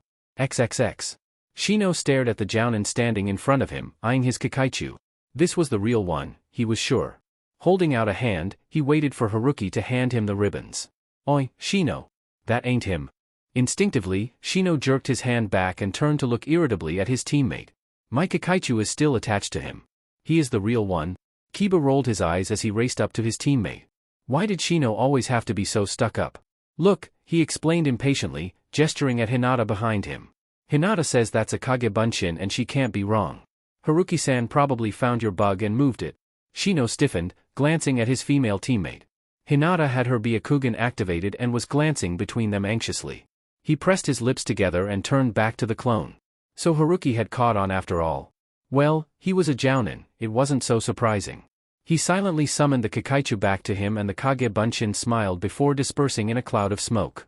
Alright then, Akamaru can catch the scent of the next Bunshin until Hinata can find her way through the village. Kiba looked at both of them expectantly. Come on then. Shino frowned at the youngest Inuzuka. Just because Kiba had Hinata's help didn't mean his own Kakaichu couldn't do the same thing as Akamaru. I will find my own way, he announced firmly as he sent out his Kakaichu. Hinata watched, wide-eyed as Kiba predictably exploded, yelling at the stoic bug user once again as they moved off to the side. She sighed and glanced up. This was getting old. At the rate they were going, they would definitely fail this mission. But what could she do? They weren't going to listen to her. She could barely hold her own in a spar with either of them, and with her Byakugan closed off. Won't you at least try, Hinata-chan? Hinata jumped and spun around, eyes widening when she caught sight of their temporary sensei. Quickly scanning him and noticing the chakra building rather than just fading like a Kage Bunshin. Why you dash? Haruki chuckled, leaning against a tree on the side of the road. I'm the real one, but unfortunately, Kurenai has the ribbons right now. Hinata's face fell even as she deactivated her Byakugan. She quickly ducked her head when she caught a glimpse of steady blue eyes studying her. Haruki's gaze made her feel uneasy, as if the Jonin could see all her faults and shortcomings. Well? Won't you at least try? Hinata flushed, ashamed. Kami, Haruki must think so little of her. I am not goody enough, she trailed off, floundering for more words. A thoughtful silence. How do you know? Hinata froze, not sure how to answer. She just knew. She wasn't good enough. Her sister never looked at her with anything but subtle contempt. Her father was always disappointed in her. And her cousin whom she had played with as a child, didn't even bother hiding his dislike and scorn for her. Hinata. She jerked up at the stern voice, not quite sure what to expect. Her gaze caught Haruki's again and she found herself unable to drop her eyes this time. Haruki frowned a little as he moved forward to crouch down in front of the Hyuga heiress. Hinata-chan, how do you know you can't, if you don't at least try? Wide-eyed and nervous, Hinata opened and closed her mouth several times before whispering, Be because Oto-sama, Nijinai-sama, and Hanabi all think so. And my entire clan thinks so too. Haruki tilted his head, remaining silent for a while longer. The embarrassed flush quickly returned to the kunoichi's cheeks and she made to duck her head again. A startled yelp escaped her when a gentle finger poked her in the forehead. First of all, Haruki smiled at her. No looking down. You've got nothing to be ashamed of. And you're beautiful. Why would you want to hide your face all the time? Hinata turned beet red, flushing violently at the Jonin's words. She automatically tried to lower her head again but was immediately met with a poke to the forehead once more. Hesitantly, she raised her head a little instead, shifting nervously when Haruki arched an eyebrow. Now, Haruki continued once the timid girl met his gaze again.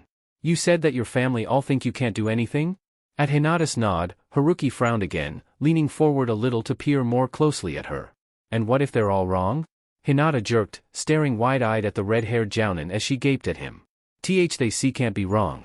She stammered out, twisting the hem of her jacket. I am dash. Hinata-chan, Haruki interrupted, choosing his next words carefully. The only way they can be right is if you believe they are. Hinata fell silent, hands frozen in motion as Haruki's words replayed themselves in her head. Haruki inwardly sighed. God, this was hard. He was much more used to the quiet but confident woman Hinata would eventually grow up into. It's easy, Hinata-chan, Haruki continued patiently. There's only one thing you have to decide, do you want them to be right? Hinata instantly shook her head before she could stop herself. Flushing again, she just managed to remember not to look down and felt a stir of warmth in her chest as Haruki smiled his approval. Well then, Haruki reached out to gently untangle her fingers from her jacket. I don't see the problem. If you don't want them to be right, then prove them wrong. Hinata deflated. I can't dash. Try, Haruki cut in again. You never know until you try. And you just keep trying until you get it right. Failure is fate only to those who don't try. Besides, what do they know? Who can possibly know you better than you know yourself? Your thoughts, your feelings, your insecurities, your dreams, no one can possibly know those things better than you. And anyone can do anything as long as they never give up? Hinata stared at the man in front of her, not quite sure how to react. No one had ever said these things to her, as if they thought she could do it. As if they believed in her. A tear slipped unbidden down her cheek and she quickly reached up to scrub it away. She didn't want Haruki to see her crying, but, checking his expression, all he did was continue smiling back at her. Her father would have disapproved. They both glanced up as Kiba's voice rose again, loud even at this distance. Hinata sometimes wondered how her teammates managed to stay alive in each other's presence. They're both far too proud, Haruki commented mildly as he stood up again. He glanced down at the Hyuga heiress beside him. That's where you come in, you know. You're their bridge. Hinata frowned, feeling confused. B-bridge. She made sure to keep her head up instead of glancing down. Somehow, she felt herself relaxing in this Jonan's presence. Haruki nodded. Well, as you can see, those two definitely aren't going to become friends by themselves anytime soon. Someone's got to pull them together. But I don't know if they'll listen to me. Hinata glanced anxiously at her teammates again. Haruki chuckled, slipping his hands into his coat as he rocked back on his heels. Every team's like that, Hinata-chan. Noting her quizzical expression, Haruki clarified, your cousin's team is like that. Nijikuin and Likuin are as different as night and day. Tenten's the one who keeps both of them grounded and tied to the team. Hinata blinked, thinking back to the few times she had glimpsed her cousin during one of his training sessions. The green-clad teammate of his was a bit different. But the female kunoichi did seem more level-headed, and Hinata had even caught her lecturing Niji once. What about Naruto-kuins? She trailed off, blushing furiously. Haruki held back a smile. Hinata did have a crush on him back in the day, didn't she? And being the clueless idiot he had been, he had completely missed the Hyuga heiress affections, but perhaps that was best. Things had turned out fine in the future and Hinata had found her own love in the end. Naruto's team is just as bad, probably worse, Haruki told her cheerfully. He and Sasuke are similar and different in so many ways. Those two fight all the time. If it wasn't for Sakura, they'd be at each other's throats every 5 minutes. Half the time, I'm surprised Sakura doesn't go insane having to deal with those two all the time. An unexpected giggle slipped out and Hinata quickly clapped a hand over her mouth. But Haruki only laughed softly, one hand giving her a soft pat on the shoulder. Don't worry, laugh at them all you want. Those two are a comedy show all on their own.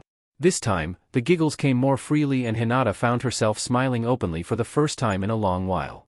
She hesitated for a moment, glancing between the boys and her temporary sensei before asking shyly, what do you think I should do? About them. Haruki hummed thoughtfully, inwardly dancing on the inside. Well, you could try yelling at them, he grinned at the horrified expression on Hinata's face. Hey, it would definitely work. You could shock them into compliance. But I suppose that's not your style. He paused, glancing down at the kunoichi again. What do you think you should be doing right now? Hinata looked around nervously before activating her Byakugan and scanning their surroundings again. She had caught a glimpse of something that looked like a path and she concentrated in that direction now. Yes, she could still see it. There was nothing blocking her Byakugan this time and she could see right through the buildings blocking her way. Deactivating her Byakugan again, she glanced brightly up at Haruki, forgetting her reticence as she piped up excitedly, I found it. I can see the way. Haruki quirked a smile at her as he nodded. Okay then. You're already one up your teammates. Now you just have to get them to listen. He reached out to give the Hyuga heiress a gentle push forward when she remained frozen in place. You're constantly changing at your own pace and you're fine just the way you are. What you want to become, what you want to prove, you already have started the journey, and though it may be daunting and perilous, I believe you have the strength to walk it no matter how many times you fall, so long as you keep getting back up. All you have to do is find it in yourself and take the leap. Now go on. Show them what you can do, Hinata-chan. Hinata watched as the Jonin gave her a last smile before melting into a nearby alleyway, a mixture of hope and disbelief forming a hard lump in her throat. That was the first time anyone had ever told her she could do something. But what could Haruki see in her? She turned back to stare at her teammates, one still shouting, the other doing his best to ignore him. You're constantly changing at your own pace and you're fine just the way you are. What you want to become, what you want to prove, you already have the strength to do both. All you have to do is find it in yourself and take the leap. Hinata pressed her lips together before straightening her shoulders. She didn't want to stay like this forever. She wanted to get stronger. And if she already had the potential to do that, then the only thing stopping her right now was herself. Taking a deep breath, Hinata marched forward, coming to a stop just a few steps behind her two teammates. Kiba-kun. She frowned when her voice came out barely above a murmur. That wouldn't do. If she wanted them to listen to her, then she'd have to speak up. She winced when Kiba reached out to grab Shino. That probably wouldn't be a good idea. Kiba-kun. Shino-kun. Stop fighting. Her voice almost cracked at the end, but Hinata determinedly held the volume until the very last word. To her shock, both boys froze, heads snapping in her direction with shock evident on even Shino's face. She flushed but kept her head up defiantly when she remembered Haruki's words. I found the path Haruki-san left for us. Hinata forced the stammer out of her words as much as she could. Shino-kun, Haruki-san gave us this mission as a team. I think it would be best to stick together. Kiba-kun, don't get mad at everything Shino-kun does. You both specialize in tracking. You have your way and Shino-kun has his. Wouldn't we finish this mission even faster if you two work together? Hinata felt her clenched hands tremble just a little by the end of her monologue. She had never spoken so much at one time. Actually, she was pretty sure she had never spoken so much in a day. Both her teammates were staring at her as if she had suddenly grown a second head, and Hinata fought the urge to shrink away and look down, staring resolutely back at the boys. Surprisingly, Shino was the first to capitulate, shoulders suddenly losing their tensed slant and his entire countenance regaining their previous stoicism. If you have found the path Haruki-san designated for us, Shino muttered, then it is logical to stay together. Kiba couldn't quite tear his eyes off his female teammate. What the heck had happened to Hinata? Where was the shy, timid girl he knew as his teammate? At the moment, all he could see was a subtle ferocity in Hinata's face, almost daring him to argue with her. He managed, rubbing the back of his neck as his expression turned sheepish. Well, if you know which way to go, then staying together sounds good. Hinata brightened visibly. They listened to her. Was this all she had to do? Give them something important enough that they would see the value of sticking together as a team? Oh, okay then, she stammered out when she noticed that both boys' attentions were still glued on her. Let's go this way. I think we're heading towards the V Village gates. Hinata turned and began walking, stamping down the urge to check if they would follow. She found herself smiling when she heard the shuffle of footsteps fall into step behind her. Maybe she could do something if she tried. XXX. Asuma was right, you're great with children. Haruki snorted, perched at the edge of a rooftop. Kurenai, it was touch and go for a while there. I'm not used to talking to girls like Hinata. Until the last moment, I still hadn't decided how I was going to get through to her. Kurenai blinked, leaning forward curiously. Undecided? What would you have done instead if not that? Haruki shrugged before grinning wryly. Got her mad. Insulted her until she got pissed enough to yell back at me. Haruki raised his hands in a placating gesture at the appalled look on the kunoichi's face. Hey, don't look at me like that. I know people that just won't respond unless I piss them off. Like Anko, Kurenai shot back huffily. Not Hinata. I would have punched you if you had picked that method. The redhead rubbed the back of his head awkwardly. Good thing I didn't then, huh? Kurenai just rolled her eyes before nodding at her students. Let's go then. They're almost at the gates. XXX. Kotetsu perked up from his slumped position at the wooden desk when he caught sight of three distant figures making their way toward them. Hey! They're coming. Izumo rolled his eyes but couldn't help straightening up as well. Gate duty was damn boring when there wasn't anything going on and damn annoying when there was. Either way, it wasn't the best job in the world. You think they'll ask us? Kotetsu leaned forward impatiently, peering at the approaching genin. Maybe we should give them a hint. Izumo couldn't suppress an exasperated sigh as he reached out and yanked his partner back into his seat. Would you stop that? With the way you're acting, you might as well be waving a red flag at them. Besides, Haruki said they'd get it. We're supposed to give them the hint after they come to us, not give them a hint to get the real hint. Kotetsu huffed but settled back down in his chair. He had been bored all morning and it was already nearing midday. There hadn't been so much as an ant crossing into Konoha. No one could blame him for being a little excited. When Haruki had approached them at 6:30 this morning looking like death warmed over, they had immediately inquired after his health. The redhead had assured them that he was fine and had just had a late night, looking almost puzzled at their concern. The two of them had been hard-pressed not to call Yugao up immediately and have the woman drag Haruki to the hospital. The man looked like he ate on a bad day. But before they could make up their minds, Haruki had launched into a brief explanation of the training exercise he had in mind for Kurenai's genin team and had asked them if they wanted to help. Neither of them needed any time to think on it and agreed immediately. The makeshift mission sounded entertaining and would make their day more interesting. Genins are kinda slow, Kotetsu commented in a low voice and Izumo held back the urge to whack him over the head. They're just starting, he whispered back. What did you expect? Kotetsu shuffled his feet as he watched the group draw closer. They could at least walk faster. And how exactly was that dog supposed to pick up on all the chakra threads if it was sitting on top of the boy's head? And he couldn't see a single kikaichu flying around either.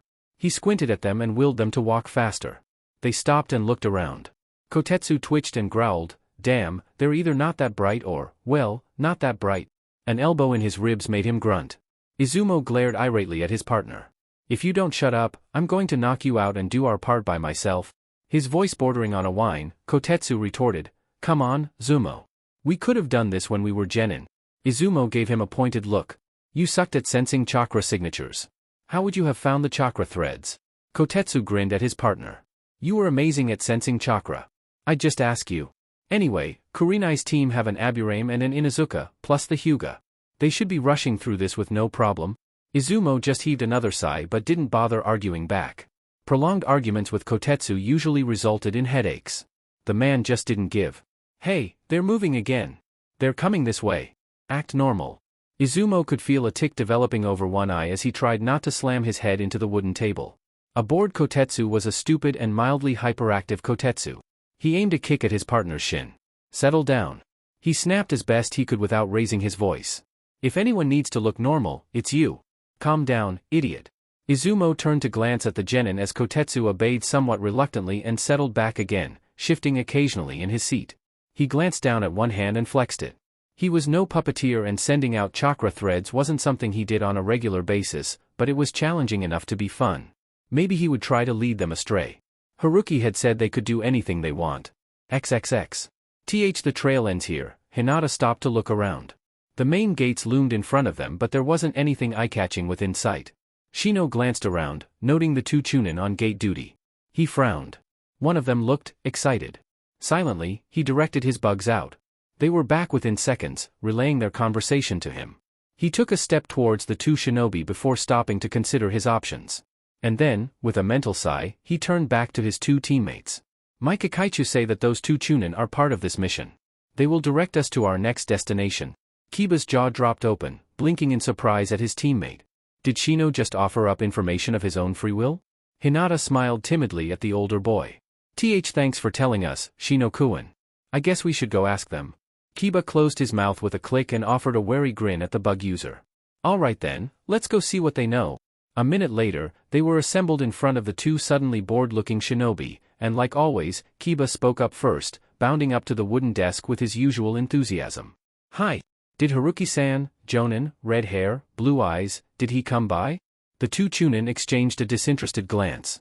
Or at least tried to. The one on the left suddenly made a face and broke out into a grin. Okay, I can't do this, he announced as the chunin on the right facepalmed. Come on Zumo, what am I supposed to do? I can't treat a bunch of genin like they're foreign nin come to visit. The shinobi on the right snapped, looking annoyed. No one told you to. We're supposed to pretend we don't know anything until they give us enough proof that they know what they're doing. The first chunin shrugged and turned back to them. They asked about Haruki, that's good enough for me. Now let's get started. The second chunin sighed and gave up, casting a critical eye over them. Kiba exchanged bemused expressions with his fellow teammates. What could these two possibly tell them? Couldn't they just point them in the right direction? Alright then, here's the deal. Kotetsu stood up and came out from the station. Izumo, that's him by the way, and I'm Kotetsu, we're going to send out chakra threads towards certain parts of the village. Your job is to follow the right thread to find Haruki. And Kurina I suppose. Understand? Izumo frowned over at his partner as he also stood up. I seem to recall longer instructions, Kotetsu. He turned back to the genin. There will be 2 correct threads among 20. One will lead you straight to them while the other will lead you back to us eventually and then you'll be able to follow the other one to find them. The 2 correct threads will have the most amount of chakra put into it. Any questions? All 3 genin shook their heads. Kotetsu and Izumo exchanged a glance before turning simultaneously towards the rest of the village, spread their hands, and shot out a web of chakra threads, the shimmering blue almost glinting under the midday sun. Izumo frowned in concentration, mentally ticking off the list of places Haruki had given him as he directed his threads to different parts of the village. Well, this wasn't too bad. So long as the genin didn't take too long, he could probably keep this up for a few hours. Although, he twitched a finger to extend one last thread, reducing the chakra output by about 1/10, towards Shushiya, he figured it took Sunanin quite a while to become puppet masters. Kotetsu inwardly made a face as he controlled the chakra regulation in his threads. This was harder than he thought it would be. But, he thought as he tagged the side wall of Ichiraku ramen with a thread, it was also just as much fun as he had thought it would be. Guiding the threads through the twists and turns of the village any way he wanted was good practice and it would be interesting to see what these genin could do when he adjusted the chakra level of some of the threads. Alright. Kiba turned to Hinata. Hinata? Just find the right threads and leave the rest to Akamaru. He paused, glancing hesitantly at his other teammate before adding grudgingly, and Shino's bugs can help too.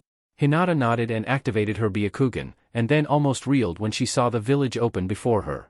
Haruki-san took down the barriers. She stared in surprise. Kiba glanced between her and the village. Really? So, you can see through stuff again? Hinata nodded happily before her face fell a little. But I can't see that far. Kiba shrugged nonchalantly. Who cares?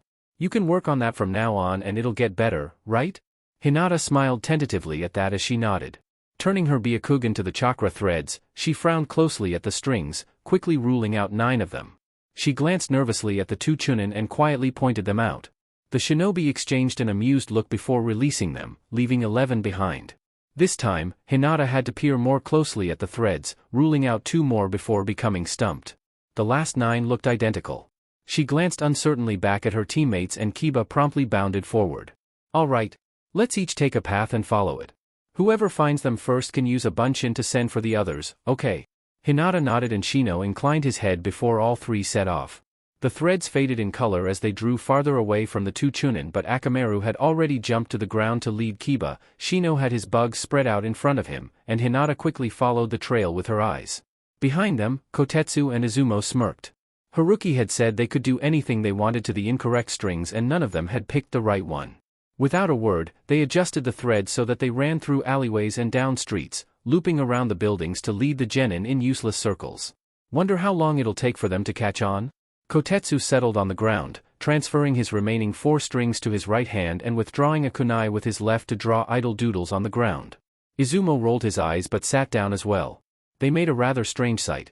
He was glad Anko wasn't around to laugh at them as they sat in front of the entrance gates with chakra threads attached to their hands. Then again, she could just as easily want to join in. It was always hard to tell her. XXX. 3 hours later, they were both twitching. God, how long are they going to take? Kotetsu flopped back on the ground, ignoring the fact that it shook the 2 remaining chakra threads attached to his fingers. Damn, he was starving. Izumo tried not to scowl and reminded himself that they were only genin. Seeing as he had been telling himself that for the past 2 hours, it wasn't working very well. He transferred the 3 threads from one hand to the other. By some sort of bad luck, all 3 genin had managed to pick every thread except the 2 that they needed. He and Kotetsu had played with them for a while, adjusting the threads so that they led the students in circles. But seriously, how much longer were they going to take? Hungry? An amused voice sounded from beside them and they turned to see Haruki and Kurenai approaching, weighed down with boxes of food. Our saviors. Kotetsu cheered, shooting up again as he accepted a box from Haruki. Ooh, yakisoba. Thanks. Izumo grinned a thanks up at the 2 jounin as well before digging in. You really should have come earlier, he commented reproachfully. I had to listen to Tetsu moan about his stomach. Kotetsu shot him a scowl as he swallowed a big mouthful. Hey, you were just as hungry as I was. Don't put this all on me. Haruki exchanged an amused smile with Kurenai. These 2 were always good for a few laughs. Hey, how are your students doing anyway? Izumo inquired. Kurenai shrugged gracefully. They're following the trails well enough. Shino's been the quickest to figure out that his strings are just misleads. Kiba's the slowest? We played with them for a bit, Kotetsu remarked with a grin. We can't extend chakra strings through the entire village so we just keep looping back. Needless to say, it's been working. They all glanced up as they sensed Kiba's chakra signature storming towards them and Shino and Hinata not far behind. Haruki straightened. We better get going. Thanks for the help, you two. The 2 chunin waved their chopsticks in the air. No problem. It was pretty fun. Come back anytime. And remember to buy lunch for us again. Haruki chuckled and waved a hand behind him before sunshining away, Kurenai a few steps behind him. XXX. We found you.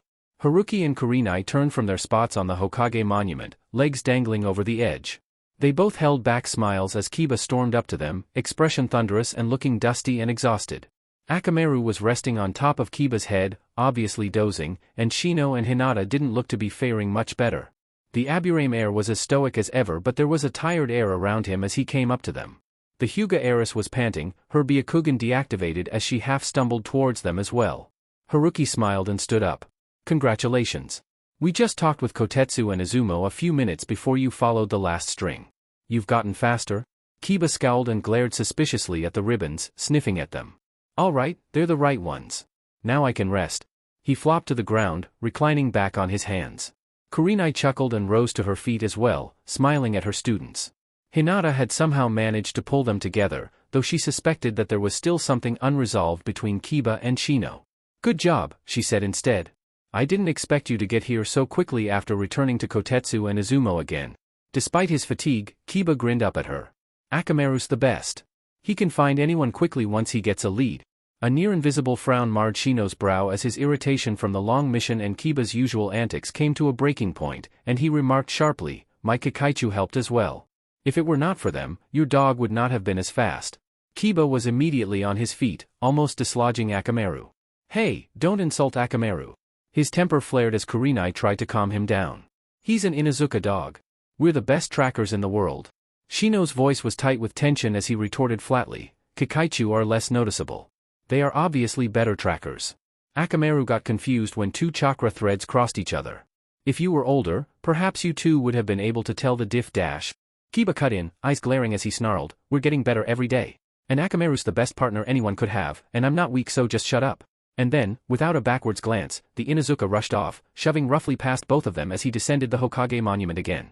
Kurenai stared at her team, wondering how things had gone downhill so quickly. Why would Kiba snap like that? Granted, he was more tired than usual, but Shino's first remark hadn't been very out of character.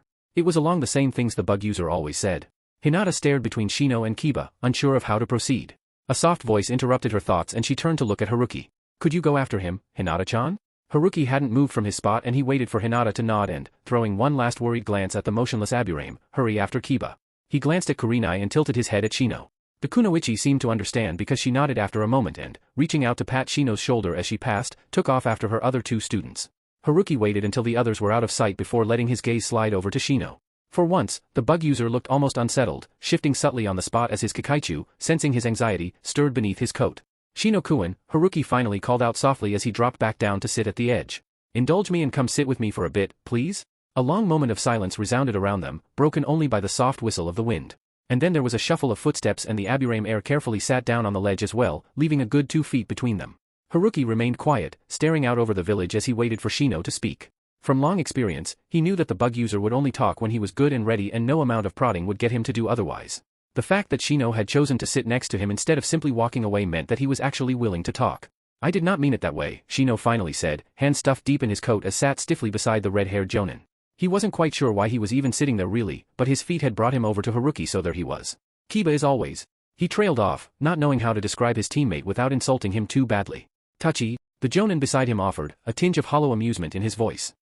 "You could say that he has reason to be." Shino glanced over at Haruki out of the corner of his eye. What did that mean? But the jonin didn't expand any further, instead continuing with a completely different line of conversation. "What did you think of the exercise today?" Shino frowned, absently tapping a heel against the yondame's hair. An amused snicker made him glance to the side again, only to find Haruki staring at his foot with a private smile glinting in his eyes. Abruptly, he stilled his foot even as Haruki turned his gaze back to the village again.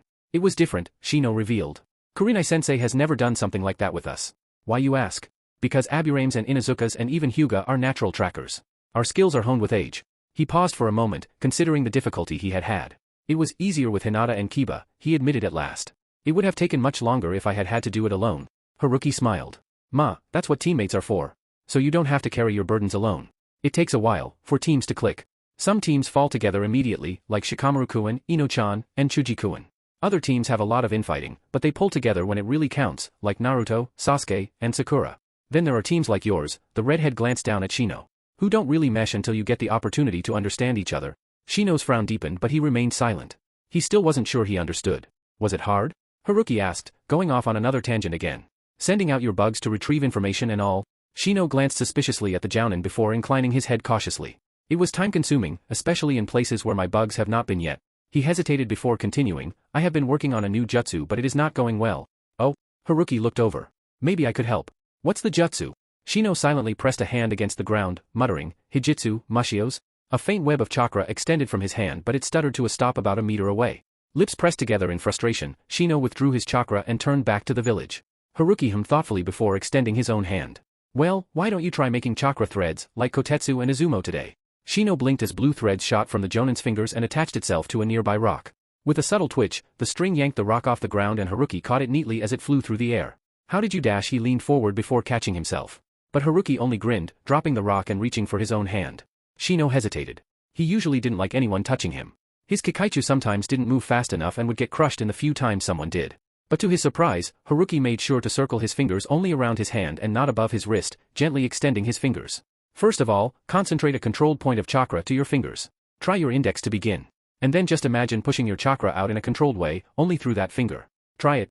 Shino silently did as he was told, eyes narrowing in concentration as he released the chakra. To his alarm, a burst of chakra poured out of his hand, jerking him backwards and shaking a few Kikaichu loose from where they were resting under his coat.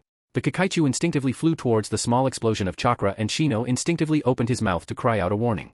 Two hands suddenly shot out and caught the three Kikaichu in cupped hands, drawing them away from the fading burst of energy and returning them to his coat. Wide-eyed, Shino stared at the very much alive bugs fluttering lazily on his sleeve. Shino-kun? Shino jerked up to stare at the jonin. Are they alright? Sorry, I guess I should have warned you that might happen. Haruki reached up to tuck a stray lock of hair behind one ear and Shino caught the reddened skin on the back of one hand. You are hurt, he stated somewhat stupidly, he thought. Of course the jounin knew he was hurt. Chakra burn stung. Haruki glanced down at his hand. He had barely noticed. Don't worry, he reassured the genin. I've had much worse. This will go away soon enough. Are your bugs alright? Shino nodded, letting the Kikaichu crawl back under his coat. You did not have to save them, he said after a moment, not really sure where he was going with this, only knowing that the brief flare of panic in his stomach had faded when Haruki had saved his bugs. They would have died in a few hours. Haruki only smiled warmly down at him. Yes, but they're important to you, aren't they? No matter how unimportant something may seem to others, if it's important to you, then you have to protect it at all costs. You're my student, at least for today, so as your sensei, what's important to you is important to me. Besides, I know how important Kikaichu are. Konoha's lucky to have them. Shino stared some more, finding himself completely out of his depth. He wanted to say thank you, or do something to show his gratitude for the jounin for doing something so seemingly insignificant, but he couldn't quite get the words out and, in the end, simply extended a hand again. Show me again, please? Shino found himself unsurprised when Haruki simply nodded and took his hand again. They worked on producing chakra threads for several more minutes until Shino could extend a weak thread of chakra outwards. It wouldn't attach to anything but Haruki assured him that simply creating them was the first step. Now, the jounin continued briskly. Try doing your jutsu again. Shino nodded and placed his hand on the ground again. To his surprise, the web seemed to spread from his hand more easily, extending a good 2.5 meters before stopping again. He glanced up questioningly at Haruki. A web is easier to create than singular threads, the redhead explained. Chakra threads are more concentrated, so if you can do that, a web should come much easier. Shino nodded again and this time managed a quiet thank you. Haruki smiled before reaching into a pocket and withdrawing a green ribbon. Your prize for successfully completing the mission today, he announced cheerfully, extending the thin strip of cloth towards him. Shino blinked as he accepted it, not quite sure what he was supposed to do with it. His hand stilled as he caught sight of the design, small and meticulously depicted, on the surface of one end of the ribbon. It was a Kikaichu. The detail was amazing. Looking closely, Shino could pick out the faint lines on his clan's bug's wings, sewn on the forest green cloth in silver thread. Only the eyes were a different shade, an emerald green that almost seemed to shine under the afternoon sunlight. Aburame were quiet because they wanted to be, not because they couldn't find words to express themselves, but for once, Shino found himself at a loss for words. When I was young, Haruki said beside him, voice measured. I lived alone. I had to learn to do a lot of things most of the other kids didn't and sewing was one of them. Had to fix my own clothes, you see, so I'm pretty good at that. An almost self-conscious pause. Do you like it? Right away, Shino nodded, clutching the ribbon tightly in one hand. Again, he managed a soft thank you, before carefully tucking the ribbon away in his pocket. He would carry it with him from now on, perhaps for good luck. Listen to those around you, Shino-kun. Haruki's voice made him look up again. Not just to what they say but also to what they don't say. And look at those around you too, not just at what they show you, but what you can see underneath the surface. Just like your insects? Shino considered the words, still not quite understanding. He glanced up at the redhead and tilted his head in question. Haruki nodded decisively back at him before clambering to his feet, tugging at his coat. Alright, come on. Kiba's probably gotten into trouble by now, he always likes to pick fights when he's angry. I think you'll see something interesting if we hurry.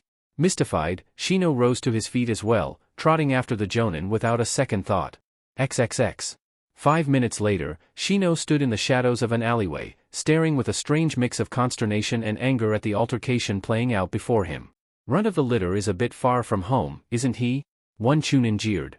Kiba glared furiously back at them, fists clenched as Akamaru growled on top of his head. Behind him, Hinata stood frozen to the spot, looking shocked and uncertain, but a rising flush of anger colored her cheeks. Shut the hell up. I'm going to be clan head one day. I'll be the strongest shinobi in Konoha. The trio of chunin scoffed. That's what you always say, but how are you gonna do that if you never get stronger?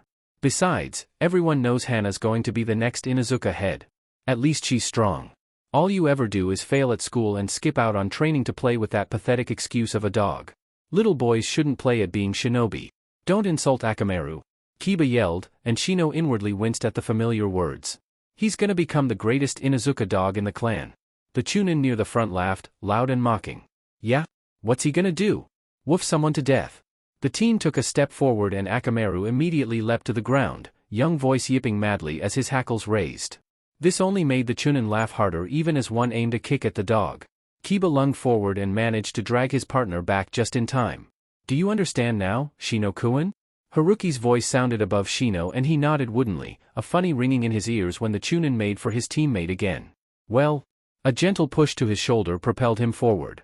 He's your teammate, isn't he? Perhaps even a rival and maybe a friend one day. What are you waiting for?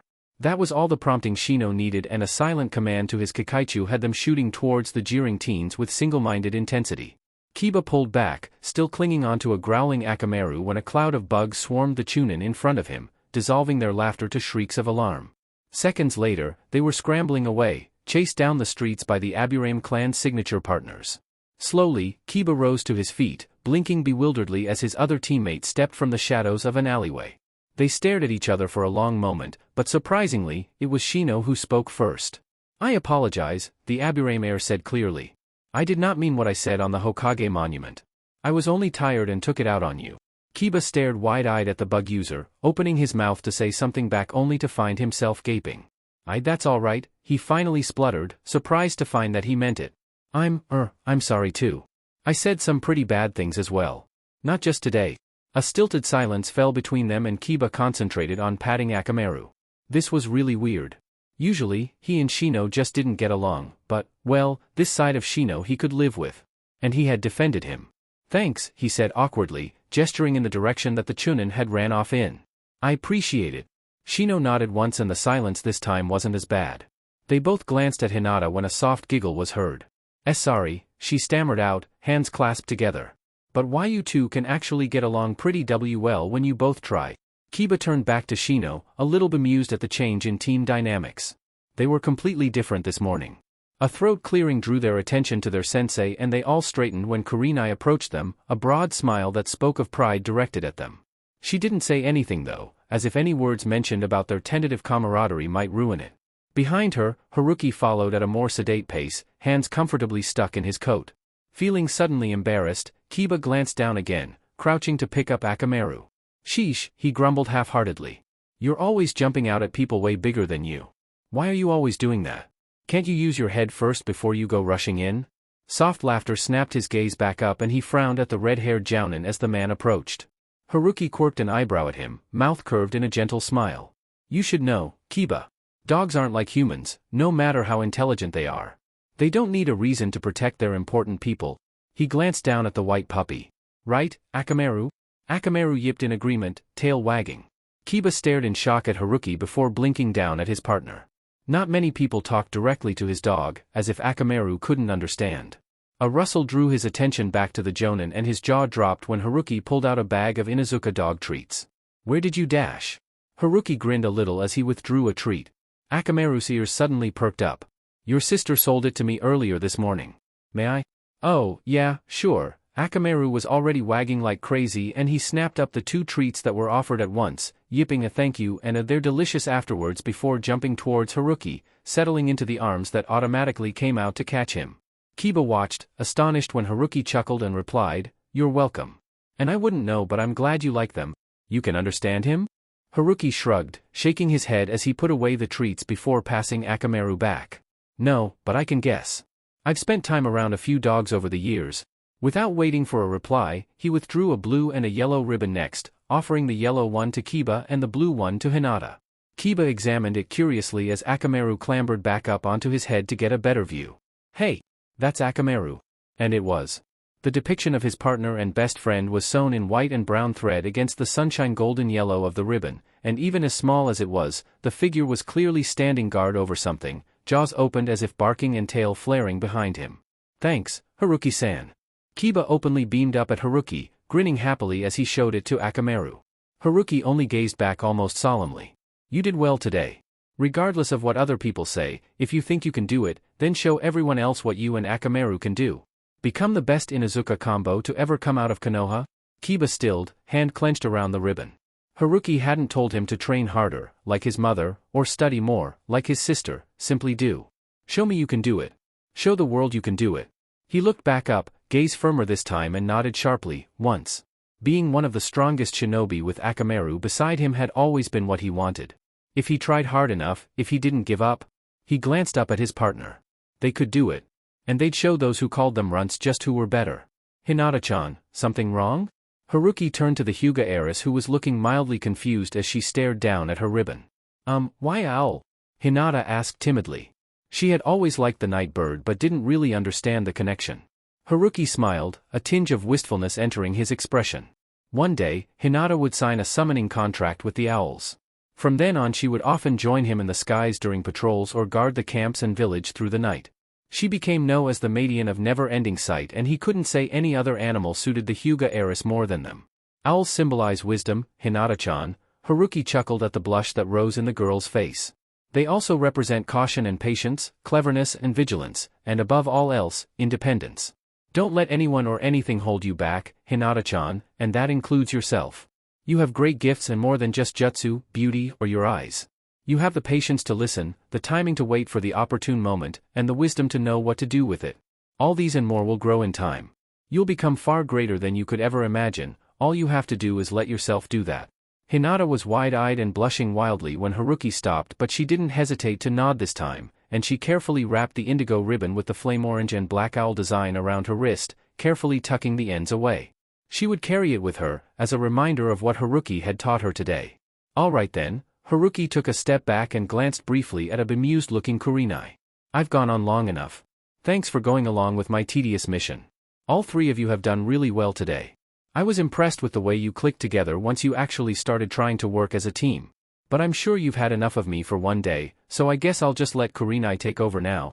Kurenai quirked an eyebrow at him but stepped up with a warm smile. Great job today, everyone.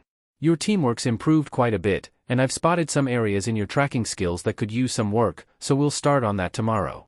Training is at the same time in the morning, so get a good night's rest, okay? All three genin nodded obediently and it wasn't long before Kurenai and Hinata departed first. Kurenai brushed by Haruki, thanking him warmly for the training session though her eyes thanked him for a much deeper reason. He had pulled her team together for her, something she wasn't sure she would have managed for at least a few months more. Of course, the dynamics still needed work and Kiba and Shino would no doubt get into another fight sooner or later, but something between the boys had disappeared, and Hinata now looked at her and not at the ground.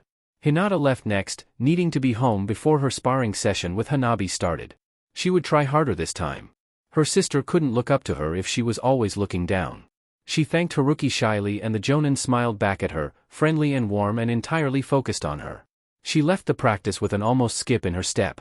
Haruki stared with some puzzlement at the last two of Team 8, not quite sure what they wanted. They glanced at each other and then seemed to come to some sort of silent agreement.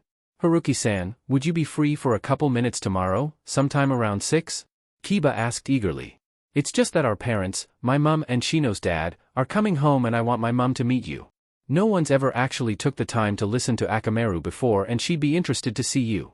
She can be a bit scary though, and she's impatient and gets angry easily and really tough. Haruki sweat dropped. Yeah, that sounded a lot like the Tsum he knew. Should I be worried? Kiba rubbed the back of head. Nah, Kaa-chan's great once you get to know her and she can be all those things but I love her anyway, you know? He ducked his head, hiding the embarrassed red as it rose in his face. Haruki chuckled but nodded. I get it. He turned to Shino. And you'd like me to meet your dad too? Shino inclined his head. You treat Kikaichu very differently than most people outside of the Aburame clan. I would like to introduce my father to you. Haruki sighed, running a hand through his hair. Well, he would have to meet the last two clan heads sooner or later, so it might as well be now. Alright, but on one condition. Both boys blinked at him. Go get a bowl of ramen together. Both genin looked taken aback, glancing at each other before looking back at him. Haruki held back a smile and nodded firmly. Go on. I'll meet you at the park near the academy tomorrow at 6 if you go get dinner together. Consider it boys-only team bonding training. Hurry up. The two boys blinked at him again before Kiba shrugged and grinned a little, less cautious and friendlier. Shino remained stoic, but he nodded once and made no move to protest. Haruki grinned inwardly. It was a start. He waved the two boys off and didn't start moving away until they disappeared around a corner, Kiba already talking a mile a minute about something or other. Satisfied, Haruki turned and headed back to his own apartment. Overall, he supposed he did an okay job with Team 8. He had given them a push in the right direction and he hoped it was enough to cement the team together. XXX. Resting beside the hospital bed in the uncomfortable plastic chair, Yugao listened to the steady beep beep beep of the heart monitor and offered up thanks once again for the umpteenth time that day. Her boyfriend was going to live. Hey-8 would live a long and healthy life, missions notwithstanding.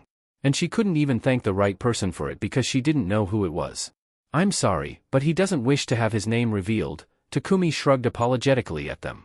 Yugao clutched at Hey-8's hand as the man slept on, for once undisturbed by rasping coughs. But I have to thank him, she said earnestly. I didn't think this could ever happen. I have to at least thank him. Takumi merely shook his head. He doesn't want you to know, and I gave him my word that I wouldn't say. Yugao's face fell. But why would he do this and not want anything in return?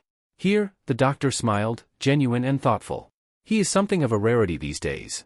I asked him what he wanted in return for the cure and he got angry with me. He chuckled. Refused payment right then and there. Yugao couldn't help the bewilderment that surfaced on her face. But why would he help Hey-8 specifically? Takumi smiled again. Yugao-chan, there are people out there who help just because they can. He seems to be one of them. He turned to leave, tossing one last comment over his shoulder. You two have a very good friend. Perhaps one day, if you ever find out, you might be inclined to help him in return. He certainly looks like he needs it. Yugugo leaned forward and rested her head on the edge of the bed, cheek against the white sheets. What did the medic mean by that? Was their mysterious benefactor in some sort of trouble? And did Takumi really mean that he was a friend? But why would any of their friends keep something like this from them? Yuga? The sleep-roughed voice stirred her from her position and she quickly jerked up, leaning over her lover anxiously. It was the first time Hey-8 had woken up since going through the surgery. Hey-8, you're awake. How do you feel? Hey-8 smiled sleepily up at her. Fine. Great. I don't think I've ever been able to breathe so well. Yugao almost burst into tears as a wave of relief crashed into her. Takumi had assured her that the surgery had been a success, but it was far better to hear it straight from Hey-8. I'm so glad, she whispered, clasping one of her boyfriend's hands again.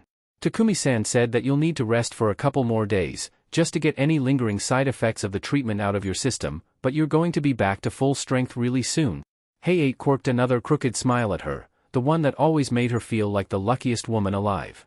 Yes, she definitely was, because how many other women with terminally ill boyfriends were suddenly given another chance right out of the blue? So, did you have any luck finding out who saved my life? Yugao shook her head, absently lacing her fingers with Hey-8's. No, Takumi-san wouldn't tell me. But I think he did say it was a friend though. Hey-8's brow furrowed. All our friends act like they're walking on ice when they talk about my sickness. They'd never be able to keep something like this a secret. Yugao nodded in agreement. Well, whoever it is doesn't want to be known. Hey-8 arched an eyebrow at her. I don't suppose that's going to stop you. Yugao grinned back. Of course not. I'll do some digging. Surely someone must know something. Hey-8 chuckled, shifting a little. I'll leave you to it then. In the meantime, when should we tell the others? Yugao brightened, eyes dancing. Do you really think I was going to keep it from them any longer than necessary? I sent Saya off with messages a while ago. She's to deliver them the moment you woke up. Her cat summon had the odd ability to communicate telepathically with her from certain distances. Quite useful in tight situations. Hey-8 gave her a puzzled look. You told them I've been cured with pieces of paper? Yugugo scowled good-naturedly at him. Of course not. I just told them that you're in the hospital and to come right away. Hey-8 started, eyes widening as he pushed himself up. What? Wait, then there dash. Hey-8. The door burst open and Kotetsu and Izumo piled in, looking frantic and prepared for the worst. Another flurry of footsteps sounded behind them and Anko, Reidu, and Gunma pushed their way in as well. Anko's expression was darker than a storm cloud, brow furrowed as she tried to cover up the anxiety flashing in her eyes. Beside her, Reidu's lips were pressed tightly together and he began scanning Hey-8 as if by simply looking hard enough, he would be able to tell what was wrong. And bringing up the rear was Gunma, who looked as calm and collected as ever, sunbon stuck in his mouth, but his face was almost completely white and the brown eyes that surveyed him were narrowed with tightly reined apprehension. Hey-8, what's wrong? Why are you in here? A relapse.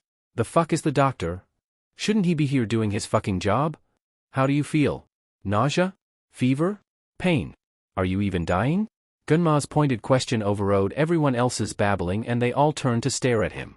The Senbon wielder's face seemed less pale now as he studied the Kenjutsu expert sitting up in the hospital bed. He had come in expecting the worst news possible, that his longtime friend had finally used up his 9 lives fighting the disease and they were supposed to come and say their last goodbyes. He had almost thrown up when he had gotten Yugao's message. But when he had walked in, inwardly terrified to the core, his friend's rapid-fire questions had given him enough time to take in the situation, and he had noticed the light in Yugugo's eyes and the relaxed slant of Hayate's shoulders, no longer tense to stave off continuous bouts of coughing. On the bed, Hayate sighed and shot his girlfriend an exasperated look. Yugao grinned sheepishly. Whoops! Whoops! Anko snapped, taking another step forward. What whoops? What the hell's going on? Both Yugao and Hayate smiled at this, bright and happy. Hayate spread his arms, smile morphing into a small grin. All cured. Stunned silence descended on the room and Yugao hurried on with an explanation. Early this morning, someone approached Takumi-san and gave him the cure for Hayate's sickness. Takumi-san called us in, explained the treatment, did the surgery to remove the disease, and here we are. She leaned in, pressing closer to Hayate. He's all cured. Totally and completely cured. Nobody moved for several long seconds and the ticking of the clock on one white wall echoed loudly around them. And then Kotetsu and Izumo were surging forward, all but tackling Hayate as Yugao hastily backed away, laughing and almost crying at the same time. Anko hooped happily, bounding forward as well as she promised to buy Hayate a number of sweets that he had previously been unable to eat. Reidu and Gunma remained a few feet away, but Reidu was grinning broadly and Gunma was smiling around his sunban, shoulders slumped in relief. 10 minutes later, when they had all calmed down enough that the nurses had finally stopped threatening to kick them out, Reidu inevitably asked, "So who exactly approached Kano-sensei? Or are you not supposed to say?" Yugao shook her head. "We don't know either." Takumi-san promised him that he wouldn't say anything. She glanced at them. "Though I guess your reactions rule out you lot?" Izumo frowned a little. "Rule us out? Why would we have anything to do with it?" Hayate shrugged, now reclining against the raised bed. "Apparently, whoever he is, he's supposed to be a friend." "Dude," Kotetsu quirked a smile at him. "I think anyone who saves your life can be considered a friend." But the way Takumi-san said it made it sound as if he knew us. Yugao spoke up again. "And he said that whoever he is seems like he needs help too." Hayate glanced sharply at her, having not heard that part yet. "Needs help? Is he hurt? In trouble?" Yugao shook her head again. "Takumi-san said he certainly looks like he needs it." "Could be both." "Well, if he needs help," Anko announced, "we'll just find him and do that. We can all do some poking around." There was a general round of agreement from all of them before Kotetsu and Izumo turned the conversation to something lighter, filling them in on the fun they had had earlier that day during the training exercise that Haruki had invited them to take part in. Anko chimed in enviously, grouchy that she hadn't been invited as well until Reidu reminded her that she had been away on border patrol with him and Gunma. None of them noticed the thoughtful frown that passed over Gunma's face as the red-haired jounin was brought up.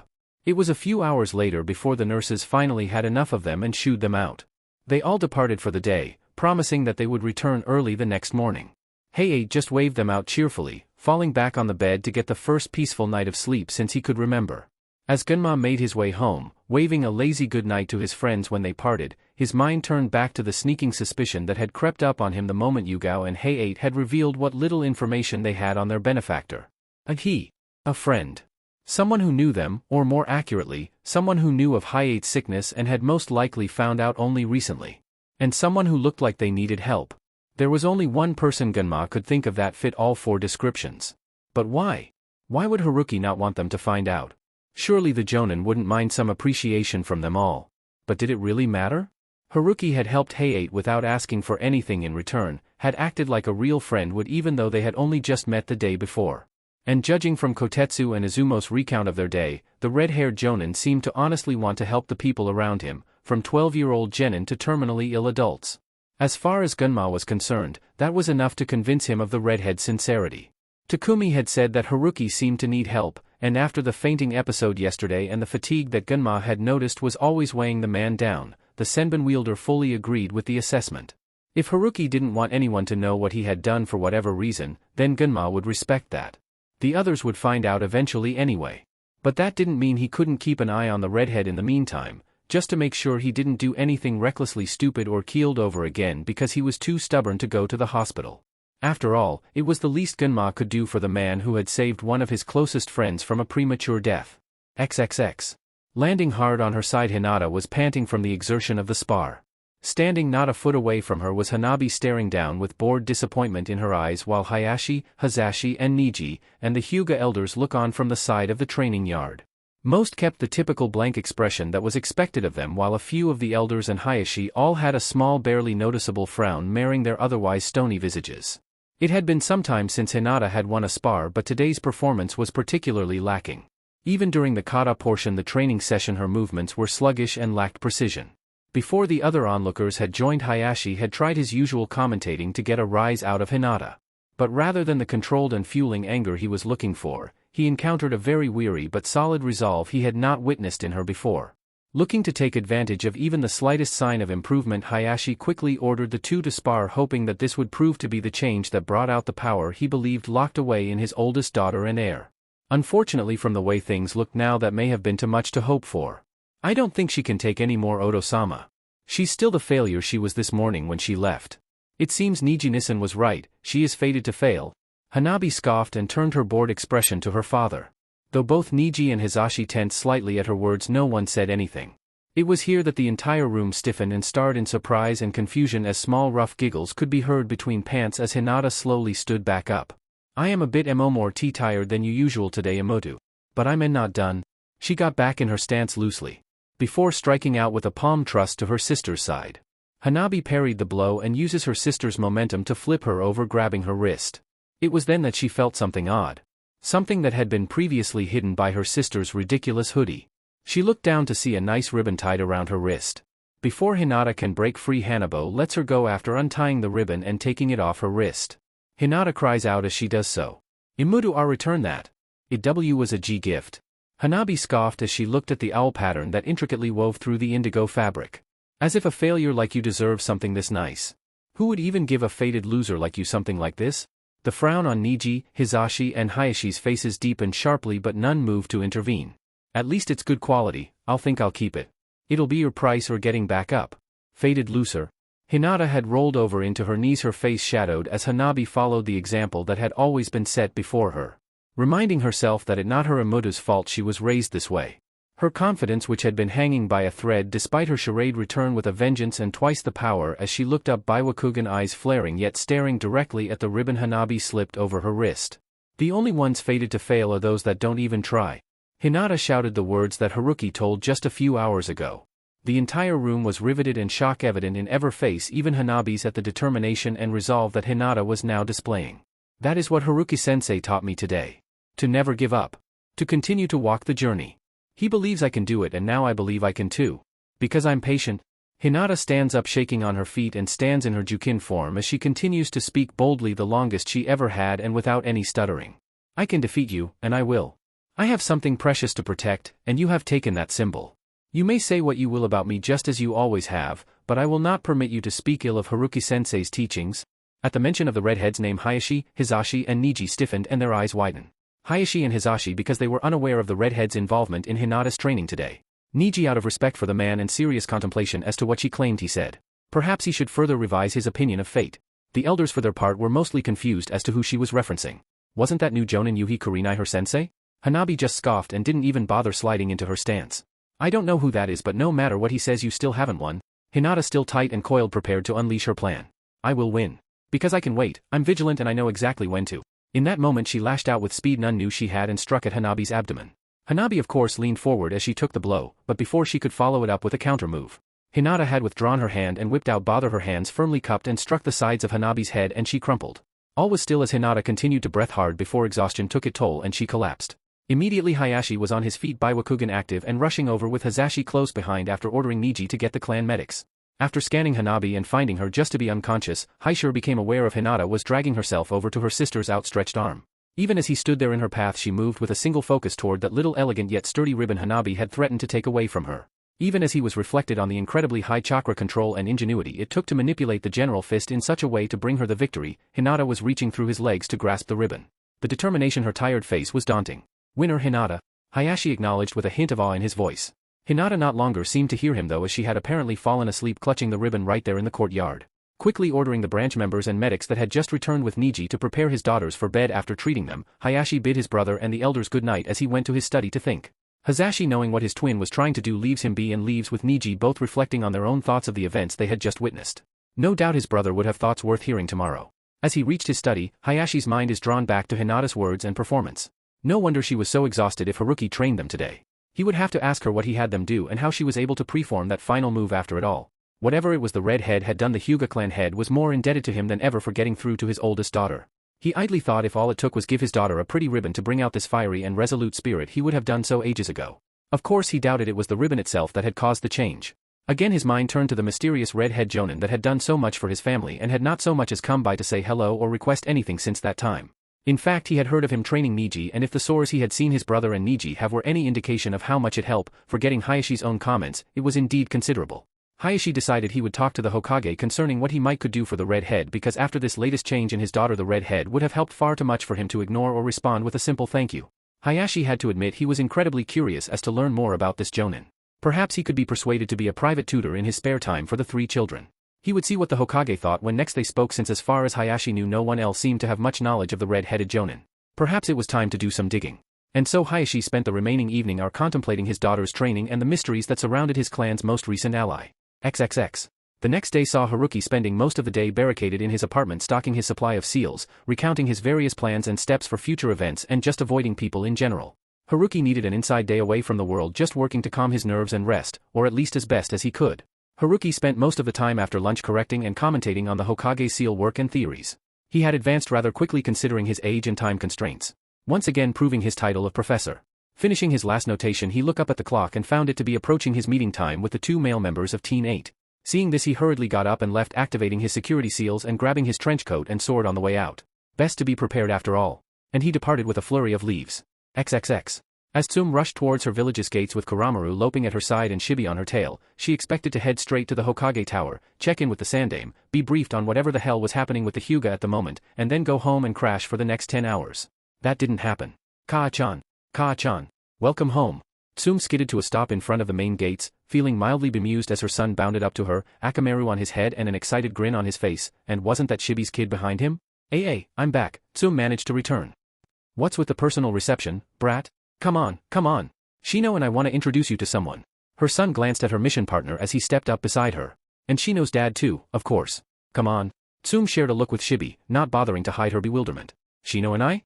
Last time she checked, their sons didn't get along at all. What the hell was going on? What the hell is going on?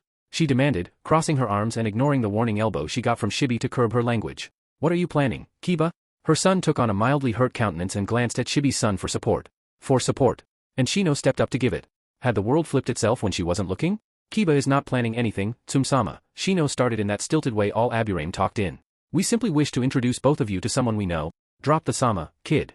Seriously, Tsum told him absently as she stared between the two of them, standing companionably next to each other. She traded another glance with Shibi. Her former teammate and longtime field partner looked as emotionless as ever to most people, but Tsum could pick out the confusion in the slight frown creasing the man's brow. Oh good, so it wasn't just her then. Who is this person then? Tsum finally asked, letting her son tug her along as they entered Konoha while Shibi followed at a more sedate pace. She flicked a glance at Kuramaru and the dog nodded and loped off towards home. Her partner deserved some rest after such a long mission.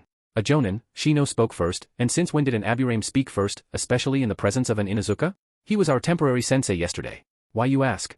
Because Kurenai-sensei invited him to join us. He helped with our tracking skills. The Aburame heir trailed off and glanced at Kiba with an almost thoughtful air.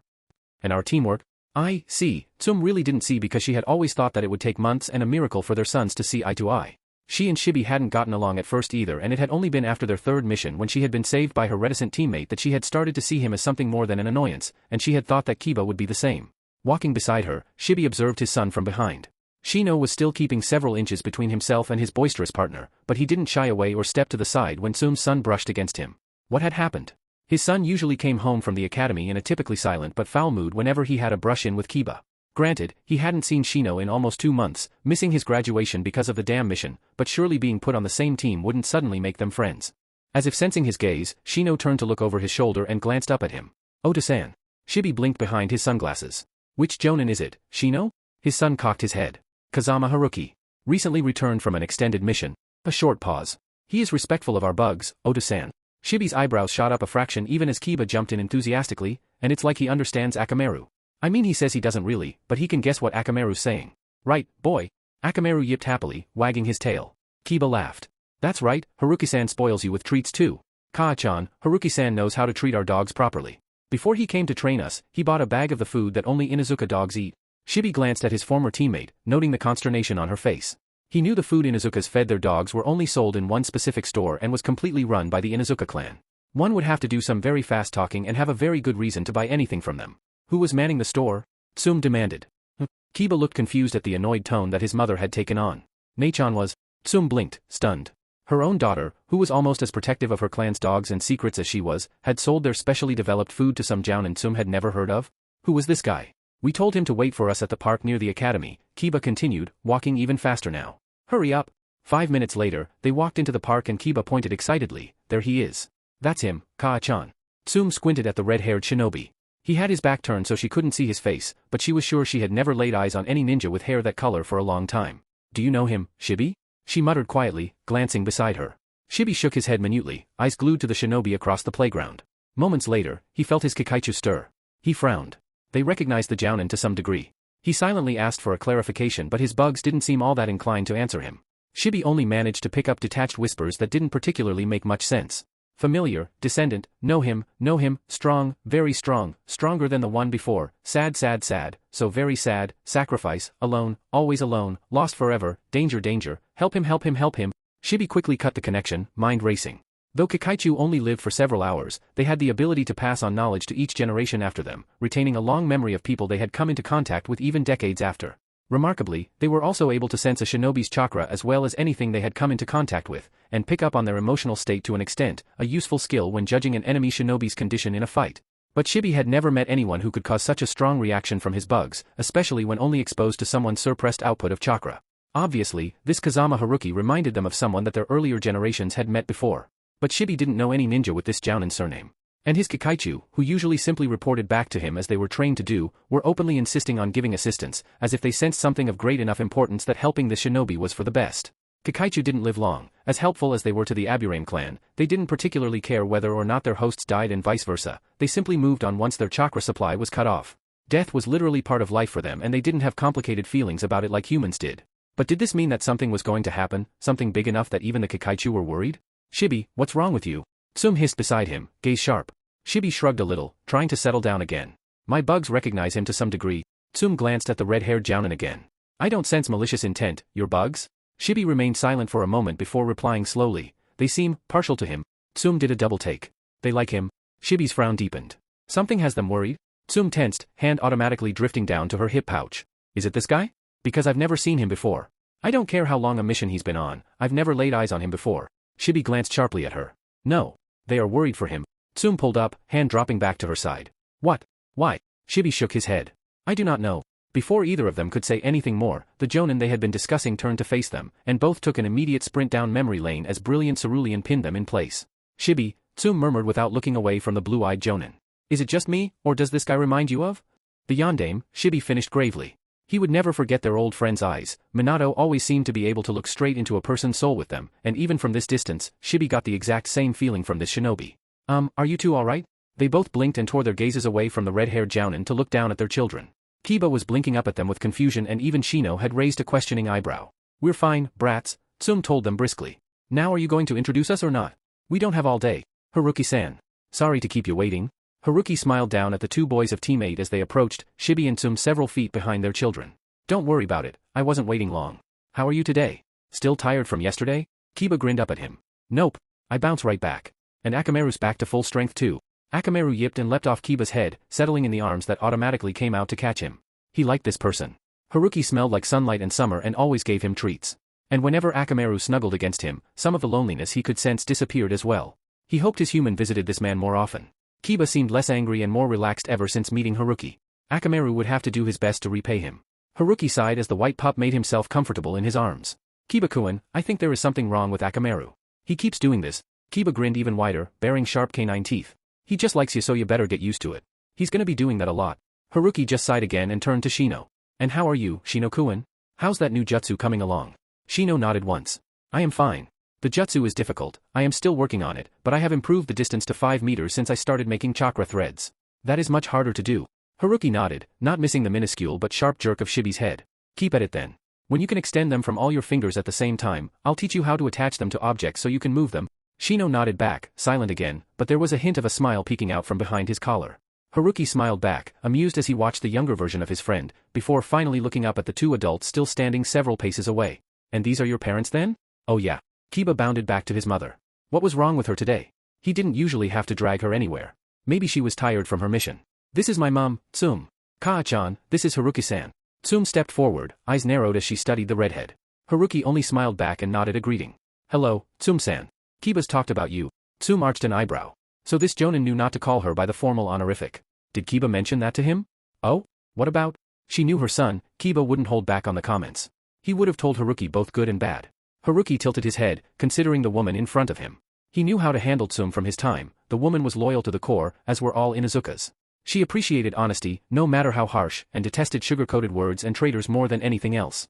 So, impatient, Haruki stared steadily back at the clan head, catching the surprise that flitted across her face and ignoring the slightly nervous look on Kiba's. Short-tempered, tough. Quite frightening when lecturing Kiba-kun. But your son says that's okay because he knows you love him anyway. Haruki-san. Kiba spluttered, looking embarrassed and indignant. Haruki smiled innocently down at him. You did say that, Kiba-kun? You're not supposed to repeat it to her. The younger Inuzuka sibling wailed, face red. He yelped when Tsum suddenly laughed and slung an arm around his shoulders. Tsum could only stare in astonishment as Haruki told her straight to her face what he had heard. Of course, it sounded just like her son, but she really hadn't expected the Jonin to repeat it word for word. Most people took one look at her and quailed. Haruki looked at her without the slightest bit of apprehension. Hearing the end of Kiba's account of her, she couldn't help but bark out a laugh as a rush of affection welled up inside her. That last part she hadn't expected.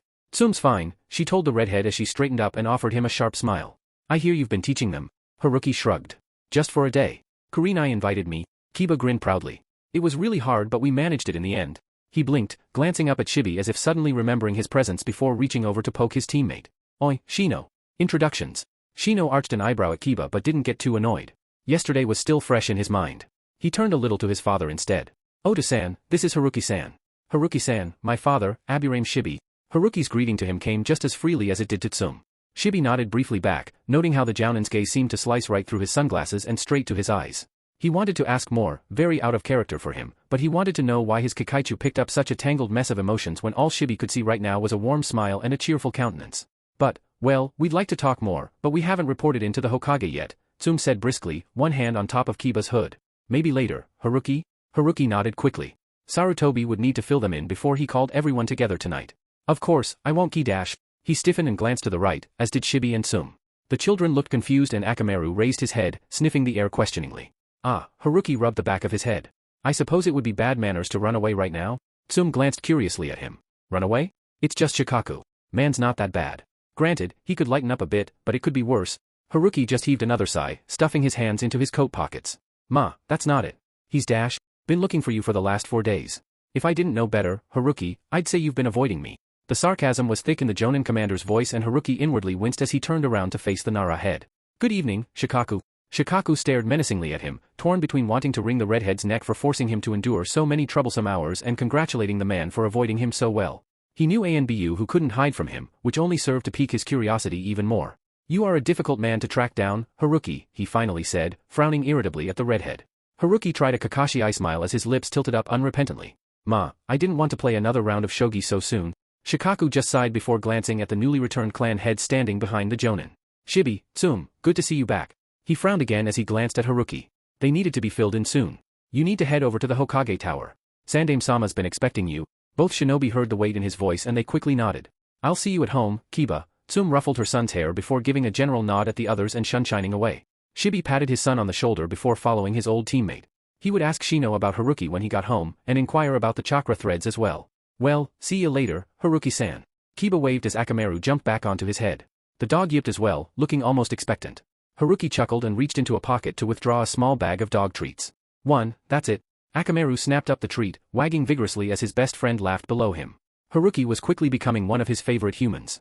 See you tomorrow, Kiba-kun, Shino-kun. Haruki glanced up at the darkening sky. Go straight home, alright? It's getting late? Both boys nodded before heading off in their compound's direction. It helped that their homes were so close to each other. Haruki watched them go before turning warily back to Shikaku. The man had watched the entire exchange quietly, content to wait Haruki out.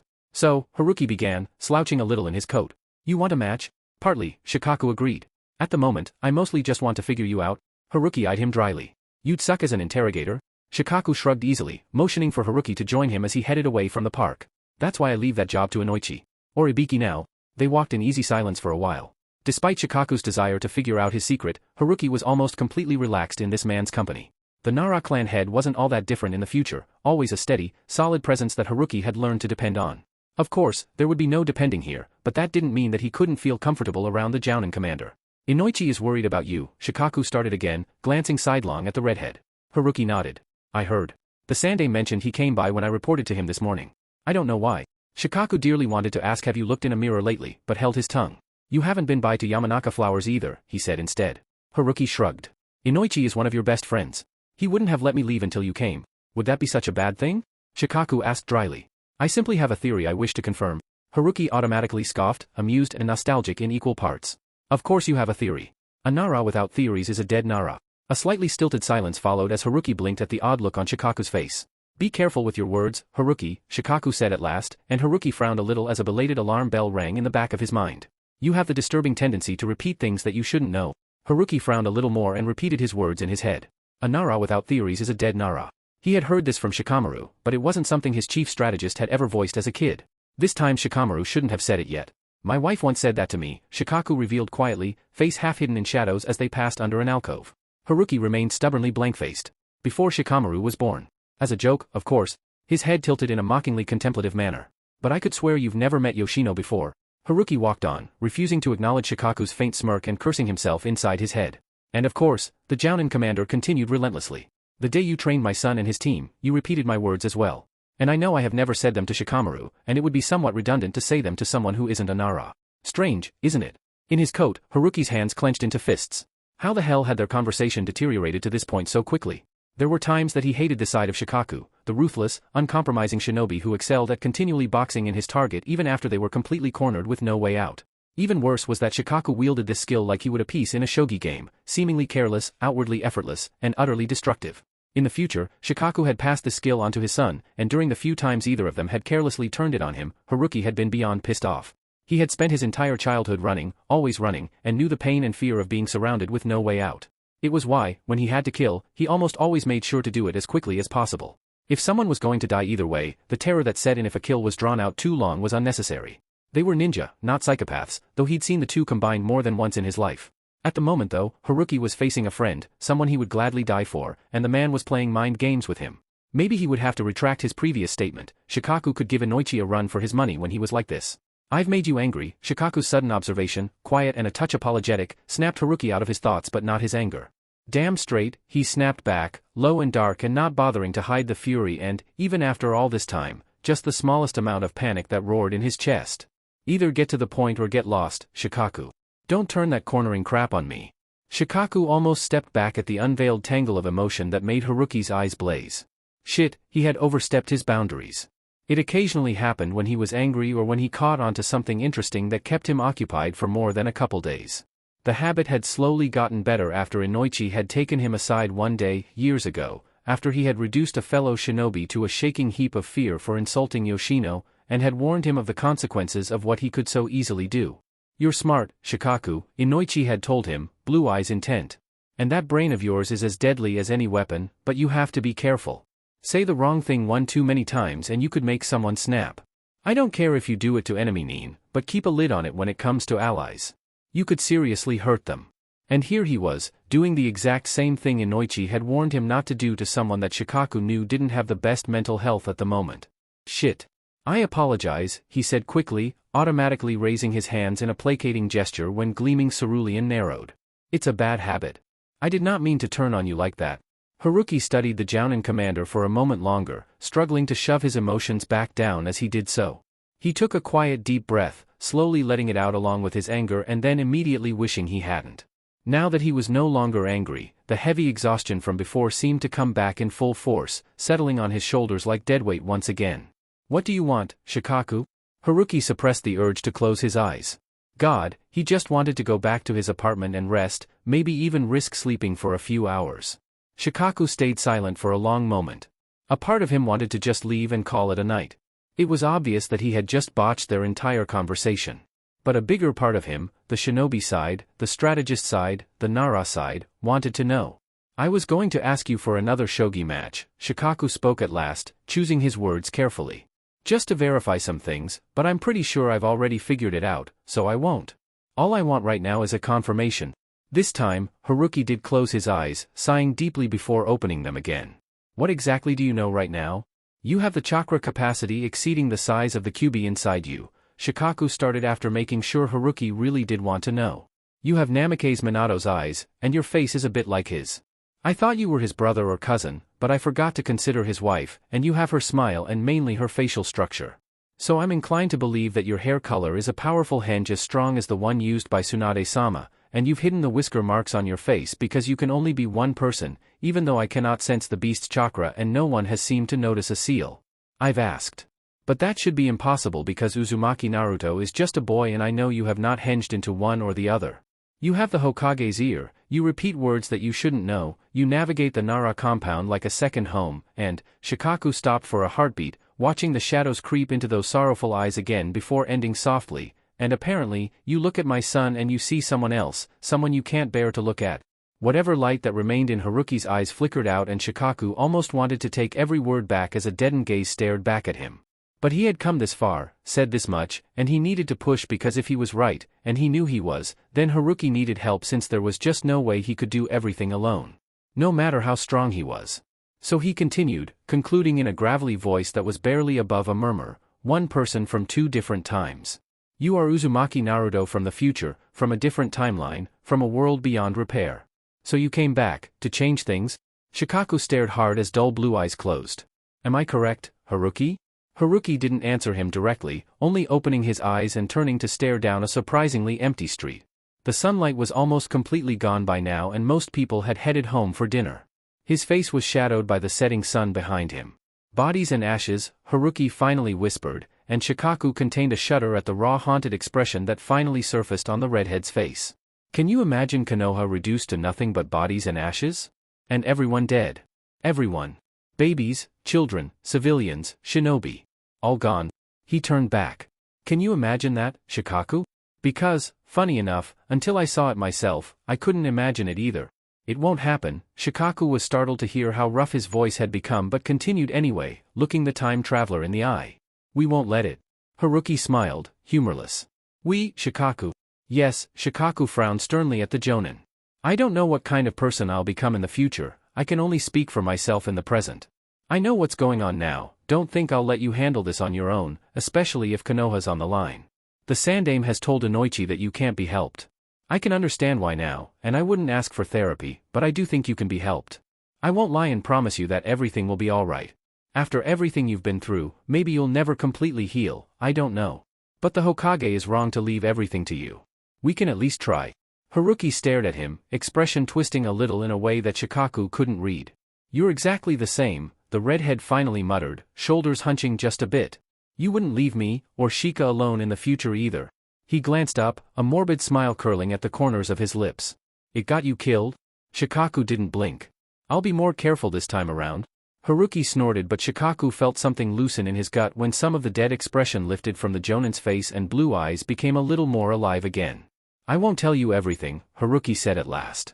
I might not even come close to telling you half of that. Shikaku shrugged, shoving his hands into his coat as he walked forward, unbelievably glad when Haruki didn't move away from him. That's fine. So long as you warn me of something that's about to happen so we can prevent it, I won't push anymore. Much. He added as an afterthought. Haruki let out a sound that was a half-laugh, half-sob. But his shoulders relaxed and he walked willingly enough beside Shikaku as they moved aimlessly down the street again. You called my son Shika, Shikaku recalled. You were good friends then? Haruki smiled a little, more genuine this time. More like brothers. I made him my chief strategist. Other chief strategist anyway. I kept you on until you, well. Shikaku nodded thoughtfully and absently wondered how he had died. Rokudaime Hokage, I assume. Haruki nodded but didn't expand on it and Shikaku didn't ask. Instead, I haven't had sake in 3 days because of you. Let's go to Shushiya. You can tell me who knows what over dinner? Haruki bit back a smile as he nodded and followed the Nara clan head to the popular restaurant. It was strange. He had thought that it would complicate matters if more people found out, had thought that maybe Shikaku would insist on knowing everything right away, but the man had never, at any point in time, rushed into things without thinking it over first. And Nara were always smart enough to know when to defer to someone else when they weren't as knowledgeable in the area. Perhaps it wouldn't be so bad then.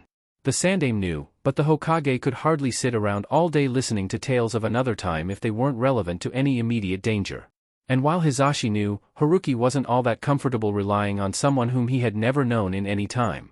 But Shikaku was someone he was familiar with, even if this was a younger version of him. Haruki had properly met the Nara head when he was 15, so a couple years wouldn't make much of a difference. And Shikaku was patient and a good listener and an excellent advisor. He had been a steady rock for Haruki right up until the day he died, so maybe depending on this man in this timeline was something he could do after all. Besides, it didn't look like Shikaku was going to give him much of a choice anyway. XXX. Shikaku heaved a tired sigh as he sat down on the wooden porch, reaching down to take off his sandals. What a night. Hyuga Hisashi was the only person other than the Sandame who knew the truth. No wonder Haruki looked so tired all the time. He doubted the Hyuga clan head's brother hadn't been much help. Hyuga were an emotionally stunted lot. Even if Hisashi was better than the rest, he doubted that the man would ever go out of his way to take on such an emotional mess like Haruki. He didn't get much out of Haruki tonight, but what little he did was crucial and it would be enough for now. He had promised not to push much at least. Shikaku stifled a yawn before glancing up to smile at his wife. Sorry I'm late, Yoshino. Got held up with some business. Yoshino could no doubt smell the alcohol on him, but Shikaku had always marveled at her ability to tell when he was giving a half-assed excuse and when he was serious, even when he said both in the same tone of voice. His wife only nodded before taking a seat next to him, leaning into him when he curled an arm around her waist.